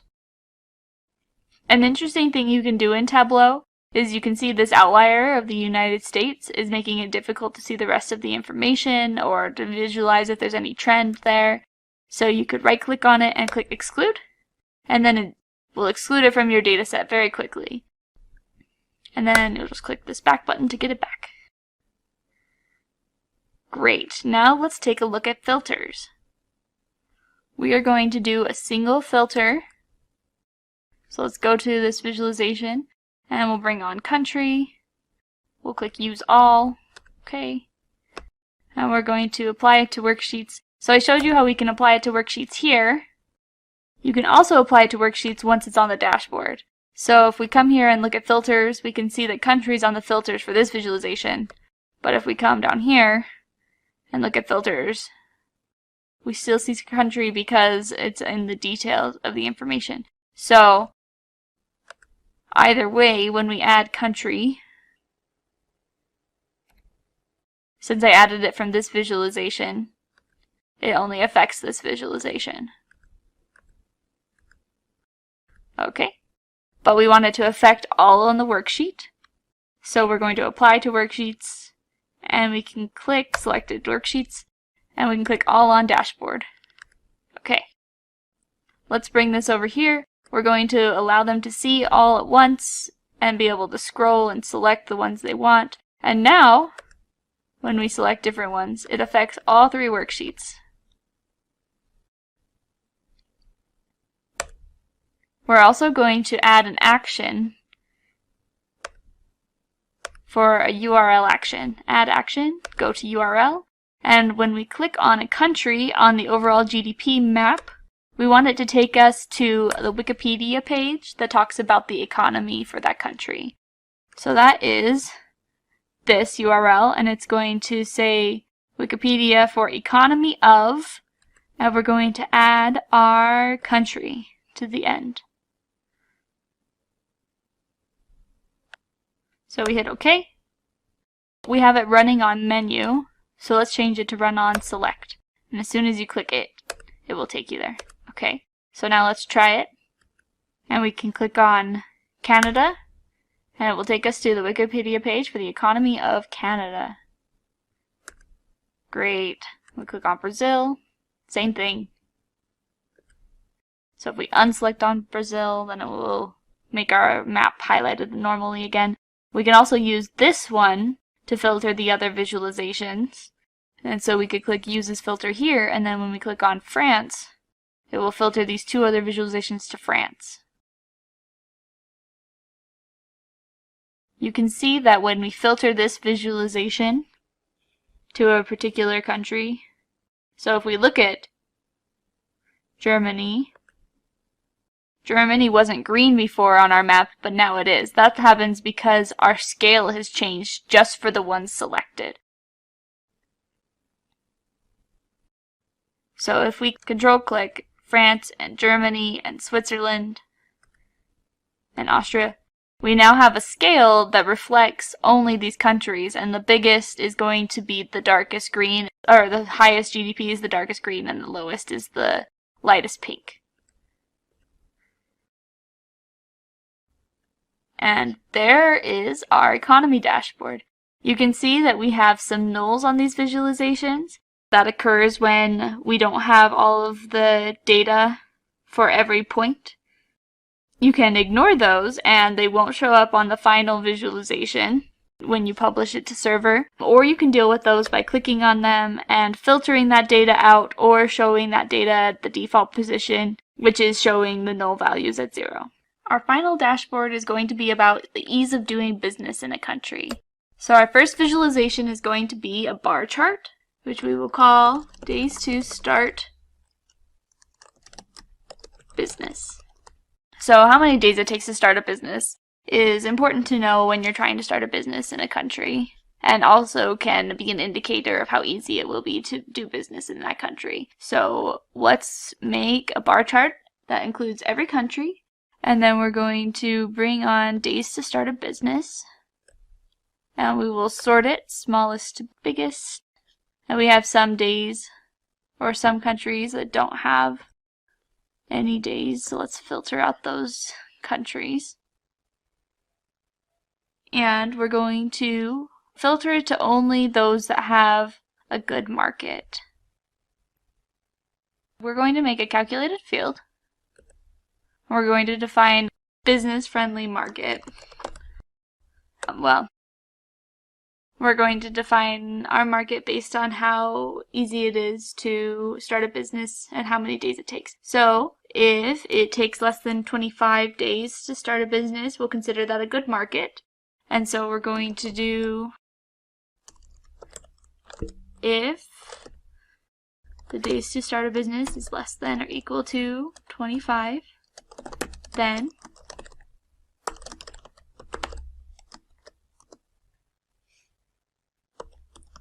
else if days to start a business is greater than 25, then business might or might not work. Doing less than or equal to 25 or greater than 25 allows us to be able to define these two different markets. So we'll hit apply there. And we're going to filter it just to a good market. And we're going to look at just 1 year. We'll look at 2012, our most recent year. And we're going to color it based on region. And we can see which regions tend to have the shorter days to start a business. And we're going to move on and build our next visualization, which is also a bar chart, which we will call ease of business. So we have this ease of business field, and we can bring on the country and we can bring on ease of business. And we want to make it a measure. So ease of business is at this point looking at it like it's a string, and we can change that in our default properties and convert it to a measure, or use it up here and change it to a measure. When we try to change it to a measure here, it wants to treat it like a string, so it wants to take the minimum or the maximum. But if we here convert it to a measure, then it also automatically made it a count. So the first thing to do would be to change the data type to a number. And now we can change it to a measure and aggregate it. So we could do like the sum of ease of business. In our use case, we're actually going to do the average of ease of business. And then we want to have the smallest on the top. We do have some that don't have ease of business ratings, so we're going to filter that data out. And again, we want the year to be 2012, but how we're going to do that is by coming to this visualization and by applying this particular year of 2012. So we'll do it on select workbooks and select ease of business. Okay. And now this one also has the year of 2012 there. And we're going to segment this by creating another header. We're going to call that business friendly. And we're going to say that if the ease of business is, so I guess this is a nice thing to know. So if we start typing in what we want to see, then we can select it from a list here. But you can also interact outside of this box, so you could just grab ease of business and drag it into the dialog box here, and that's really nice. So we're going to say if it is greater than or equal to 1 and less than or equal to 3, then we're going to say it has the most business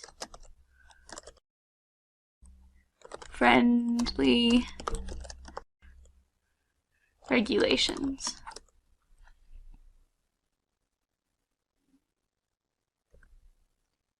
Give us a little more room to look at. Okay, and this statement won't work because it's saying and what is less than or equal to 3. So you have to have ease of business in both places.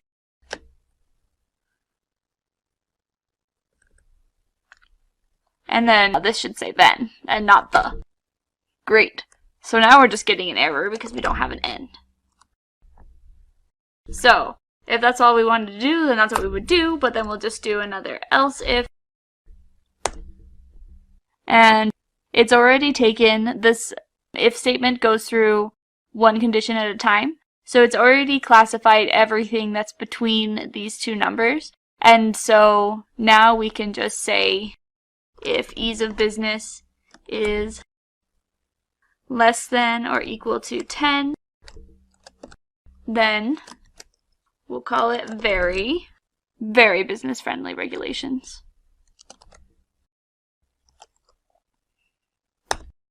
And we'll keep going. Else if ease of business is less than or equal to 50, then we're going to call it moderate.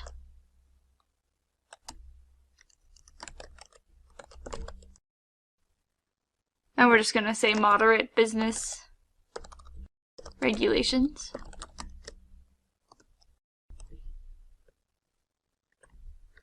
Copy that for later use.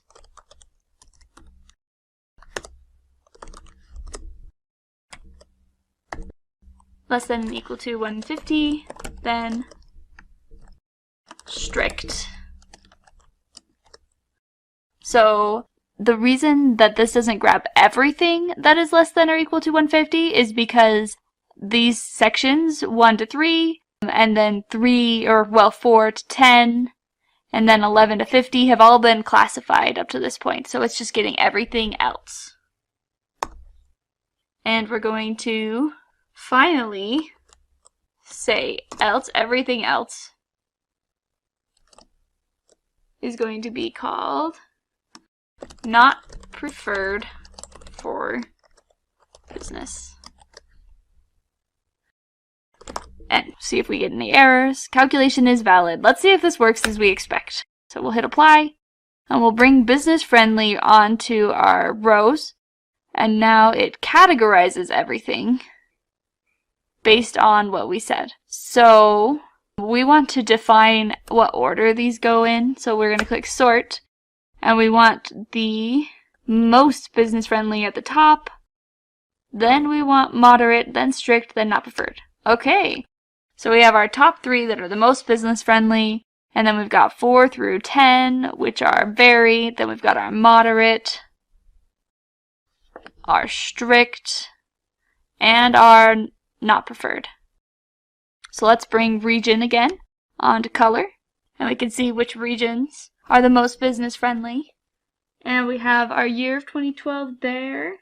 And now we're going to make this even more useful by adding the business tax rate onto the label, so that you can see that business friendly is like Singapore, but they have a pretty high tax rate of 27, whereas if you get down to some of these that are not preferred, some of them have really low tax rates. So let's make sure that we're getting the right tax rate.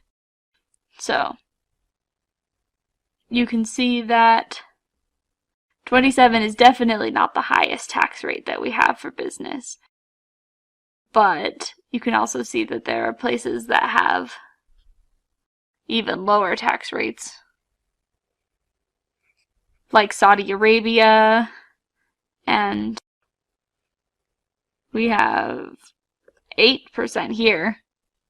It looks like we don't ever go to that second decimal place. So let's quickly format this.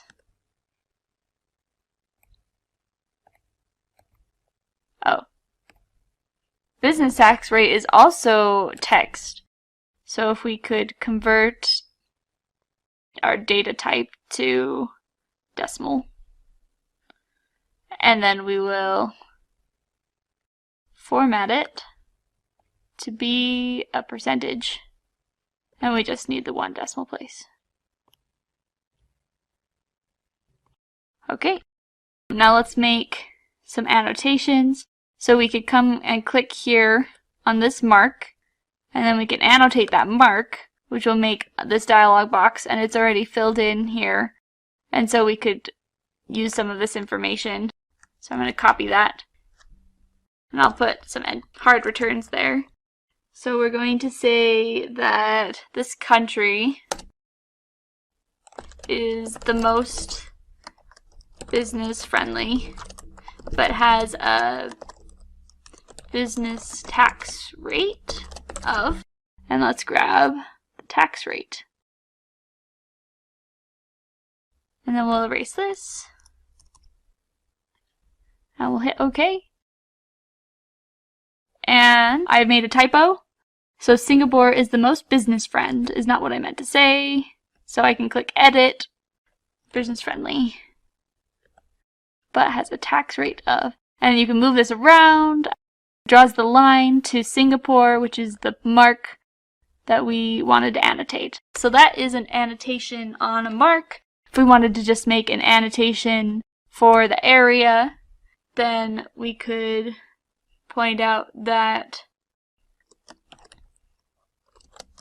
more business-friendly countries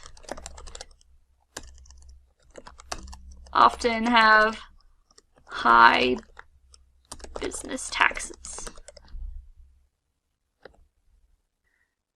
We could change that size, make everything fit. Now we have this second note where our user can come in and see some more information about what's being presented here. Great. And now we're going to make one more visualization, and it's going to be about phone and internet usage, because you may want to know about the phone and internet trends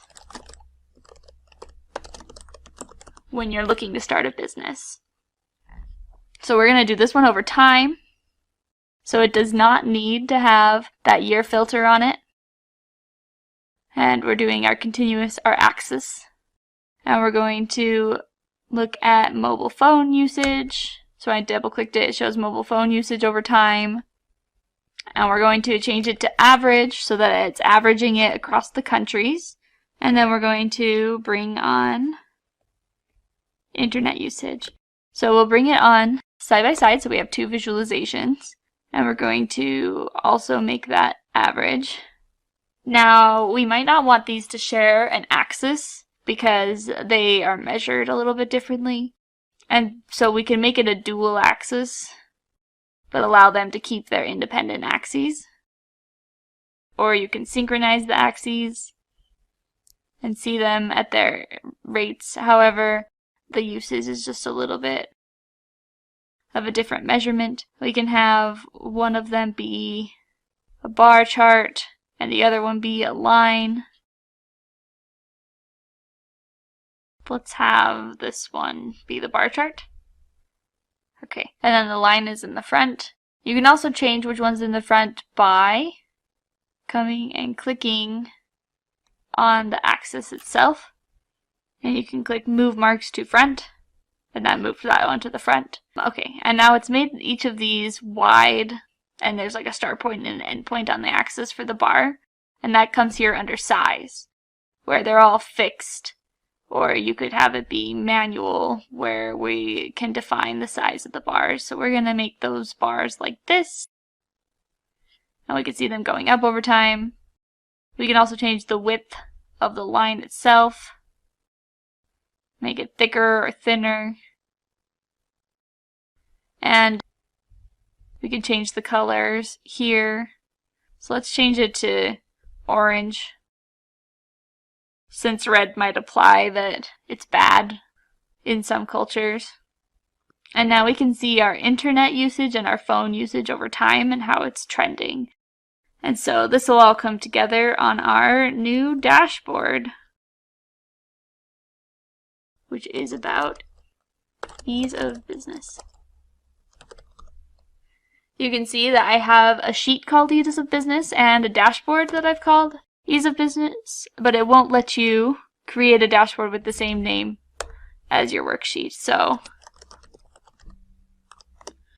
Ease of Business dashboard. Let's have it fit the screen. And we're going to bring on our Days to Start Business visual, our Ease of Business visual, and our phone and internet visual.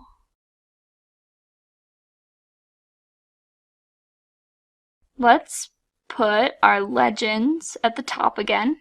So we'll make our horizontal container. And we'll bring our region legend into there, and then our measure names for internet versus mobile phone. And we have a filter that already is pre-applied to two of the visualizations called Year of Year. And it's selected 2012, and if we select 2011, it's only changing this one. It's filtering out all the information for this visualization and changing this one to 2011. So let's see why that's happening. If we go to this visualization and click the Go to Sheet, we can see year of 2012 is here. Let's click Show Filter. And if we change the filter to 2011, okay, it's not showing up here, and the only filter I can see that could be removing it is this Average Ease of Business. That is removing anything that is null. So if I pull that off, you can see that we don't seem to have any information for 2011 for Ease of Business. And the more years I select, I'm not seeing any Ease of Business information. So we're going to want to set this to 2012 only, because that seems to be the only information that is useful for this visualization. So let's go back until we're back to the state we were in when we started. Okay, so here we are. Now we're going to want to remove this filter, and we're going to give it its own filter that only selects 2012. That is not connected to the other filter. So now, when we change year of year, it only changes this visualization. Sometimes that's useful to note, sometimes it's useful to put, let's do a single value drop down. Sometimes it's useful to put this right next to the visualization it affects. So if we could change it to floating and just put it like here, that makes it clear that it's just changing this chart. so that people don't get confused. Another thing that we can do, that we should do on all of our visualizations, is change the titles so that they're more business or user friendly. Great. And so we have our filter, and let's use this as a filter, and that way we can click on New Zealand and we can see its most business friendly regulations, and we can see its internet and phone usage over time. We can click on a lot of different countries to see those changes. You can see that some countries have a steeper change, so some of them have adopted phone and internet usage and have stayed pretty similar, whereas other ones have only really adopted it in the last couple of years. Also, if we wanted to filter to just one country, we could do what we did before and create a country filter. Here's another way to go to the sheet. You can click this down arrow and click Go to Sheet, or you can come over here. You can see that it's highlighting a visualization over here, or a sheet, and whatever sheet I click on is highlighted over here. And there's this little pop-out arrow here that also takes you to the sheet. And we can bring country on, use them all, go back to our dashboard. We'll go to Filters and select Country. We'll make it a multiple value drop-down. We're going to add the Apply button, and now we're going to make it apply to all the visualizations by clicking Apply to Workbooks, selected Worksheets, all on Dashboard, OK. Now we can see that if we just want to look at Afghanistan, OK. We can see how many days it takes to start a business there. It's not preferred for business, and it's internet and phone usage over time. And those are our 4 dashboards. So as a review, we have made a dashboard on population. We made one about health. We made one that had to do with our economy, and one that had to do with our ease of doing business. Business intelligence is a set of processes and techniques to analyze raw data and extract information that helps drive business decisions. It helps you keep track of business data and draw valuable insights. There are several tools that play a key role in business intelligence. Some of the popular tools are Power BI, Tableau, and ClickView. Hi guys, welcome to this tutorial on what is Power BI. In this video, you will learn why Power BI is needed, what is Power BI, the various features of Power BI, and the different components of Power BI. Later, you will look at the architecture of Power BI, what Power BI service is, and how to create a Power BI dashboard. Finally, you will understand a case study on Meyer and do a demo using Power BI. Now let's understand why Power BI is needed. First, Power BI has the ability to access vast volumes of data from multiple sources. It allows you to view, analyze, and visualize huge quantities of data that cannot be opened in Excel. Some of the important data sources available in Power BI are Excel, CSV, XML, JSON, PDF, etc. Second, Power BI provides an easy-to-use drag and drop tool with features and functionalities that allow you to copy all formatting across similar visualizations. Power BI has exceptional integration with Excel. It helps you gather, analyze, publish, and share Excel business data.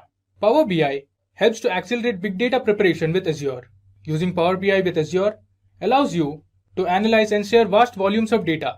Azure Data Lake can reduce the time it takes to get insights and increase collaboration between business analysts, data engineers, and data scientists. Power BI allows you to get insights from data and turn insights into actions to take data-driven business decisions. Finally, Power BI allows you to perform real-time stream analytics. It fetches data from multiple sensors and social media sources to get access to real-time analytics, so you are always ready to make business decisions. Now let's see what Power BI is. Power BI is a business analytics service provided by Microsoft that lets you visualize your data and share insights. It converts data from different sources to build interactive dashboards and BI reports. As you can see, we have an Excel data about sales. Using this data, Power BI helps you build different charts and graphs to visualize the data. Now that we have understood what Power BI is, let us look at the important features of Power BI. First is Power BI Desktop. Power BI Desktop is a free software that you can download, and it allows you to build reports by accessing data easily. For using Power BI Desktop, you do not need advanced report designing or query skills to build a report. Second, as already discussed, Power BI supports stream analytics. From factory sensors to social media sources, Power BI assists in real-time analytics to make timely decisions. Third, support for multiple data sources is one of the major features of Power BI. You can access various sources of data such as Excel, CSV, SQL Server, web files, etc. to create interactive visualizations. And finally, custom visualization. Custom visualization is another vital feature of Power BI. While dealing with complex data, Power BI's default standard might not be enough in some cases. In that case, you can access the custom library of visualization that meets your needs. Let us jump into discussing the various components of Power BI. As you can see, there are 6 major components of Power BI. Now let's discuss them one by one. First is Power Query. Power Query is the data transformation and mashup engine. It enables you to discover, connect, combine and refine data sources to meet your analysis need. It can be downloaded as an add-in for Excel or can be used as part of Power BI Desktop. Second, we have Power Pivot. Power Pivot is a data modeling technology that lets you create data models. It also allows you to establish relationships and create calculations. It uses data analysis expression language or DAX to model simple and complex data. Third, we have Power View. Power View is a technology that is available in Excel, SharePoint, SQL Server and Power BI. It lets you create interactive charts, graphs, maps and other visuals that brings your data to life. Next, we have Power Map. Microsoft's Power Map for Excel and Power BI is a 3D data visualization tool that lets you map your data and plot more than 1 million rows of data visually on Bing Maps in 3D format from an Excel table or data model in Excel. Then we have Power BI Desktop. Power BI Desktop is a development tool for Power Query, Power Pivot and Power View. With Power BI Desktop, you have everything under the same solution and it is easier to develop BI and data analysis experience. Finally, we have Power Q&A. The Q&A feature in Power BI lets you explore your data in your own words. It is the fastest way to get an answer from your data using natural language. An example could be, what was the total sales last year? Once you have built your data model and deployed that into Power BI website, then you can ask questions and get answers easily. Now, let's see what Power BI Service is. Power BI Service is the software as a service part of Power BI. It is also referred as Power BI Online. To access Power BI Service, you need to log into app.powerbi.com. Now let me show you that. I'll go to Google, I'll open a new tab and search for app.powerbi.com. It's loading. But this is how the homepage of Power BI Service looks like. I've created some dashboards on it. First, you need to log into app.powerbi service. You can see I'm logged in. Now under my workspace, if I go to dashboard, here I've created a finance dashboard. You can see the different charts and graphs I have prepared and pinned it to the dashboard. So Power BI Service allows you to connect to your data, create reports and dashboards, and you can also ask questions to your data. Now as you can see in this dashboard, we have created some charts and graphs. So this is a tree map. There's a pie chart, there's a bar graph. Below you can see there are line charts and donut charts. It tells you the total sales that were made, the total number of units sold, the sales by product, sales by country, sales by segment, and lots more. One of the key features of Power BI is creating dashboards from multiple reports and datasets. Power BI Dashboard is a single-page visualization to tell a story. The visualizations on a dashboard are generated from multiple reports and each report is based on one dataset. A single-page dashboard is known as a canvas. The visualizations you see on the dashboard are called tiles. These tiles are pinned to the dashboard by report designers. Now let me go back to my dashboard. So this is called a canvas and each of these are called tiles. So on the top you can see we have 3 tiles. Now let's understand how to create and publish reports in Power BI dashboards. Power BI allows you to create different reports on Power BI Desktop. These reports can be published on the Power BI dashboard using Power BI Service. Here you can see there is a Power BI report created on Power BI Desktop. If you click on Publish, it will take you to the Power BI Service where you can build a dashboard. Here is the button for Power BI Publish. Once you click on Power BI Publish, it will take you to the dashboard. So this is a single page Power BI dashboard on Power BI Service. Now let's understand the Power BI architecture. Power BI architecture is a service built on top of Azure. There are multiple data sources that Power BI can connect to. Power BI Desktop allows you to create reports and data visualizations on the dataset. Power BI Gateway is connected to on-premise data sources to get continuous data for reporting and analytics. Power BI services are basically the cloud services that are used to publish Power BI reports and data visualizations. Using Power BI mobile apps, you can stay connected to their data from anywhere. Power BI apps are available for Windows, iOS, and Android platforms. Now, let's look at a case study on how Meijer, which is one of United States' largest supermarket chains, used Power BI to solve its business problems. Initially, Meijer had become dependent on its IT organization to extract insights from its data. It was time-consuming and inefficient as you had to wait for IT to build every report. Meijer was unable to perform ad hoc and real-time analysis easily. So what Meijer did was, it connected Power BI to an on-premises SQL Server Analysis Services cube. This allowed them to refresh 20 billion rows of data in near real time. With Power BI, teams can now pull in the data faster and perform real-time analysis to derive insights from data. A bakery department inside Meijer used Power BI to compare its sales with regional performance. They analyzed where Meijer was behind the regional trends, focused on the problem, and created a solution. With Power BI, they can now drill down into hourly sales and send out a sales flash to 800 Meijer business leaders. So Power BI enabled them to standardize data sources and empower store directors and team leaders to develop and track their data to ensure what they can improve. Now, let's do some practical hands-on demo with Power BI. So this is how the Power BI desktop interface looks like. On the left, you have the report view, the data view, and the model view. The report view is where you visualize your data with different charts and graphs to build reports. The data view allows you to view the whole data, while the model view is where you check if there are any relationship between the tables. On the right, you can see the different visualizations that you can build. We'll quickly run through all of these in our demo. So here you can see there's a finance sample data that will help you draw insights about the sale of products in different countries. We will create a report to visualize different charts and graphs and analyze those sales. So let me go to my Power BI desktop. First, we'll import our data. So let me go to our Get Data tab and choose Excel as my data source. I click on Excel. So here is our finance sample data. We'll select sheet 1. You can see the data here. Click on it and then select load. This might take some time to load the data. Now if I go to my data tab, you can see the entire data set. It has fields such as segment, country in which the sales was made, the name of the product, the units sold, and the sales price, and many more. Let's start building our report now. I'll go to my report view. So first let me create a text box. Let me resize it. Let me name it as Finance Dashboard. We'll increase the size of the text. We'll use font Consolas, center it. We'll also add a background to this. We use blue color, change it to white, and increase the size. Now, let me first show you how you can create a matrix. I'll go to Visualizations and click on Matrix. Let me resize it. From the Datasheet tab, I'll select Sales and drag onto Values. So you can see the total number of sales that were made. Now, let me do some formatting. So I'll go to the Format tab, click on Column Headers. Let's add a background color and let me increase the text size to 20. Similarly, under Values, we'll increase the size of the text to 20 as well. We can also click on Border and choose the color of the border. May take as, let it be black.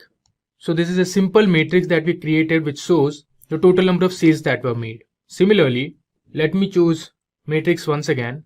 Now we'll drag on the units sold onto values. We'll continue with the same drill. Under column headers, we'll add a background. This time, let's choose some other color, and under values, let's increase the size of the text to 20. Even for the column headers, let's increase the size of the text to 20. Again, we'll switch on border. We'll resize a bit. So here we have two matrices created for our report. The first matrix shows us the total sales that were made. The second matrix shows you the total units that were sold. Now let's move ahead and create a simple bar chart. So under visualization, I click on clustered column chart. Under this, we'll drag the date column onto axis and the sales onto value. Let me expand it. So it shows you the sales by year. This is the sales that were made in 2013, and this shows you the sales that were made in 2014. Now there's a drill down option which gives you more granularity. This depicts the sales by quarter. If I drill down further, you can see this shows you the sales by month. Also, you have some options like sort by and sort by sales. So you can see October month made the highest number of sales. Moving ahead, let me now create a pie chart where we will see the sales by different segments. Under visualization, I'll click on pie chart. Let me first resize it. Here, I'll drag the segment column onto the legend and the sales column onto the values. As you can see, we have the sales made by different segments. Government segment made the highest number of sales with 44.22%. Now let me add a border to both the visualization. I'll click on the pie chart and go to the Format tab. I'll switch on the border. Similarly, for the clustered column chart, I'll go to the Format tab and click on Border. Now let me resize a bit. Alright. Next, we'll create a very simple table that will depict the total sales made by each product. So under Visualizations, I click on Table. Let me bring this below. So from the data sheet, I'll first drag product onto values. You can see the different products, and then sales just below it. So this depicts the total sales that were made by each product, and finally it displays the total value of the sales that were made. This is same as the one shown here. Now let's do some formatting. Under Format tab, I'll go to Values and increase the text size to 15. Let me expand it. Also, under Column Headers, I'll increase the text size to 15. Then let me go and add a border.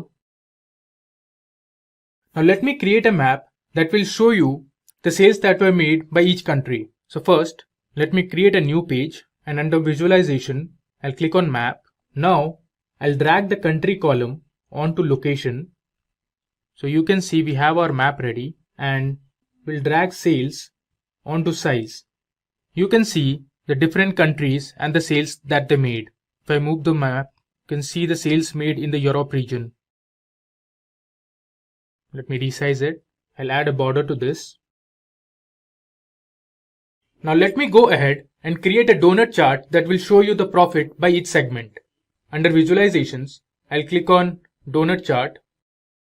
I'll move this to the top.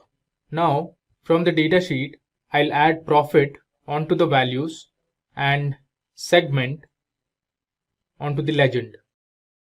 If I expand this, you can see government segment made the highest amount of profit with 65.04%. Let me resize this and we'll add a border. Okay, in the final visualization, I'll show you how to create a tree map. This tree map will tell you the total amount of sales made by each product. So under Visualizations, I'll click on the tree map. Let me expand it. I'll drag sales onto values and product onto group. So here you can see our tree map and the sales made by each product. You can see now we have our report ready. We have created two separate canvases to visualize our data. Now, if you want to change the color of these bars, you can simply go to the Format tab, and under Data Colors, you can choose whichever color you want. In Power BI Desktop, you have an option to switch your theme. This will make your dashboard or the report look more attractive. So now we are under the default mode. Let's try out different themes. That's Frontier, it's Temperature, Solar, which is a little yellowish. The one which I like is Tidal. I hope this was helpful in making you understand the basics of Power BI and how it works. You learned the various features and the components of Power BI and looked at the architecture of Power BI. Finally, you saw a demo to create a report using Finance Dataset. In our previous video on what is Power BI, we had learned the basics of Power BI, its features and components, the architecture of Power BI, followed by a demo. In this video, we will learn what Power BI Dashboard is, we'll understand how to create different reports in Power BI Desktop, then you'll publish a dashboard onto Power BI Service, and finally, you'll derive insights from the dashboard. Now, let's understand what Power BI Dashboard is. Power BI Dashboard is a single-page visualization to tell a story. Here on the screen you can see there's a dashboard which has been published on Power BI Service. There are multiple charts and graphs that you can see. The visualizations on a dashboard are generated from reports, and each report is based on one dataset. A single-page dashboard is known as a canvas. The visualizations you see on the dashboard are called tiles, and each of these tiles are pinned to the dashboard by report designers. Today, we'll be covering the following dashboard that you see on the screen. It will be a 3-page report where we will be analyzing the Superstore sample data. As you can see, there are 3 tabs. Now let me move over to our dataset. So our Superstore sample dataset is in the form of an Excel file. You can see there are multiple columns. You can see there's order date, shipment date, the mode of shipment, customer's first name and last name, the segment to which the customer belonged to, country of the customer, the city, state, and if you go towards the end, you can see there are the different product names, the sales, quantity sold, discount, and the profit. So the report that you see here and the one which we are going to create might vary a little in terms of the color formatting and the spacing, so you need not worry about that. Now let me go ahead and bring up a new workspace. So I'll go to File, click on New. This will take some time to bring up our new workspace. Now it will ask you for trying the free version, or if you want you can go ahead and sign in. I'll just close this. So here is our new workspace. Before creating the dashboard, we need to make some changes to our Superstore dataset. Using the features of Power BI Desktop, first we'll extract the year, month and quarter values from the order date column. I'll go to Get Data tab, click on Excel as my source. I'll locate my file, it's on desktop, click on Open. This might take some time to load the dataset.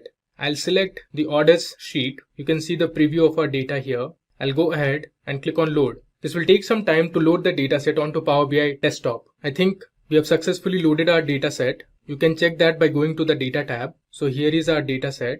First, let's make some changes in the format of the order date and the shipment date. I'll click on the order date. Under the Modeling tab, we have this data type and the format. I'll click on the drill down option. Under date and time, now let's choose the first one, which is in the format of DDMMYYYY. I'll click on it.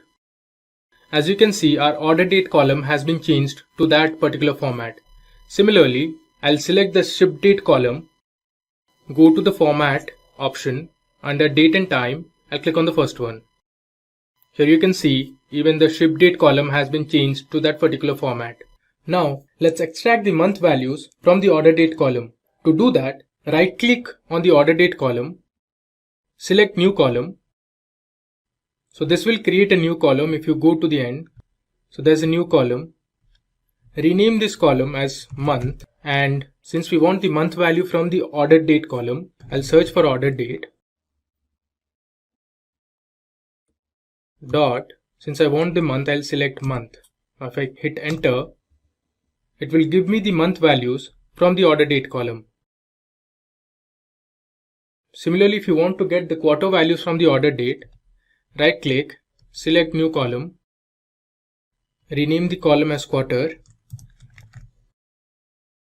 then choose the order date column followed by the quarter name.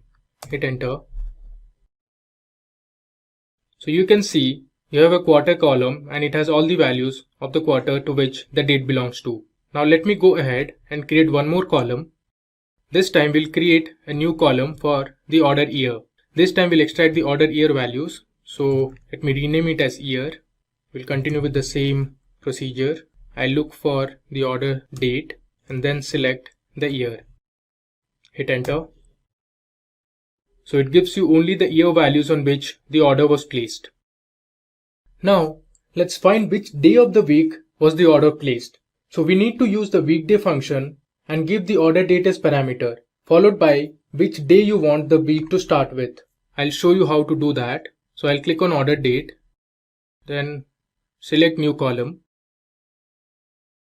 Let's rename this column as day of week. I'll use the weekday function of Power BI. You can hit tab to finish. I'll look for my order date column, comma. I'll choose 2 here since I want my week to start with Monday and end on a Sunday. Hit enter. So you can see we have the day of the week column. So the idea to create this day of week column is to find out if the order was placed on a weekday or a weekend. Now let me go ahead and create one more new column. Let's name this column as weekday or a weekend. I'll use an if clause and pass in my parameters. For logical test, I'll use the day of the week column. So I'll search for orders and then look for day of week. If this day of the week is equal to 6, which means if it's a Saturday, or I'm using the or operator, if the day of week is a Sunday, that is 7, then it's a weekend, else it's a weekday. I'll close the bracket, hit enter. So you can see we have our weekday and weekend column. So moving ahead, another thing we can do is we can find the total number of days it took for the shipment of the product. This can be done using the dateDiff function of Power BI. So let me show you how you can do that. I'll click on any column, right click, go to new column. Let's rename the column as days for shipment. Then I'll use the dateDiff function. I'll give my starting date, which is the order date. So I'll search for order date, followed by the second date will be our shipment date, which is ship date, and the day. I'll hit enter. So you can see here it gives us the total number of days it took for the shipment of the product. Now let's create a full name column where we will concatenate the first name and the last name of the customer. Let me go ahead and do that. I'll create a new column. Let me rename the column as full name. Then I'll take the first name from the orders table, use the ampersand, followed by a space using inverted commas, followed by another ampersand, and the last name. I hit enter. You can see we have a full name column. If you go back, so there were two columns in the name of first name and last name. Now we have merged both the columns into a single column named full name, and you can see the first name, space, and the last name. Now let me give the sales column a currency value. So I'll select the sales column. Here under general, if I go to currency, I can see there are multiple currency symbols. Choose whatever you want. For this video, I'll take $English United States. You can see our sales column is now represented by a dollar value. Similarly, let me make some changes to the profit column. As you can see, there are multiple decimal values for each profit. So let's standardize it. So I'll select the profit column, and this is where you can standardize it. Now it's auto. So let me make it 2 decimal places. So our data is ready now. Let's go to the report view and start building our reports. Before that, under the model view, you can see the new columns that we had created. You can see there's weekday, weekend, there's year, there's quarter column, month column. The same you can see under the report view as well. Under fields, you can see these are the columns that we created: days of shipment, day of week, quarter, month, weekday or weekend, and year. Now we are under the report view. First, let me go ahead and create a text box. So under the home tab, you have the text box. I'll select that. Let me stretch it a bit. We'll give a title, Sales Dashboard. I'll select this and increase the size to, let's say, 28. We'll make it bold and center align it. Also, under the Visualizations tab, under Background, we'll add a background color to this text box. Let me select this blue color and let me make the font as white. So now we have our title ready. So under General, you can decrease the height of the text box. Let me make it as 70. First, let us create a new card from the Visualizations panel. So under Visualizations, there is an option to create new card. I'll click on it. Let me resize. I'll move it to the top. We'll see the total amount of sales or the total revenue that was generated from the sales. After selecting the card, I'll choose Sales onto Fields. So here you can see it gives you the total sales that were made, so which is nearly $2.3 million. If I go to the Format tab under Data Label,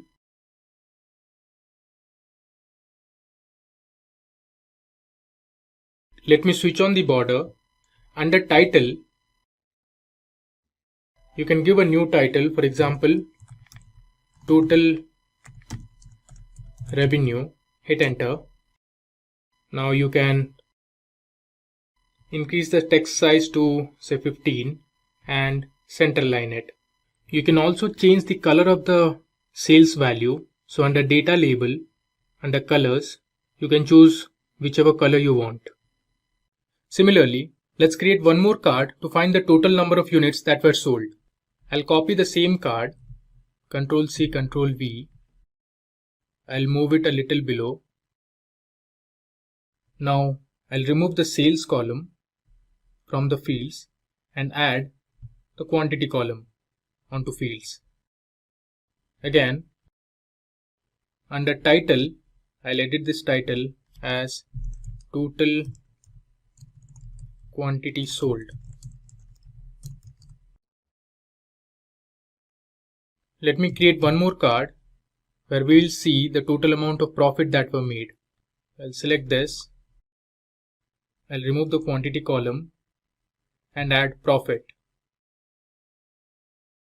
Under the Format tab, under Title, I'll make this as total profit. Hit Enter. Stretch it a bit so that you can see the total amount of profit that were made. Now, let me add a slicer wherein we'll have the order date column. So I'll add the order date column onto fields. So you can see here we have the order date column, and under slicer header, let me increase the text size to 15 and let's switch on the border. You can also give a title to the slicer. So under the Format tab, go to Title, switch it on, and we'll give a title text as Slicer by Order Date. Scroll down, I'll center align it and increase the text size to 15. Now if you want, you can also change the date colors to blue. So under Date Inputs, you can go to Font Color and select any blue color. Now let's create a line and stacked column chart to visualize sales and profit by each year, each month and each quarter. So from the Visualizations tab, let me select Line and Stacked Column Chart.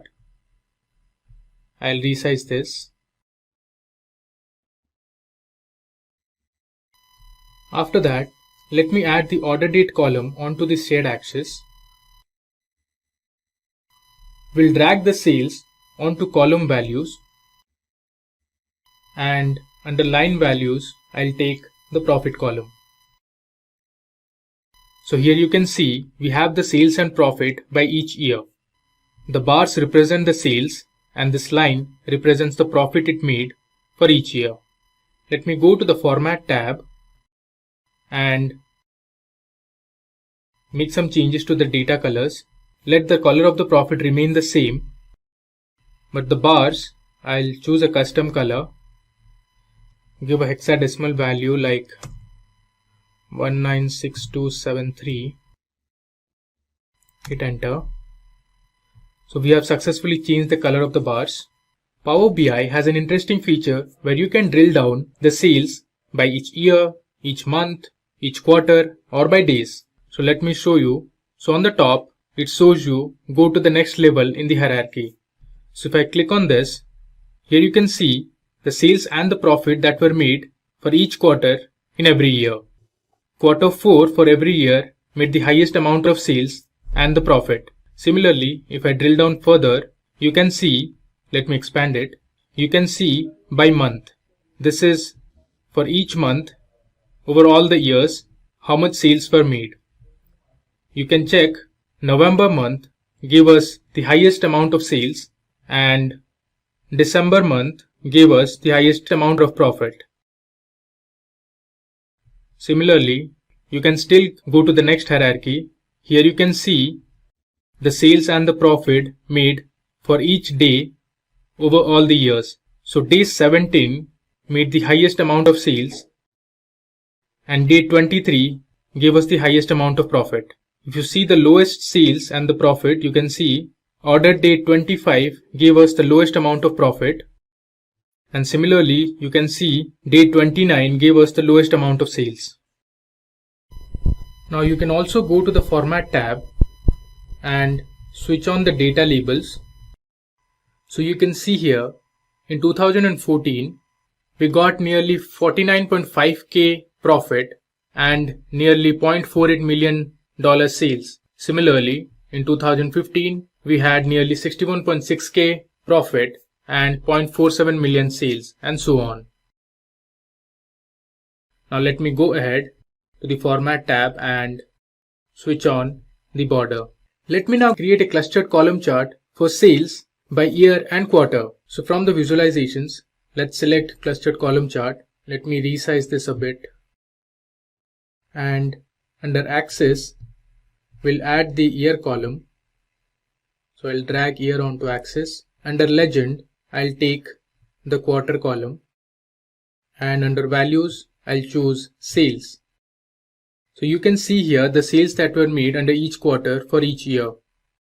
This picture clearly says quarter 4 for every year made the highest amount of sales and quarter 1 made the lowest. Let me go to the Format tab and I'll go to the data colors. Let's change the colors for each of these quarters. We'll be using hexadecimal values. So under custom colors for quarter 1, let me select hexadecimal value as follows. So for example, PF D6 D9. Similarly for quarter 2, I'll select 6D9 BA6. For quarter 3, and finally for quarter 4, I'll choose a little darker color.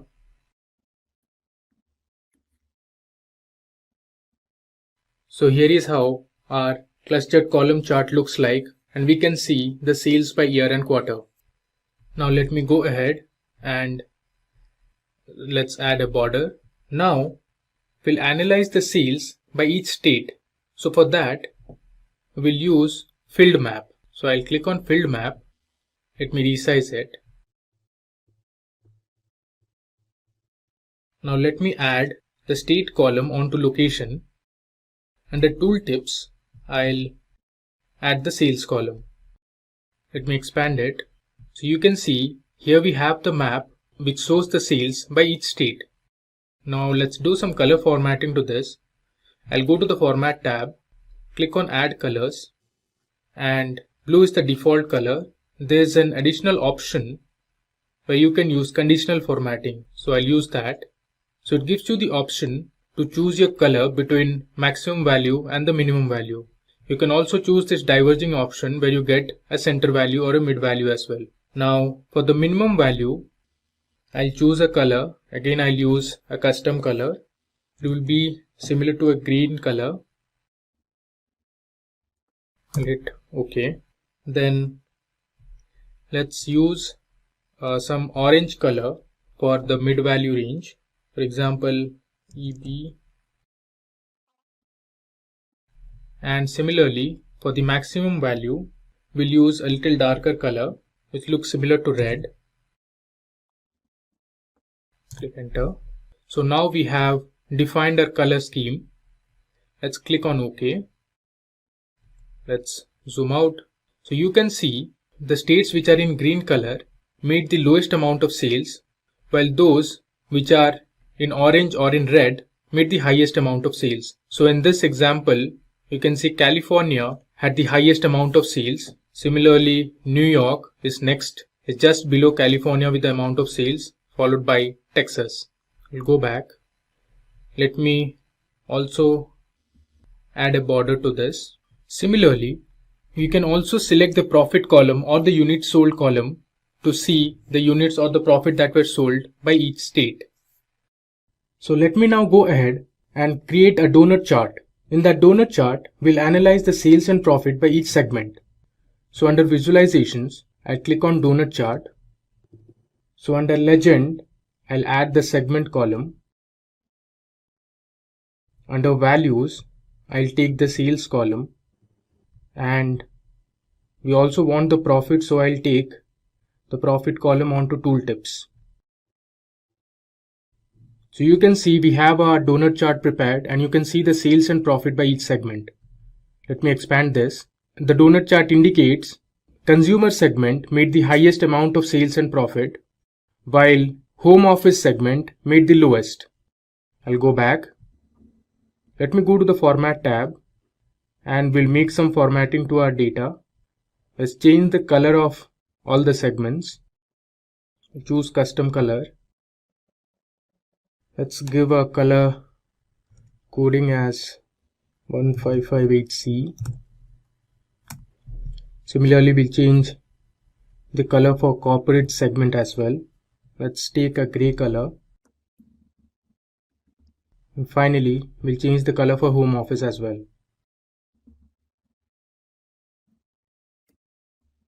I'll also switch on the border. So we have our donut chart prepared. Now let's move ahead and create a pie chart to analyze the profit and sales by each category of products. So under visualizations, I'll select pie chart. I'll drag the category column onto legend. Under values, I'll take the profit column, and under tooltips, I'll take the sales column. So you can see we have a simple pie chart that tells you the profit and the sales that were made by each category. As it's evident, category technology made the highest amount of sales and profit, while furniture category made the lowest amount of profit and sales. I'll go back.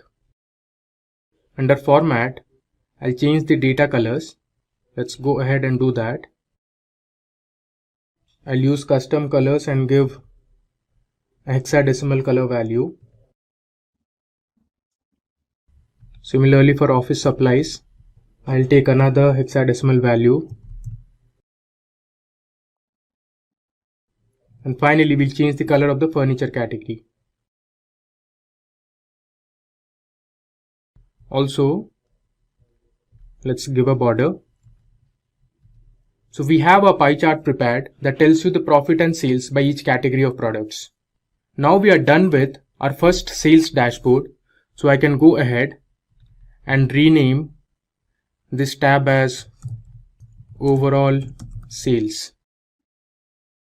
Next, we are going to analyze the sales, profit, quantity sold, and all of these by taking region and the state as filters. So we'll continue with the same drill. First, I'll create a text box. So under home menu, I'll go to text box. I'll stretch this. I'll give a title to this page, for example, region and state level analysis. Let me make it bold, and I'll increase the size to 28, make it center aligned. We'll make the text as white, and under visualizations, let's give a background color. I'll choose this blue color. So let me go ahead and create 3 slicers, a region slicer, a state slicer, and a year slicer. So under visualizations, I'll click on slicer. Let me resize, move it on top. And for region slicer, I need to add region onto fields. So you can see we have a region filter now. Let's do some formatting to this. Under slicer header, Let me make the font color white and let's give a background, let's say blue, and let me increase the text size to say 15. You can also choose a font family. Let's go for Calibri, and you can increase the size of the items. Let's increase the text size to say 15, and let's give a border. So now you have the region slicer ready. Let me copy paste this. Next, we'll create the state slicer. So I'll remove region from here and add state onto the field. So you can see we have the state slicer ready. Similarly, you can also go ahead and create a year slicer where you can analyze the sales and profit or quantity by year. I'll remove state from here and I'll drag the year column onto field. You can see we have all the 4 years from 2014 to 2017. Now sometimes it might be difficult for you to scroll through all the values present in a slicer. For example, in the state slicer, you can see there are multiple states. And if you want to filter your report by a particular state, you have to always scroll down or scroll up and check manually where the state is. So Power BI gives you this feature where you can use the search option. So if I click on this, you can see there's a search option. Select that. So now in the search bar, you can search for any state you are looking for. For example, if you want to search for California state, you can just type on California. So I have just typed CAL and it shows me California. That's an important feature that Power BI gives you. So let me now go ahead and create a simple table where we will see the quantity and the profit made in each city. So under visualizations, I'll select tables. Let me resize this. So under values, first I'll add the city column, followed by the quantity column and the profit column. Let's do some formatting. So under column headers, let me change the font color to white and let's add a background. Let me increase the text size also. Let's make it 15. Similarly, if you scroll down under values, let's increase the text size to 15 as well. And let's choose the font family. Let's take Consolas. So here you can see all the cities, the quantity sold in each city and the profit that was made in each of these cities. Now let me add a border to this. So now you can filter each of these cities by region or by state. For example, if I choose Central as my region, it will give you all the cities that lie in the central region. Similarly, you can also search for any state. For example, I am taking Minnesota. So under Minnesota, you can see all the cities and the quantity as well as the profit that made. Let me now uncheck the filters. Now let me go ahead and filter this table in terms of profit. So I'll sort by profit. You can see we have our cities sorted in terms of profit. So New York City made the highest amount of profit, followed by Los Angeles and Seattle. Below you can see the total units that were sold and the total profit that was made from all the cities. So you can also filter down the quantity sold and the profit made by each year as well as by region and state. So let's see. Suppose I am choosing East as the region. So under East, it tells you the states that are present. Let's go for Delaware and let's select 2016 as my year.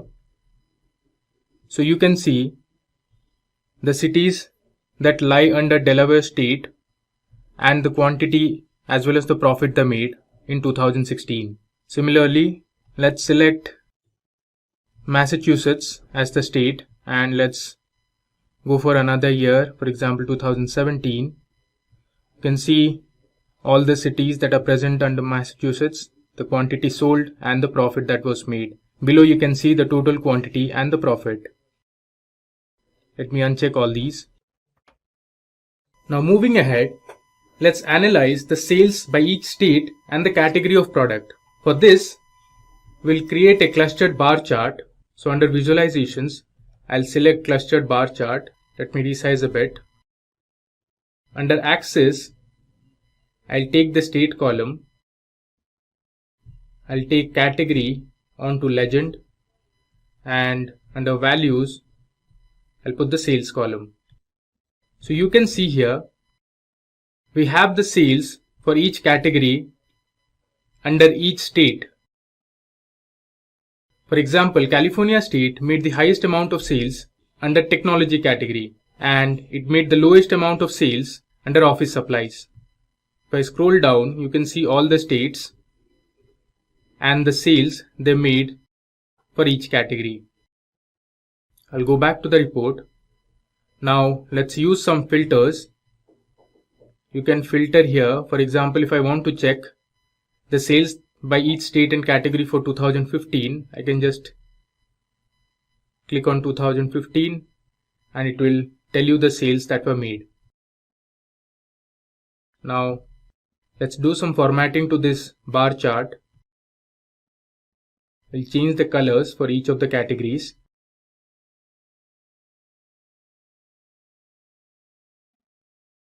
Similarly, we'll change the color for office supplies. And finally, for the technology. So now we have our bar chart ready. Moving on, now let me add a border to this bar chart. Okay. So now that we have seen our sales by state and category, let's now check the profit by year and category. For that, we'll create an area chart. I'll resize this chart. Now, under axis, I'll take the year column. Under legend, I'll take the category column. And under values, I'll take profit. And so we have our area chart that depicts the profit by each year and the category to which the product belongs to. I'll go to the Format tab and under Data Colors, I'll choose some colors. Let's change furniture to this blue color. I'll take office supplies a red color and technology I'll use a green color. So now you can use the filters. For example, you can check the profit that was made by each year and category under East region. So you can see here, in 2017, technology made the highest amount of profit while furniture had the lowest. Similarly, let's check for South region. So you can see in South region in 2016, technology made the highest amount of profit and furniture made the lowest. In 2017, office supplies made the highest amount of profit and furniture was the lowest. I'll uncheck this South region filter.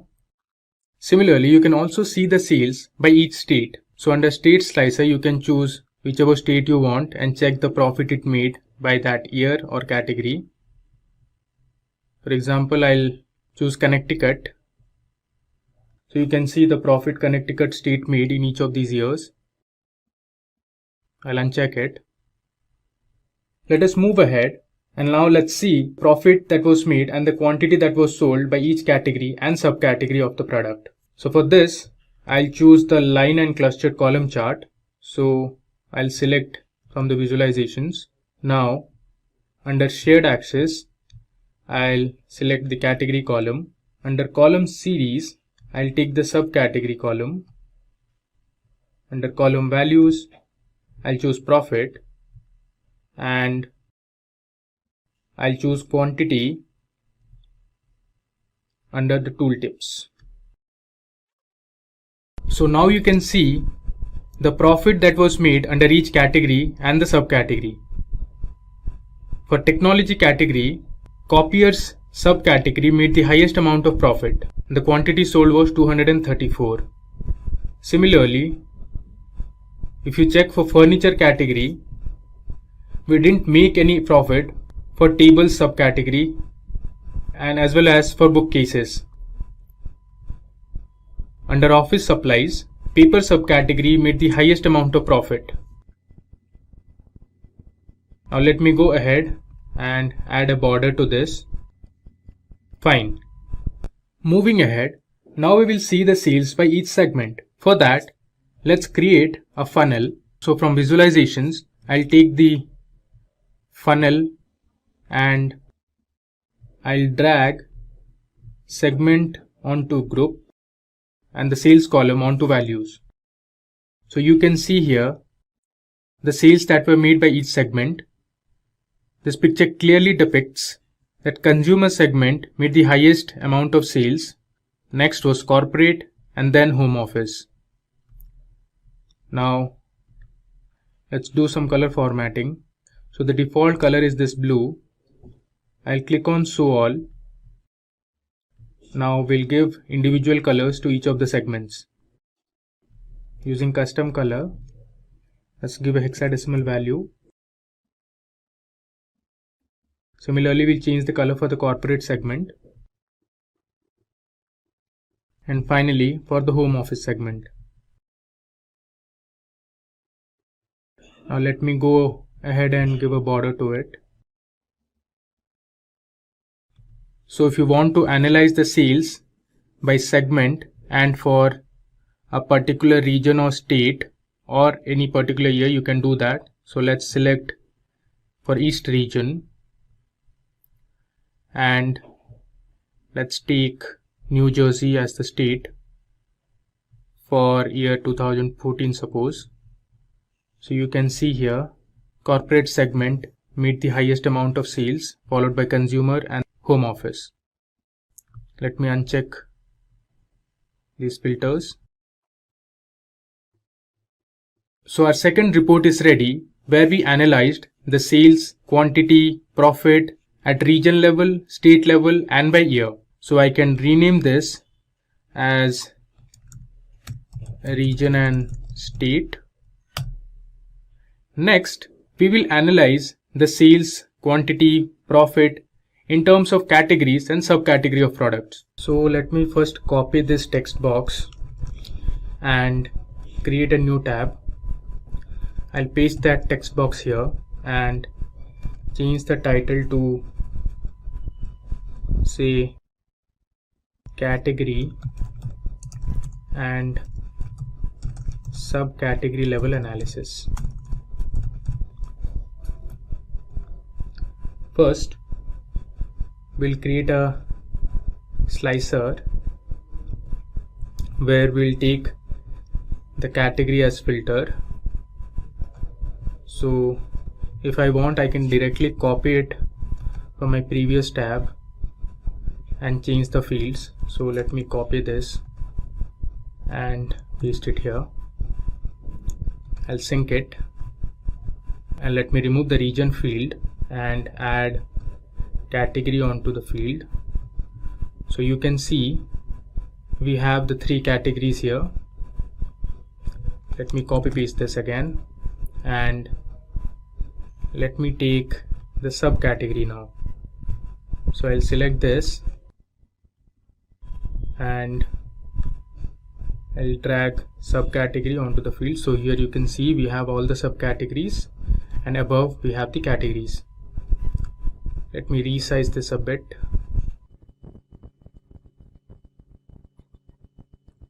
With that, now let's analyze the sales and profit by region and segment. To do this, we'll use a tree map. So let's see how you can build a tree map. Under visualizations, I have tree map. Let me select it. I'll move it to the top and expand it a bit. Now, under group, I'll select a region column. Under details, I'll take segment. I'll take the sales column under values, and let's take profit onto tooltips. So if I expand this, you can see the sales and profit by each region and segment. For example, in the West region, you have consumer, corporate and home office as the segments, and you can see consumer segment made the highest amount of sales and profit, while home office made the lowest amount of sales and profit. Similarly, you can check for the other regions as well. Now, let's give a border to this tree map, and under data colors, let me change the color of the regions. Scroll down, custom color.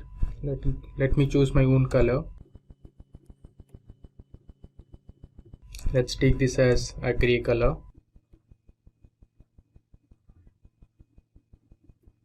And finally, for the West region. So now you can select individual categories and subcategories to check the sales and profit by region and segment. For example, if I select furniture as my category, you can see the changes that were made to the tree map. You can also select office supplies and see how the sales and profit changes. Similarly, you can also go ahead and select whatever subcategories you want and then check the sales and profit by region and segment. With that, let me now create a pie chart to see the quantity and the sales by each segment. So I'll go and select a pie chart. Let me resize this. If you want, you can increase the size of this tree map also. So let me go ahead and select segment onto the legend. Under values, I'll take quantity and sales under tooltips. So this pie chart depicts the quantity and the sales that were made by each segment. As you can see, consumer segment made the highest amount of sales and had the highest quantity sold, while home office had the least number of quantity sold and the least number of sales. Let's add a border and change the data colors.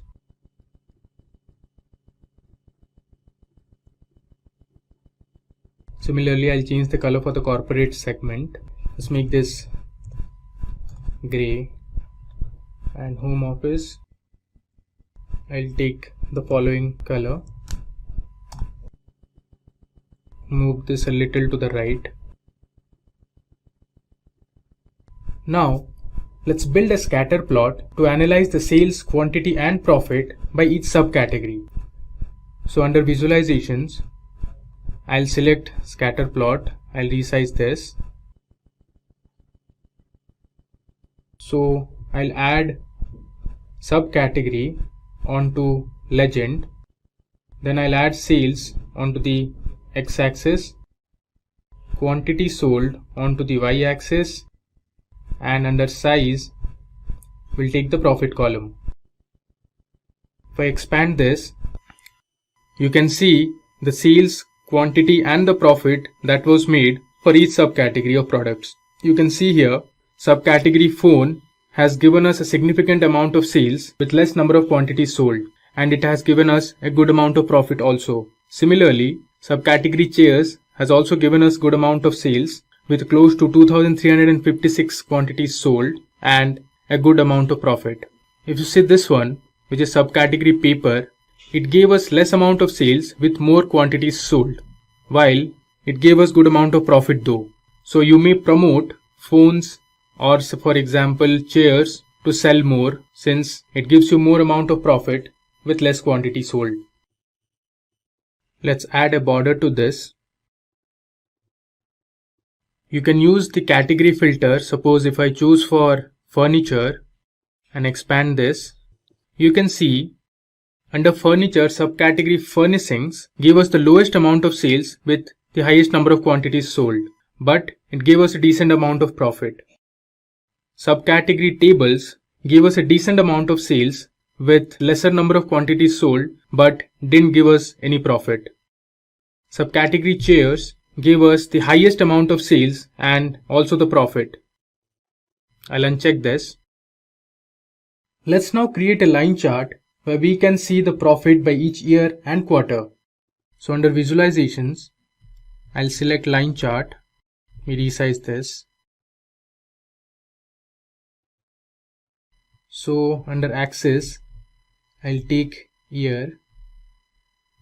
Under legend, I'll take the quarter column, and under values, I'll take the profit column.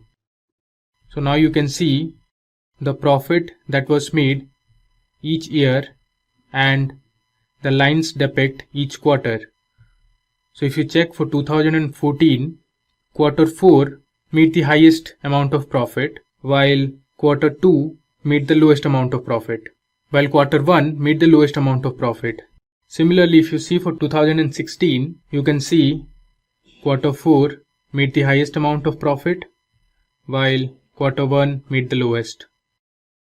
If you check for 2017, you see quarter 3 and quarter 4 almost made the same amount of profit, while quarter 2 made the lowest amount of profit. I go back. Now you can filter these by categories also. Suppose if I see for technology, you can check the amount of profit that was made in each year and in each quarter for technology category. Let's add a border to this. Likewise, we'll now create another line chart that will depict the sales by each year and quarter. So let me copy paste this. I'll drag this to the right. Now I'll remove profit from values and add sales. Let me uncheck this also. So here you can see we have the sales by each year and quarter. Now if you see for 2014, again quarter 4 made the highest amount of sales and quarter 1 in 2014 made the lowest. If you see for 2016, you can see 2016 also quarter 4 made the highest amount of sales and quarter 1 made the lowest. We'll go back. So our final report is ready, where we analyzed the sales, quantity sold, the profit at category and subcategory level. I can go ahead and rename this as category and subcategory. Let me save this. Now if you want, you can also filter it by subcategories. For example, if I select chairs as my subcategory, so for chairs you can see the sales that was made by each year and quarter. So in 2017, quarter 4 made the highest amount of sales, while quarter 1 made the lowest amount of sales for chairs. Similarly, you can select other subcategories also. For example, let me take some other category like machines. Let's see the profit now. So for machines subcategory, you can see in 2014, quarter 4 made the highest amount of profit, while quarter 3 made the lowest amount of profit. Now if you check for 2015, you can see quarter 3 made the highest amount of profit in chairs, while quarter 1 made the lowest amount of profit. Let's uncheck this. So now we are almost done building our report using the Superstore sample dataset. So we have our 3 reports ready. You can see the first one was overall sales.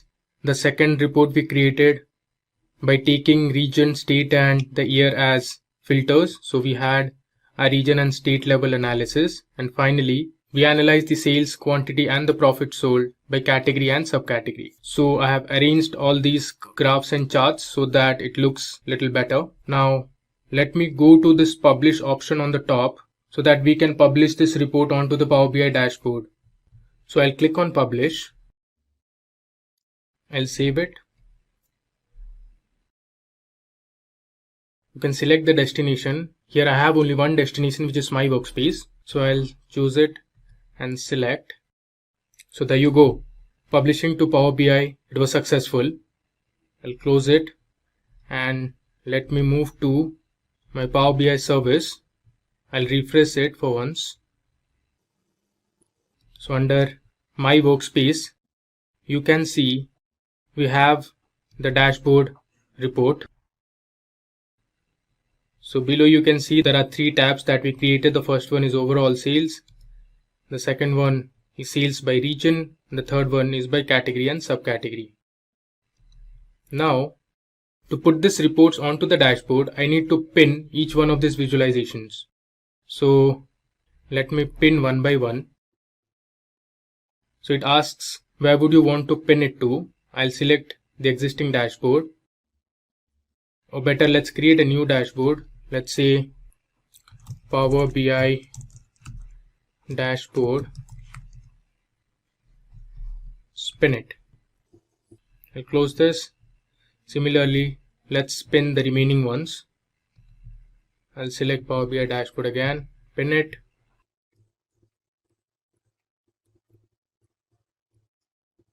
Let's spin everything.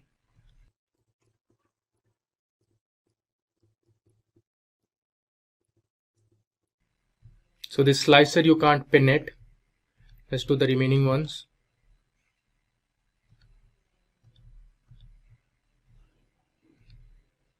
Same will do for the donut chart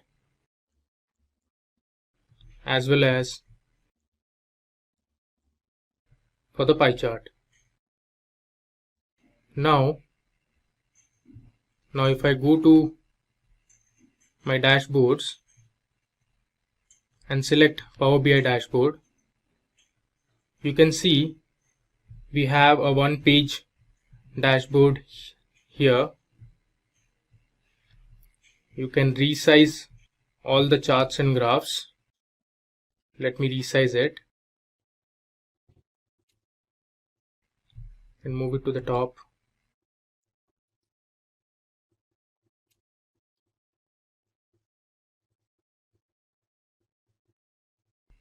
So we have our first canvas here, which tells you the overall sales, the profit and the units that were sold over different states, different segments and by categories. So one of the important features that Power BI service gives you is that you can ask questions about your data and it will tell you what the exact solution is. For example, you can see here you have a field where you can ask questions. So for example, if I type total sales and hit enter, so it tells you the total amount of sales that were made, which is $2.3 million. Similarly, if I want to find out the total profit, I can search for it here, hit enter. It will give you the exact amount of profit that was made. Let's do something else. For example, if you want total profit by say year, I'll hit enter. It gives you a nice line chart where you can see the total profit that was made over all the 4 years. Next, suppose I search for total quantity sold by segment.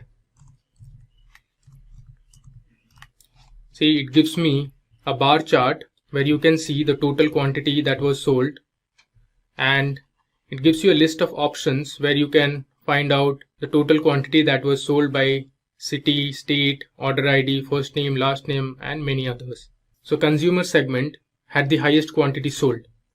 Let's see for something else. For example, if you want the total sales by, say, subcategory. I'll choose the first one.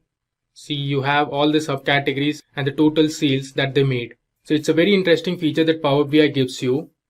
Go back. Now, if you want, you can go to the report menu, and if you want, you can pin the other visualizations as well. So another important feature about Power BI dashboard is that you can derive insights from the visualization. For example, if I click on these dots, there's an option you find, View Insights. I'll select it.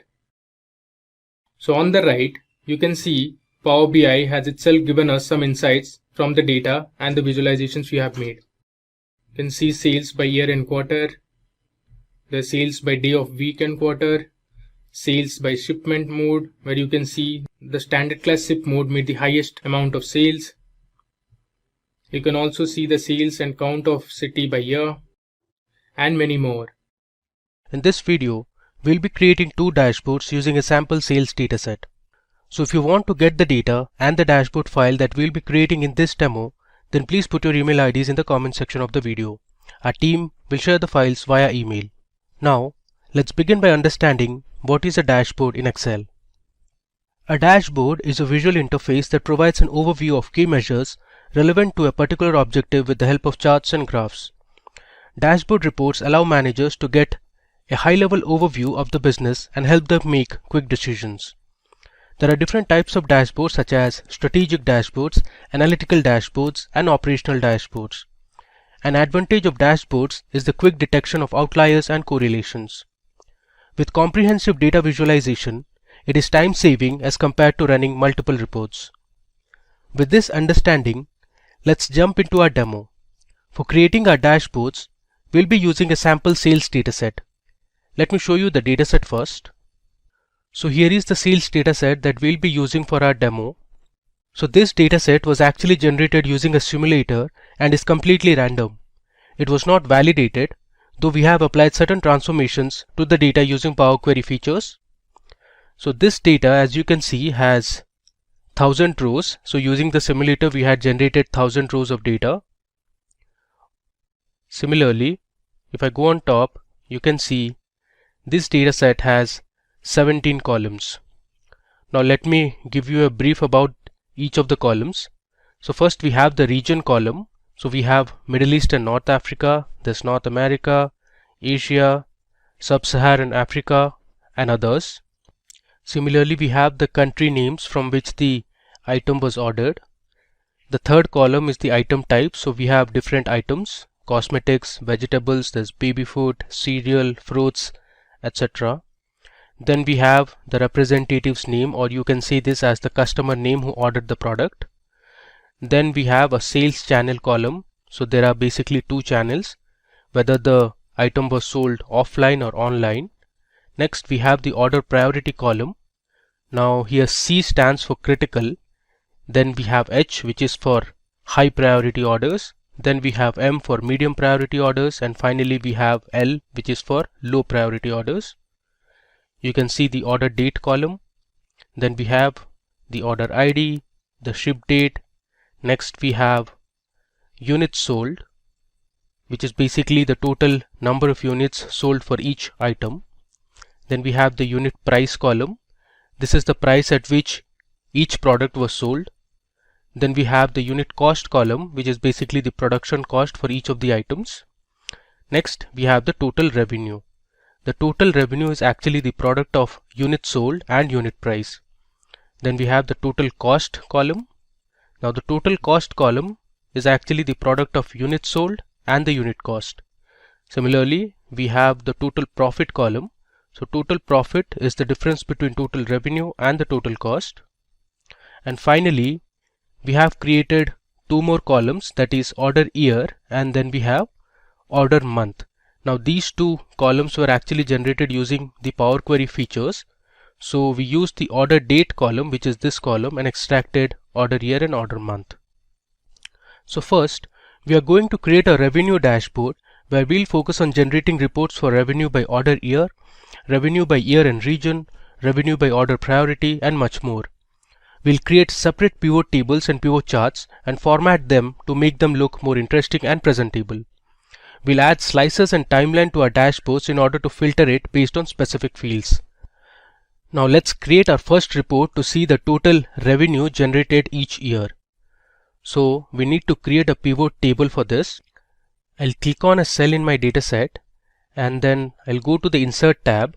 Here we have the option to select the pivot table. I click on this. You can see my table range is selected. Next, I want to place my pivot table in a new worksheet, and let's just click on OK. There you go. So we have a new sheet where I can place my pivot table. So first, I need to find the total revenue generated by each year. So what I'll do is, I'll drag my order year column under rows, and then I'll select the total revenue column under values. You can see I have my pivot chart ready. Now if you want, you can sort this. So from the data, you can see we have order year from 2010 to 2017. Now based on this data, let's create our pivot chart. So I'll click on any cell, go to Insert, and here you have the option to select recommended charts. I click on this. Now actually I want a line chart, so I'll click on line here and select OK. There you go. So we have successfully created our first pivot chart. Now let me show you how you can format this chart to make it more readable. So first, let me delete these. So I'll right click and select hide all field buttons on the chart. So this will delete the buttons present on the chart. Now let me go ahead and edit the chart title.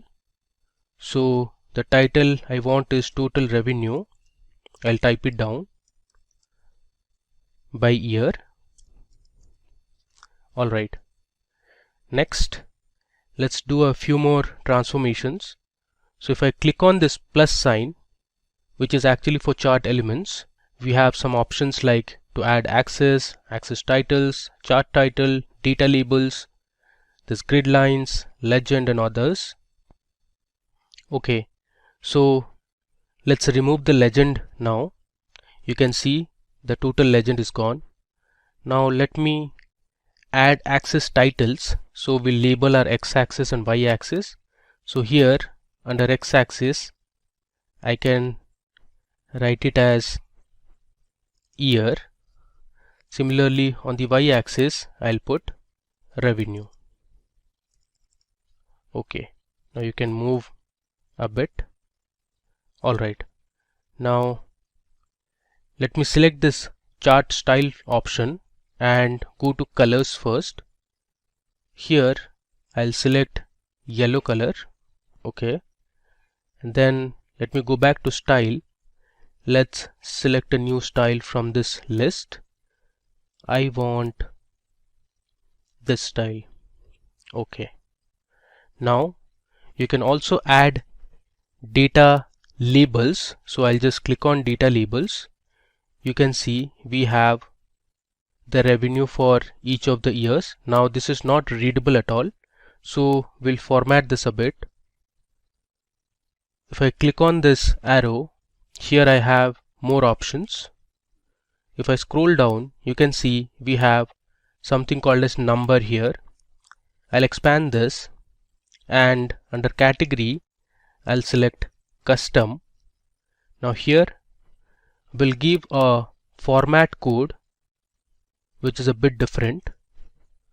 So this is actually a kind of a formula. So I'll write if my revenue value is greater than, let's say, 9,99,000. Let me make sure there are 6 9s here. So 1, 2, 3, 4, 5 and 6. Okay, we are good to go. I'll close the bracket. I'll give a hash, give 2 commas.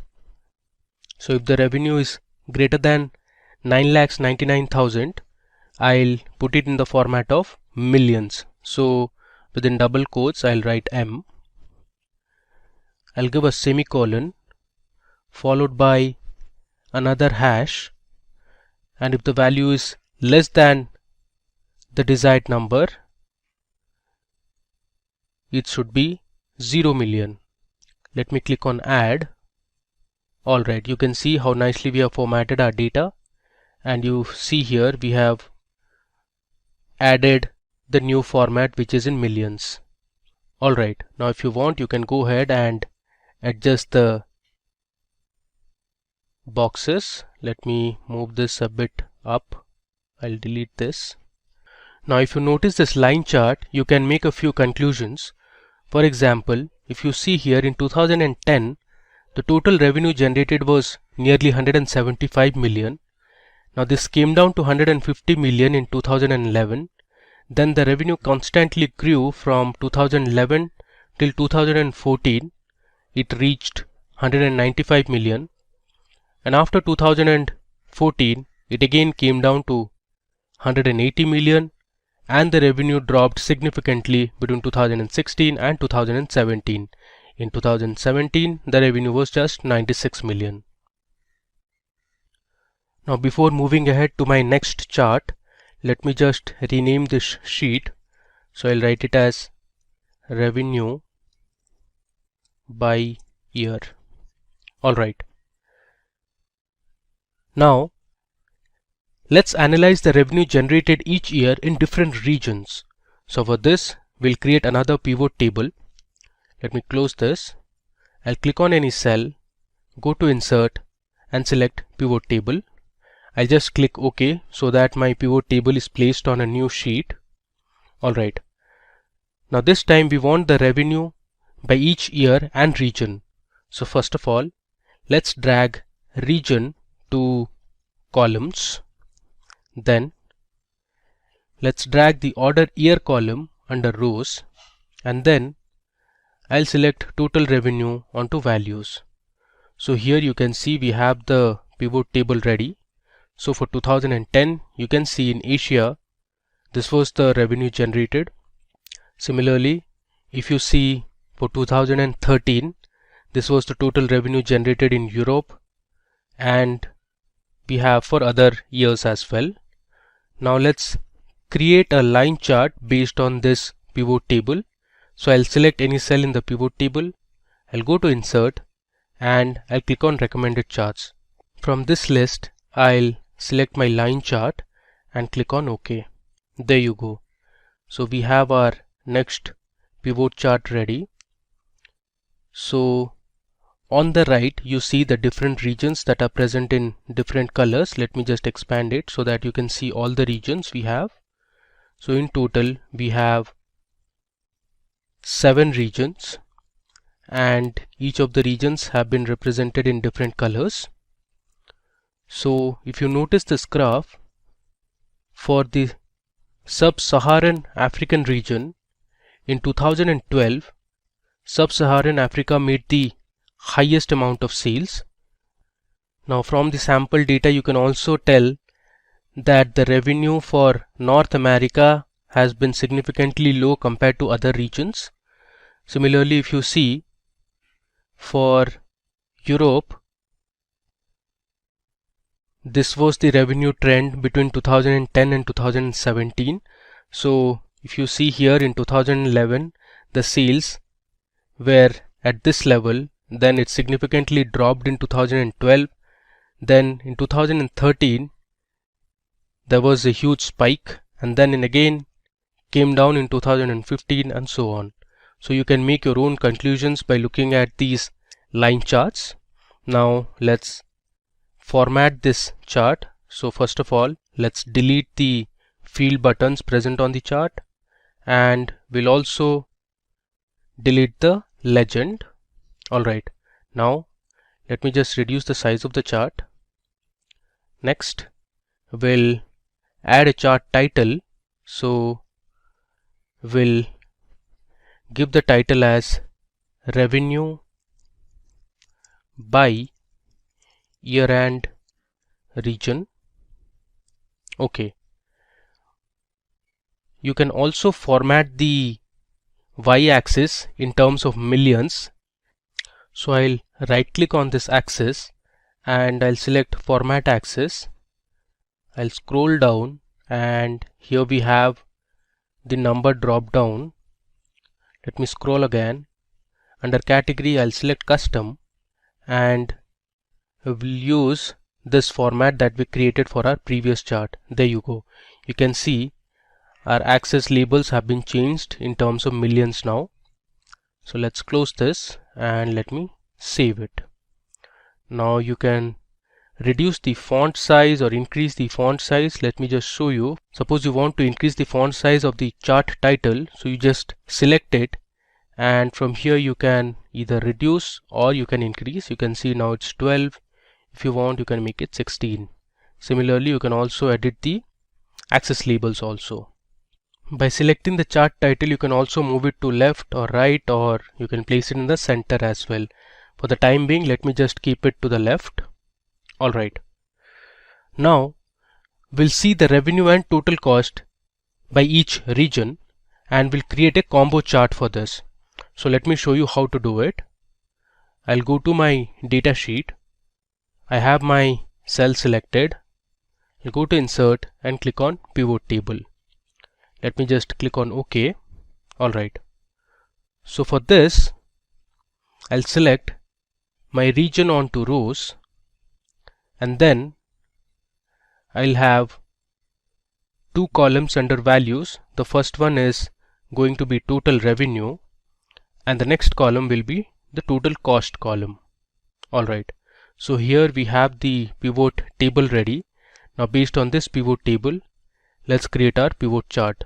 So I'll go to recommended charts and if you see below at the bottom we have combo chart. So this is the preview of the combo chart.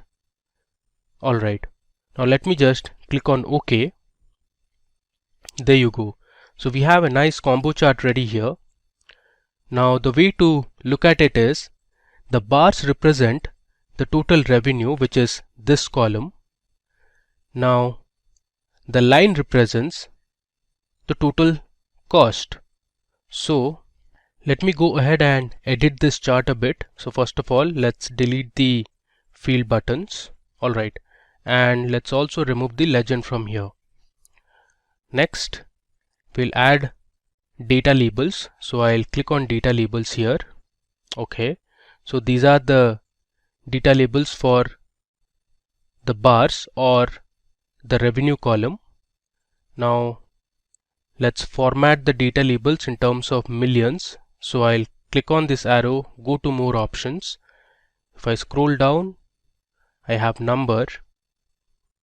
From here I'll select custom and I'll choose my type, that is in millions. Alright, so you can see we have formatted our data. Next thing, we'll add a chart title. So here I'll write as revenue by region. It's actually revenue and total cost by region. Before moving ahead, let me rename the sheets as well. I'll write revenue and total cost.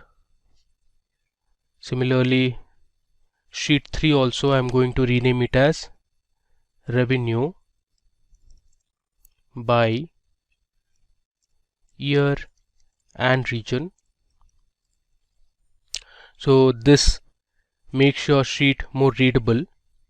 Alright, now moving ahead, next we are interested to get the revenue generated by order priority, and for this we are going to create a pie chart. So let's go to the data sheet and create our pivot table first. I click on OK. Now I'll select order priority under rows and under values I'll select total revenue. So this is a very simple pivot table. So you have your order priority. So C is for critical, H is for high, L is for low, and M is for medium. Now based on this, let's create a pie chart. So I'll go to recommended charts, and here you have pie chart. I want to select this 3D type of pie chart, and I'll click on OK. Alright, so we have our pie chart ready. Let me just resize it, and from here I'll remove the field buttons, and I also don't need the legend, so I'll delete this as well. Alright, now let's give a chart title. So this is going to be revenue by order priority. Now let's add our data labels. I'll check this option. Okay, now let's again format this in terms of millions. So here I'll click on the last option, I'll go to numbers. Under category I'll select custom, and my type is going to be in terms of millions. There you go. Let me close this. I'll just move this to the center. Alright. Now if you want, you can change the color of the text as well. So let's have it in white color and see how it looks. Okay, so this looks pretty decent. Cool. Now moving to our next report. So this time we are going to find the total revenue by countries. So we have multiple countries present in our data set. We want to visualize the revenue generated in each country. So for this we are going to create a horizontal bar chart. So let me show you how to do it. But before moving ahead, let me just rename this sheet. So I'll write revenue by, I'll just put OP, which stands for order priority. Alright, now let's create our horizontal bar chart. I'll go to insert, click on pivot table and select OK. So I want my revenue based on different countries, so I'll select country and put it under rows, and then I'll choose total revenue and place it under values. So here you have the different country names. We have Afghanistan, there's Albania. Let me scroll down. You have Bangladesh. There are a number of countries. You have Czech Republic, there's Estonia, France, Gabon. Similarly, if you scroll down, we have India, there's Jamaica, Italy, and all the way to the bottom if you go, we have New Zealand, there's Netherlands, Philippines, Portugal. We also have Singapore, lots and lots of countries. We have the UAE, United States of America, Zimbabwe, and others. Alright, let me go up. So based on this pivot table, let's create our pivot chart. So I'll go to insert and select recommended charts. From here I'm going to select the column chart. You can see the preview here, and let me click on OK. Alright, so here you can see the different country names at the bottom and the revenue for each of the countries. Let's go ahead and edit this chart. So first of all, I'll delete the field buttons. Okay, and let me also remove the legend. Here I'll write revenue by countries. This is going to be my chart title. Okay, let's format this chart a little more. So I'll click on this option and we'll select a new style. Let's say I'll select style 6. Okay, and let me now go under colors and we'll select the color of the bars. So let's choose this color. Okay, so you have a horizontal column chart ready, and at the bottom you can see the different country names and we have the revenue. Cool. Now let me go ahead and rename this sheet. So I'll write revenue by countries and hit enter. Okay, And finally, we'll create another report which is going to be part of our revenue dashboard, and this is revenue by items. So we'll visualize our revenue for different items present in the table. So if you see this, we have cosmetics, vegetables, cereal, fruits, there's clothes, snacks, households, and other products as well. So let's check the revenue for each of these items. So we'll continue the same drill. I'll create my pivot table on a new worksheet, and this time I'm going to drag item type under rows, and we'll have the total revenue under values. So here on the left of the table you can see we have the different item names, and then we have the total revenue. So let me just sort this total revenue from largest to smallest. So you can see here office supplies made the highest amount of revenue, followed by household, then cosmetics, and fruits made the lowest amount of revenue. I'll click on this, go to insert and select recommended charts. This time I'm going to create a bar chart. So this is how my bar chart is going to look like. I'll select OK. Alright, now let's format this chart a bit. I'll delete the field buttons and I'll delete the legend as well. And let's edit the chart title. So this is going to be revenue by items. Cool.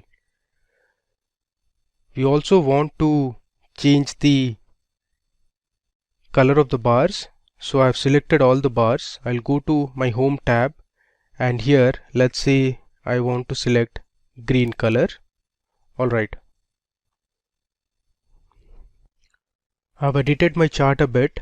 Now let's make it 14 and I'll remove the bold. Okay, here if you want you can change the font also. Let's keep it in blue color.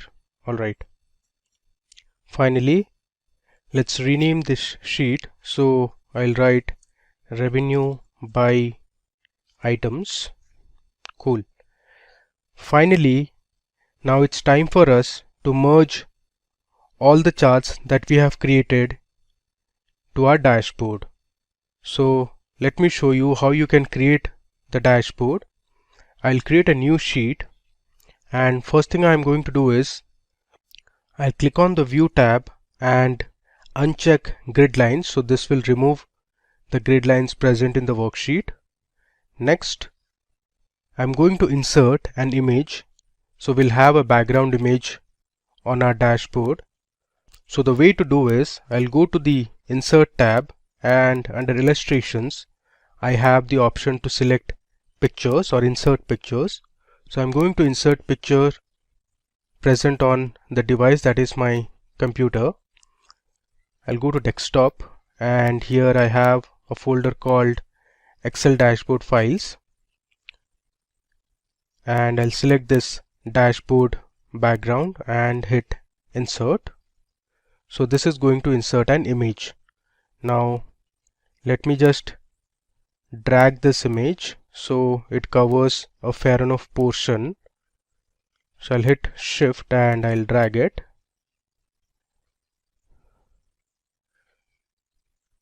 Alright, so you can see I have successfully added a background image. If you want you can still expand this background image a bit to the right.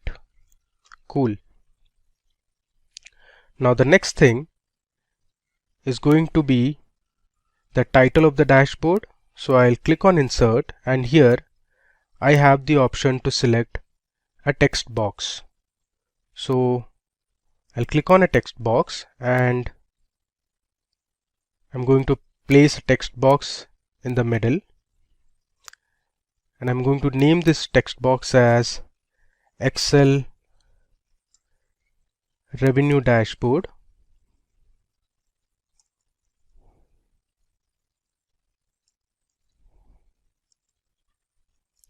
On sales. I'll centerline it.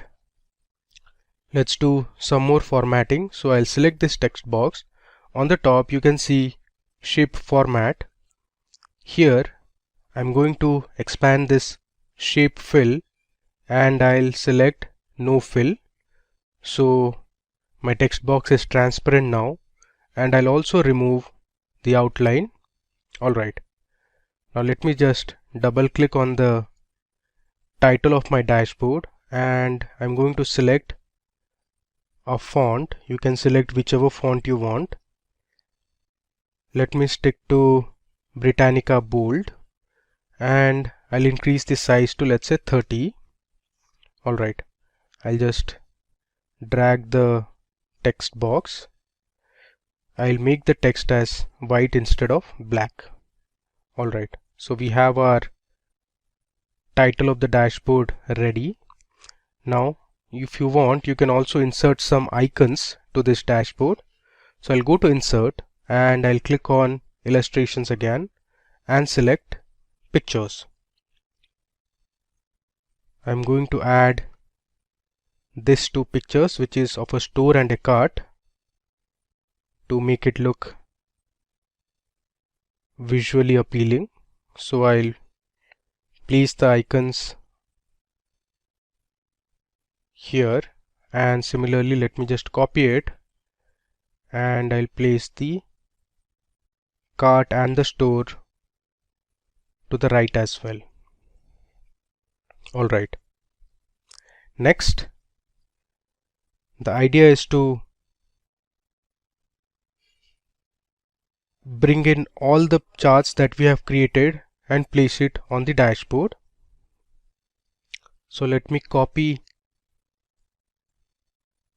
each of the charts and place it on the dashboard. So I'll hit Ctrl V to paste it and we'll resize this as well. Alright. Similarly, let me bring in all the other charts as well. Alright, so now you can see I have added all my charts and graphs to this dashboard. So you can see here we have our line charts, our column charts, the combo charts, this pie chart and others. Now let me go ahead and format these charts a little more. So you can see this looks a bit cluttered. So let's adjust the labels. Let me bring this down. Similarly, I'll bring 190 million a little below. Alright, this looks fine now. One more thing we are going to do is we'll remove the white background from each of the charts and make it transparent. So let me show you how to do it. So I'll select this chart, then I'll right click and go to Format Chart area. Here on the right you see we have an option called No Fill. So if I select No Fill, you can see the white background is gone now. Similarly, let me also remove the grid lines. So I'll select the grid lines and hit delete. So you have also removed the grid lines from here. Now let's also remove the white outline that we have. So I'll select this chart, go to Format, and here I'll go to Shape Outline and I'll select No Outline. You see this? So we have our total revenue by year, which is a line chart, and this is completely transparent now. Now what I'm going to do is I'll place this chart over a box. So I'll go to Insert, and in Insert we have the option to create a shape. So I'll click on Illustrations and here I'll choose a shape and let me select a rectangle. So I'll just create a rectangle here. Alright, and now what I'll do is I'll select this and bring this to front. I'll right click and choose Bring to Front, and I'll place this shape below it. Alright, now the next thing is to edit the shape. So first I'll change the color of this box. So let me select this blue color and let me increase the transparency. So I'll right click and go to format shape. Here I'll increase the transparency. Let's keep it to 25%, or let's say 20%. Alright, next thing, we'll just convert all the font to white color, including the axis labels, the chart title. We'll also convert all the axis labels to white color so it looks better. Now we'll just adjust our chart over here. Next thing, let's just remove the outline. So I'll go to shape outline and I'll select no outline. You see, we have now formatted our chart. Let's just pull this a little up. Alright, now we'll add this blue background to all the other charts. So we'll first add the background, make it transparent, and then we'll convert the font text to white color to make it more readable and visible. So for the time being, I'll just pause the video and come back again. Alright, so now you can see on your screens we have nicely formatted our dashboard. So I've added a few logos for each of the charts. You can see the logos here. So for revenue by countries, we have a globe. Then if you see here, this is kind of a map or a location. Similarly, we have all formatted the color of the bars. Then we have also formatted the labels in terms of millions. If you look on the y-axis, even the revenue for year and region are all formatted in terms of millions. If you want this, you can also format the total year by revenue in terms of millions. So the way to do is, you can select this graph, right click and go to format axis. Here if I scroll down, you have numbers, and under category I'll select custom. Then I'll select my type as this format, which is in millions, and you see here we have successfully formatted our y-axis labels. Alright, so the next thing is to add slicers and timelines to our dashboard. Now slicers are used to format your data based on a particular column. Suppose if you want to see revenue by certain items, you can add item as a slicer and you can view the entire dashboard. Similarly, for timelines you can add date columns. So if you want to see what was the amount of sales or revenue generated on a particular year or a particular month, you can do that using a timeline. And here you can see under filters we have slices and timeline. Or if you go to the pivot chart analyze tab, here also you have insert slicer and timeline option. So I'll select insert slicer here first. Now it's giving me the list of fields present in the dataset. So I'll select country, region, and let's say we want to know by item type and sales channel. So these are going to be my 4 slicers. I'll click on OK. You can see it here. We have our 4 slicers here, and these are the list of values. Under region we have Asia, this Europe, North America and others. Similarly, we have the different country names for country slicers, and then for item type also we have all the items that were present in our dataset. Now moving ahead, we need to connect all the slicers to a dashboard. So what I'll do is, I'll right click on this option and I'll go to report connections. Okay, so under report connections you have all the pivot tables that we created.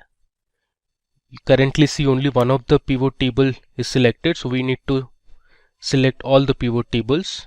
So let me check all the pivot tables present in this workbook and click on OK. Alright, now that we have connected one of our slicers, we'll now connect the other remaining slicers. So I'll right click on this, go to report connections, and I'll check all the pivot tables present in this worksheet. Click on OK. Similarly, let's do it for the country slicer. I'll go to report connections and let me select all the pivot tables. And finally, we have the item type. So I'll right click, go to report connections, and then I'll select all my pivot tables. And let's hit OK.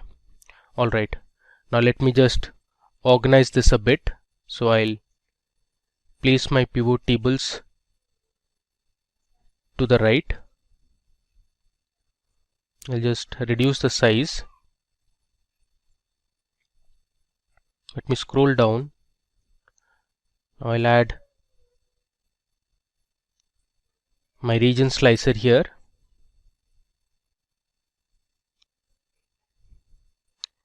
Similarly, I'll add my final slicer, that is sales channel. Now in our next dashboard, which is going to be the profit dashboard, I'll show you how to add a timeline. Alright, now I have arranged all my slicers. So let's say you want to find the revenue that was generated for an item type, let's say beverages. So you can just select beverages here, and all your charts show the respective revenues. So you have the total revenue by year for beverages only.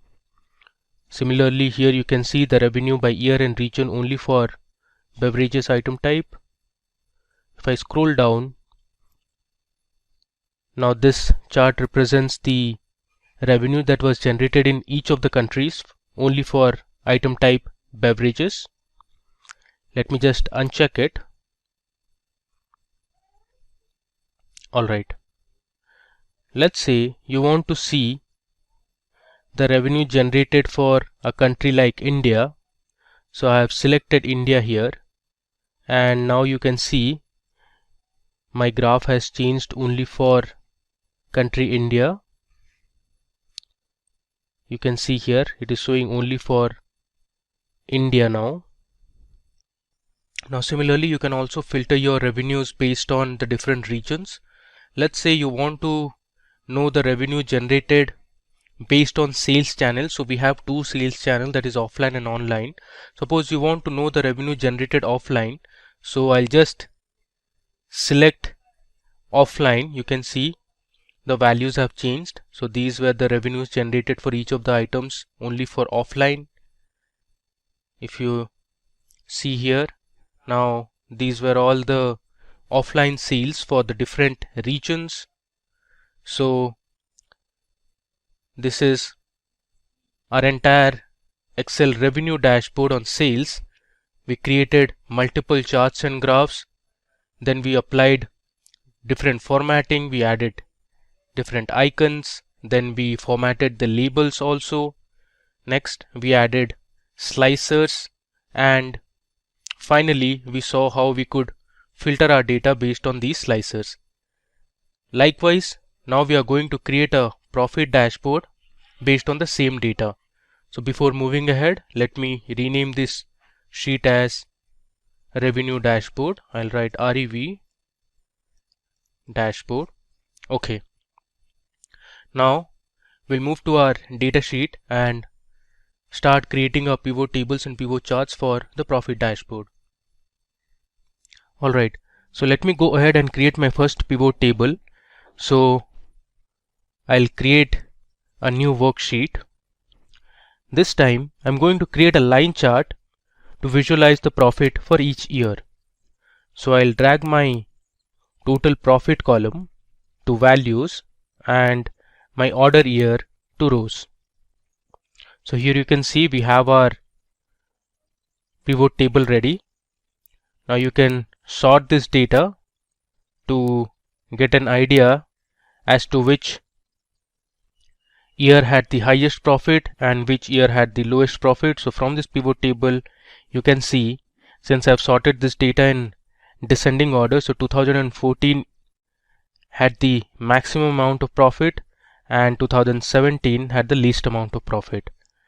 I'll just do Control Z to undo it. Alright. Now based on this pivot table, let me go ahead and create my pivot chart. So I'll go to recommended charts and click on a line chart. So this is the preview of the chart. I'll click on OK. Let me close this. Similarly, we are going to edit this chart now. So first I'll hide all the field buttons present on the chart, and I'll rename the chart title as Total Profit by Year. Next, I'm going to remove the legend, so I'll delete this. Let's do some more formatting. So I'll go to Style, and this time I'm going to select my style type. Okay, and if you want, you can choose the colors as well. For the time being, let's have this yellow color. Next, let me add the data labels. So again, if you see here, this is not formatted properly. So let's go ahead and format the data labels. So I'll click on number and I'll select custom here, and the type I'm going to select is in millions, and I'll click on close. So here you can see we have our line chart ready, which shows total profit by year. Let's rename this sheet as Profit by Year. Alright, now let's move back to our data sheet again. Next, we are going to show the total profit by countries. For this, I'm going to create a map. So let me first create my pivot table. So I'll go to Insert and I'll click on Pivot Table. Let me click on OK. Since I want the country names, so I'll select country under rows, and then I have my total profit under values. The next thing I'm going to do is I'll just rename the row labels as countries, and then I'm going to delete the grand total, which you can see at the bottom. So here we have the grand total. Let me just delete the grand total. So I'm going to select this pivot table, go to the design tab. Here we have subtotals and grand totals. I'll switch off the grand total. Let me just verify it again. I'll scroll down. You see the grand total has gone now. Alright, now we want to create a map out of this. The way to do is I'm going to select my data, copy it, I'll go on top and I'll paste it here. Using this data, I can create my field map now. So I'll go to Insert. Here we have the option to create a field map. There you go. You can see we have our map ready. I can expand this. Now as you can see, our map has a color scale which comes from light gray color to dark blue color. So the countries that are in gray, or you can say light blue, have the lowest amount of profit, while the regions or the countries that have been shaded in dark color or dark blue color have highest amount of profit. I will go ahead and delete this scale. Okay. Next, we need to connect this map to the original data source. So what I'll do is I'll right click on this map and I'll go to select data. Here, instead of the previous range, I'll give my new range now. So my new range will be my original pivot table that I had created. I'll go on top and click on OK. So we have our map ready now. Now if you want, you can change the color of the shade. So I'll just go to colors and let's say we'll keep green color. So the countries that are shaded in dark green have the highest amount of profit, while those which are highlighted in light green color are the countries that made least amount of profit. Okay, now moving on. Next, we want to create a pivot table that will show us the profit by year and sales channel. So for this, we are going to create another line chart. So I'll go to insert and click on pivot table. So I'll select new worksheet. Here, since I want to know the profit by year, first of all I'll drag my order year column to rows, and then I'll choose my total profit column under values. Next, I'm going to select my sales channel under columns. There you go. So we have our pivot table here. Now based on this pivot table, let me create my pivot chart. So I'll go to recommended charts and I'm going to create a line chart. I close this. You see here, based on this chart, you can tell the profit generated with online sales were actually lower than that of offline. So here the blue line represents offline profit and the orange line represents online profit. If you mark clearly, in year 2012 the online profit was actually higher than the offline profit. So let me go ahead and edit this chart a bit. So we'll delete the field buttons. I'll also delete the legend for now. Let me go ahead and add a chart title. So I'll write profit by year and sales channel. Okay, so this is my second report. Before moving ahead, let me just rename this sheet. So I'll write profit by countries. Similarly, let me rename this sheet as profit by year and let's say SC for sales channel. Okay.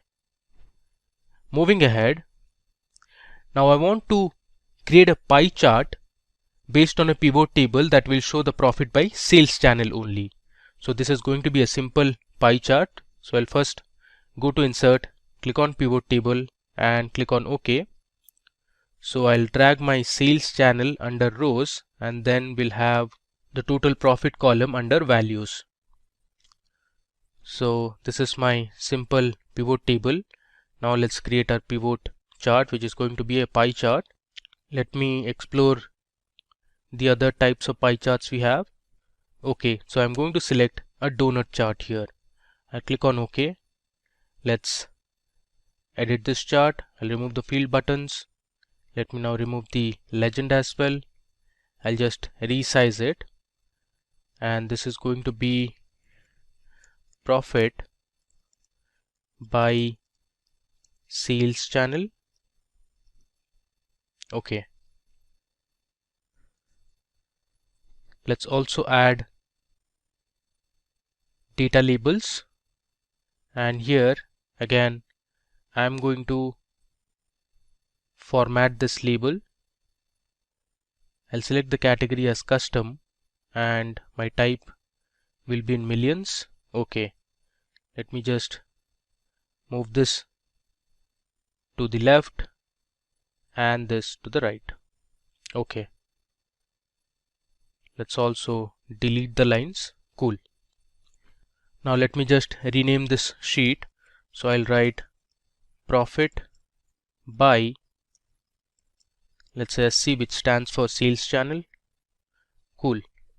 Finally, I'm going to create a report that will show the revenue and profit by items.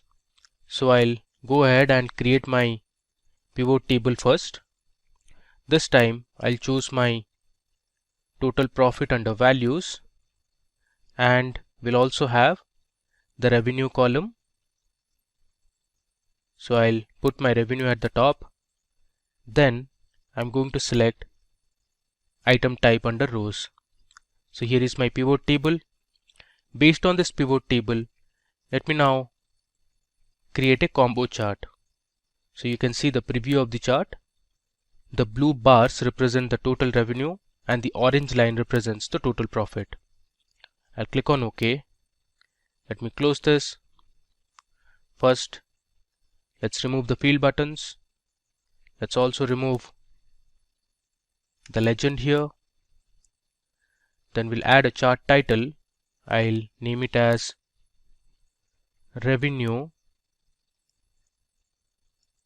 and profit by items. Okay, if you want, you can also go ahead and change the color of the bars. So let me just select one of these colors. Okay, alright. So we have our 5 reports ready that we are going to use for our profit dashboard. Next, let's create a new sheet and we'll get started with building our dashboard. So I'll click on a new sheet. Let me just rename this as profit dashboard. Alright, we'll continue with the previous drill. So first of all, let's go to the view tab and remove the grid lines. Now we'll insert a background image like we did for our revenue dashboard. So I'll go to insert, under illustrations I'll click on pictures and select this device. I'm going to have the same background. I'll click on insert. Alright, so you can see we have a picture of a company, or you can say an organization. Let's just drag this a bit to the right. We'll adjust the size also. Alright. Now let's copy the title of my profit dashboard. So here you can see I have brought my revenue dashboard, and I'll copy the title and the logos that we used for the revenue dashboard. I'll paste it on my new dashboard. Let's just align it in the center. Alright, the next step, let me now go ahead and edit the title. So this is actually going to be Excel profit dashboard instead of revenue. Now we'll copy each of the charts that we just created. For example, the revenue and profit by items, then we had profit by sales channel. All this we are going to copy one by one and put it on the profit dashboard. So let me just copy a few now. I'll paste it here, and later on we can make the adjustment. I'll copy this as well. Similarly, I'll bring the other 3 charts onto my sales dashboard. Okay, so here on my profit dashboard I have added all the charts and have aligned and reshaped it so that it looks good.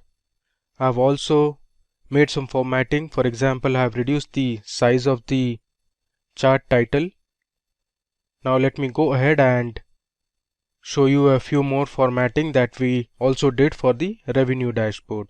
First, let's remove the white background from all the charts. So I'll select the first chart, I'll right click and I'll click on format chart area. Here under fill, I'll select no fill. Next, I'm going to remove the grid lines, so I'll just delete it. Let me close this. Now we also have a outline, so I'll go to design, actually format, and I'll remove the outline. Next, I'm going to add a blue box at the back like how we did for the revenue dashboard. So let me select a blue box from here and I'm going to paste it here. Okay, now let me just select the chart and I'll bring this to front and I'll move this to the back. Next, I'm going to change the font color all to white so that it's clearly visible and it's more readable. I'll do it for the x-axis as well. Okay, so here I have my first chart ready. The same I'm going to do for the rest of the charts. Okay, so now you can see here I have formatted all my charts. I have also added a blue background. You see here I have also formatted the Y labels in terms of millions, which is actually the profit. Similarly here I have added the data labels. This is for revenue. Some of the charts also have the data legends. So here you can see the blue color represents offline and the red represents online. Similarly here you have the legends. I've also formatted the map as well. Okay, now the next thing is to make this dashboard more interactive. So we'll add our slicers as well as timeline. First, let me show you how to add a timeline. So I'll select one of the charts and I'll go to insert. Under insert, I have the option to create a timeline. So I'll just click on timelines. So timeline is actually based on date columns. So since in our dataset we only have two date columns, one is order date and one is ship date. So Excel has only shown us two columns. So I'm going to create my timeline based on order date. So I'll select my order date column and I'll click on OK. You can see here this is called a timeline. I can expand this. Now this timeline is based on months now. If I scroll this timeline, you can see here I have my order year 2010 and I have all the 12 months. Similarly we have for 2011, then we have for 2012 all the way till 2017. Now you can filter this in terms of years, quarters, months or days. Let me just select year now. So I have years from 2010 till 2017. Let me just squeeze this and I'll place it somewhere here on the right. Now let me go ahead and create a few slicers for my profit dashboard. So I have selected one of the charts. Under insert, I'll click on slicer. You can see it gives me the list of columns from which I want to create slicers. So I'll create a region. Let me also select country. Let's say I want the representative's name or the customer's name, and I'll click on OK. So here I have created three slicers. Let me first resize it and I'll place it on the right. Similarly, I'll place the country column also. Then we have the region slicer. I'll resize this and I'll bring it here. Okay. The next thing we need to do is I have to connect all the slicers and the timeline to the pivot tables for the profit dashboard. So I'm going to click on the multiple select option and go to report connections. Here I'm going to select all the pivot tables that are related to profit. So here I have selected 4 and I need one more, which is pivot table number 10. I click on OK. Similarly, let's create or connect my region filter to all the pivot tables. So I right click, go to report connections. Here I'll choose all my pivot tables which are based on profit. I'll click on OK. Let's do it for the country slicer as well.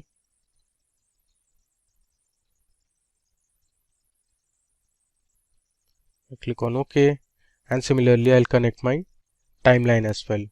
I'll go to report connections and I'll select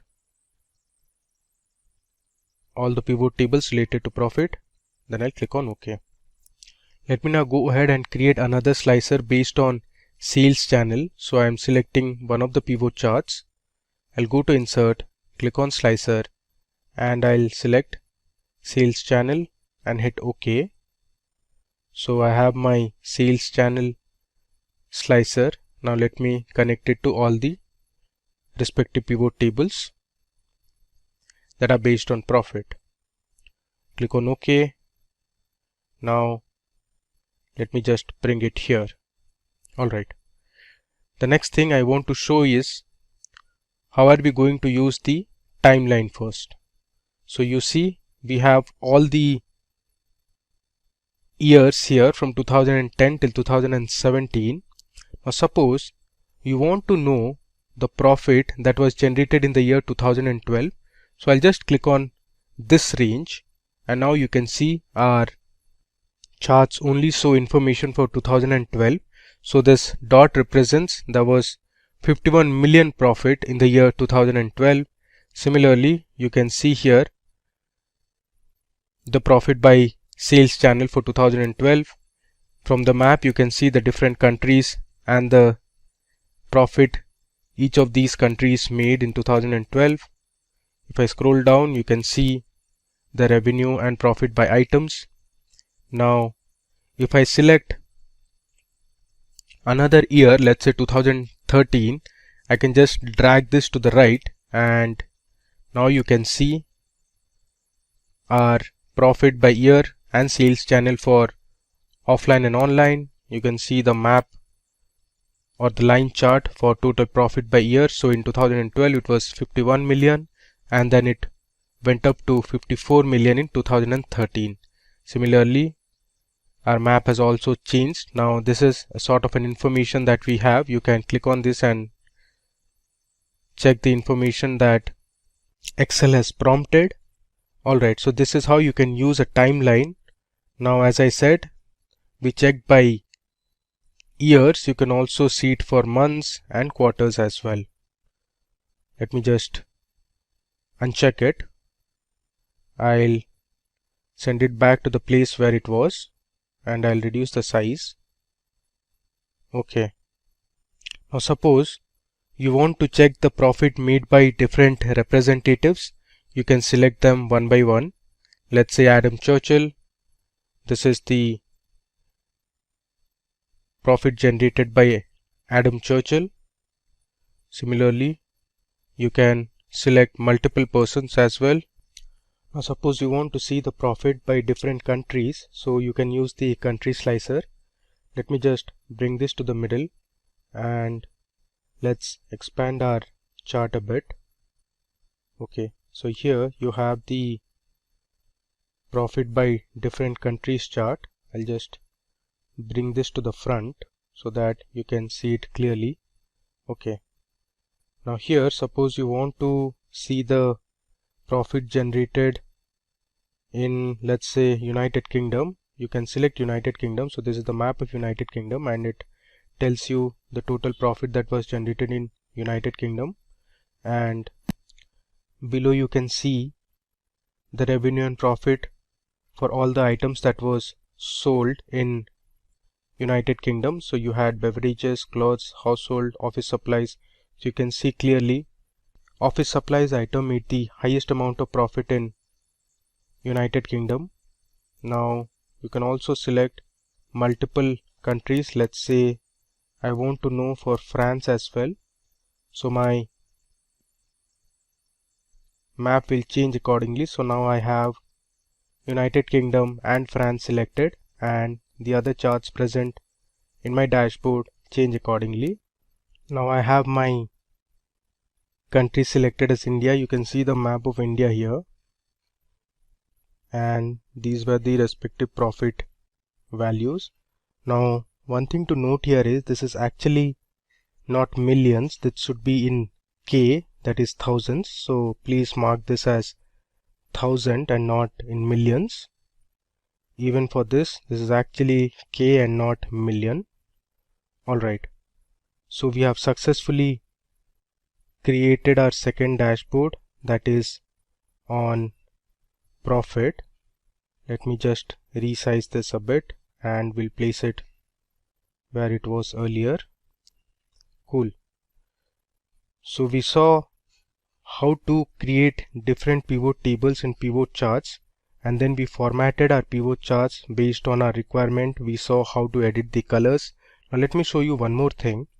You can also change the look and feel of the dashboard by going to the page layout tab. Under page layout you have themes. So here you can select different themes. Currently we are with the office theme. Now let me just select another theme, let's say facet.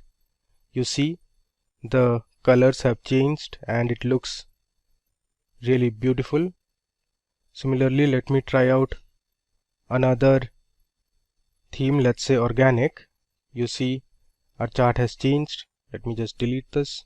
Okay, so now once you change the theme, the text also change a bit. You can see the slicers are in a different font. Let me explore one more theme. Let's say this time I'm going to choose depth, and this is more of a green type of color. You can play around and select whatever theme suits the best. Alright. Now let me just move back to my revenue dashboard and see how it looks. There you go. So since we changed our theme, even our revenue dashboard is also impacted. So this is how it looks now. You can always go ahead and play with different themes, colors, fonts and effects. Alright. So in this demo we saw how to create a revenue dashboard. So we created line charts, this combo chart, pie chart, horizontal and vertical bar charts, and then we learned how to add slicers and connect it to different pivot tables, and we filtered our data to see revenue as well as profit by items, by countries, by different regions, sales channel. We learned how to create a map and lots more. And with that, we have come to an end of this session on data visualization.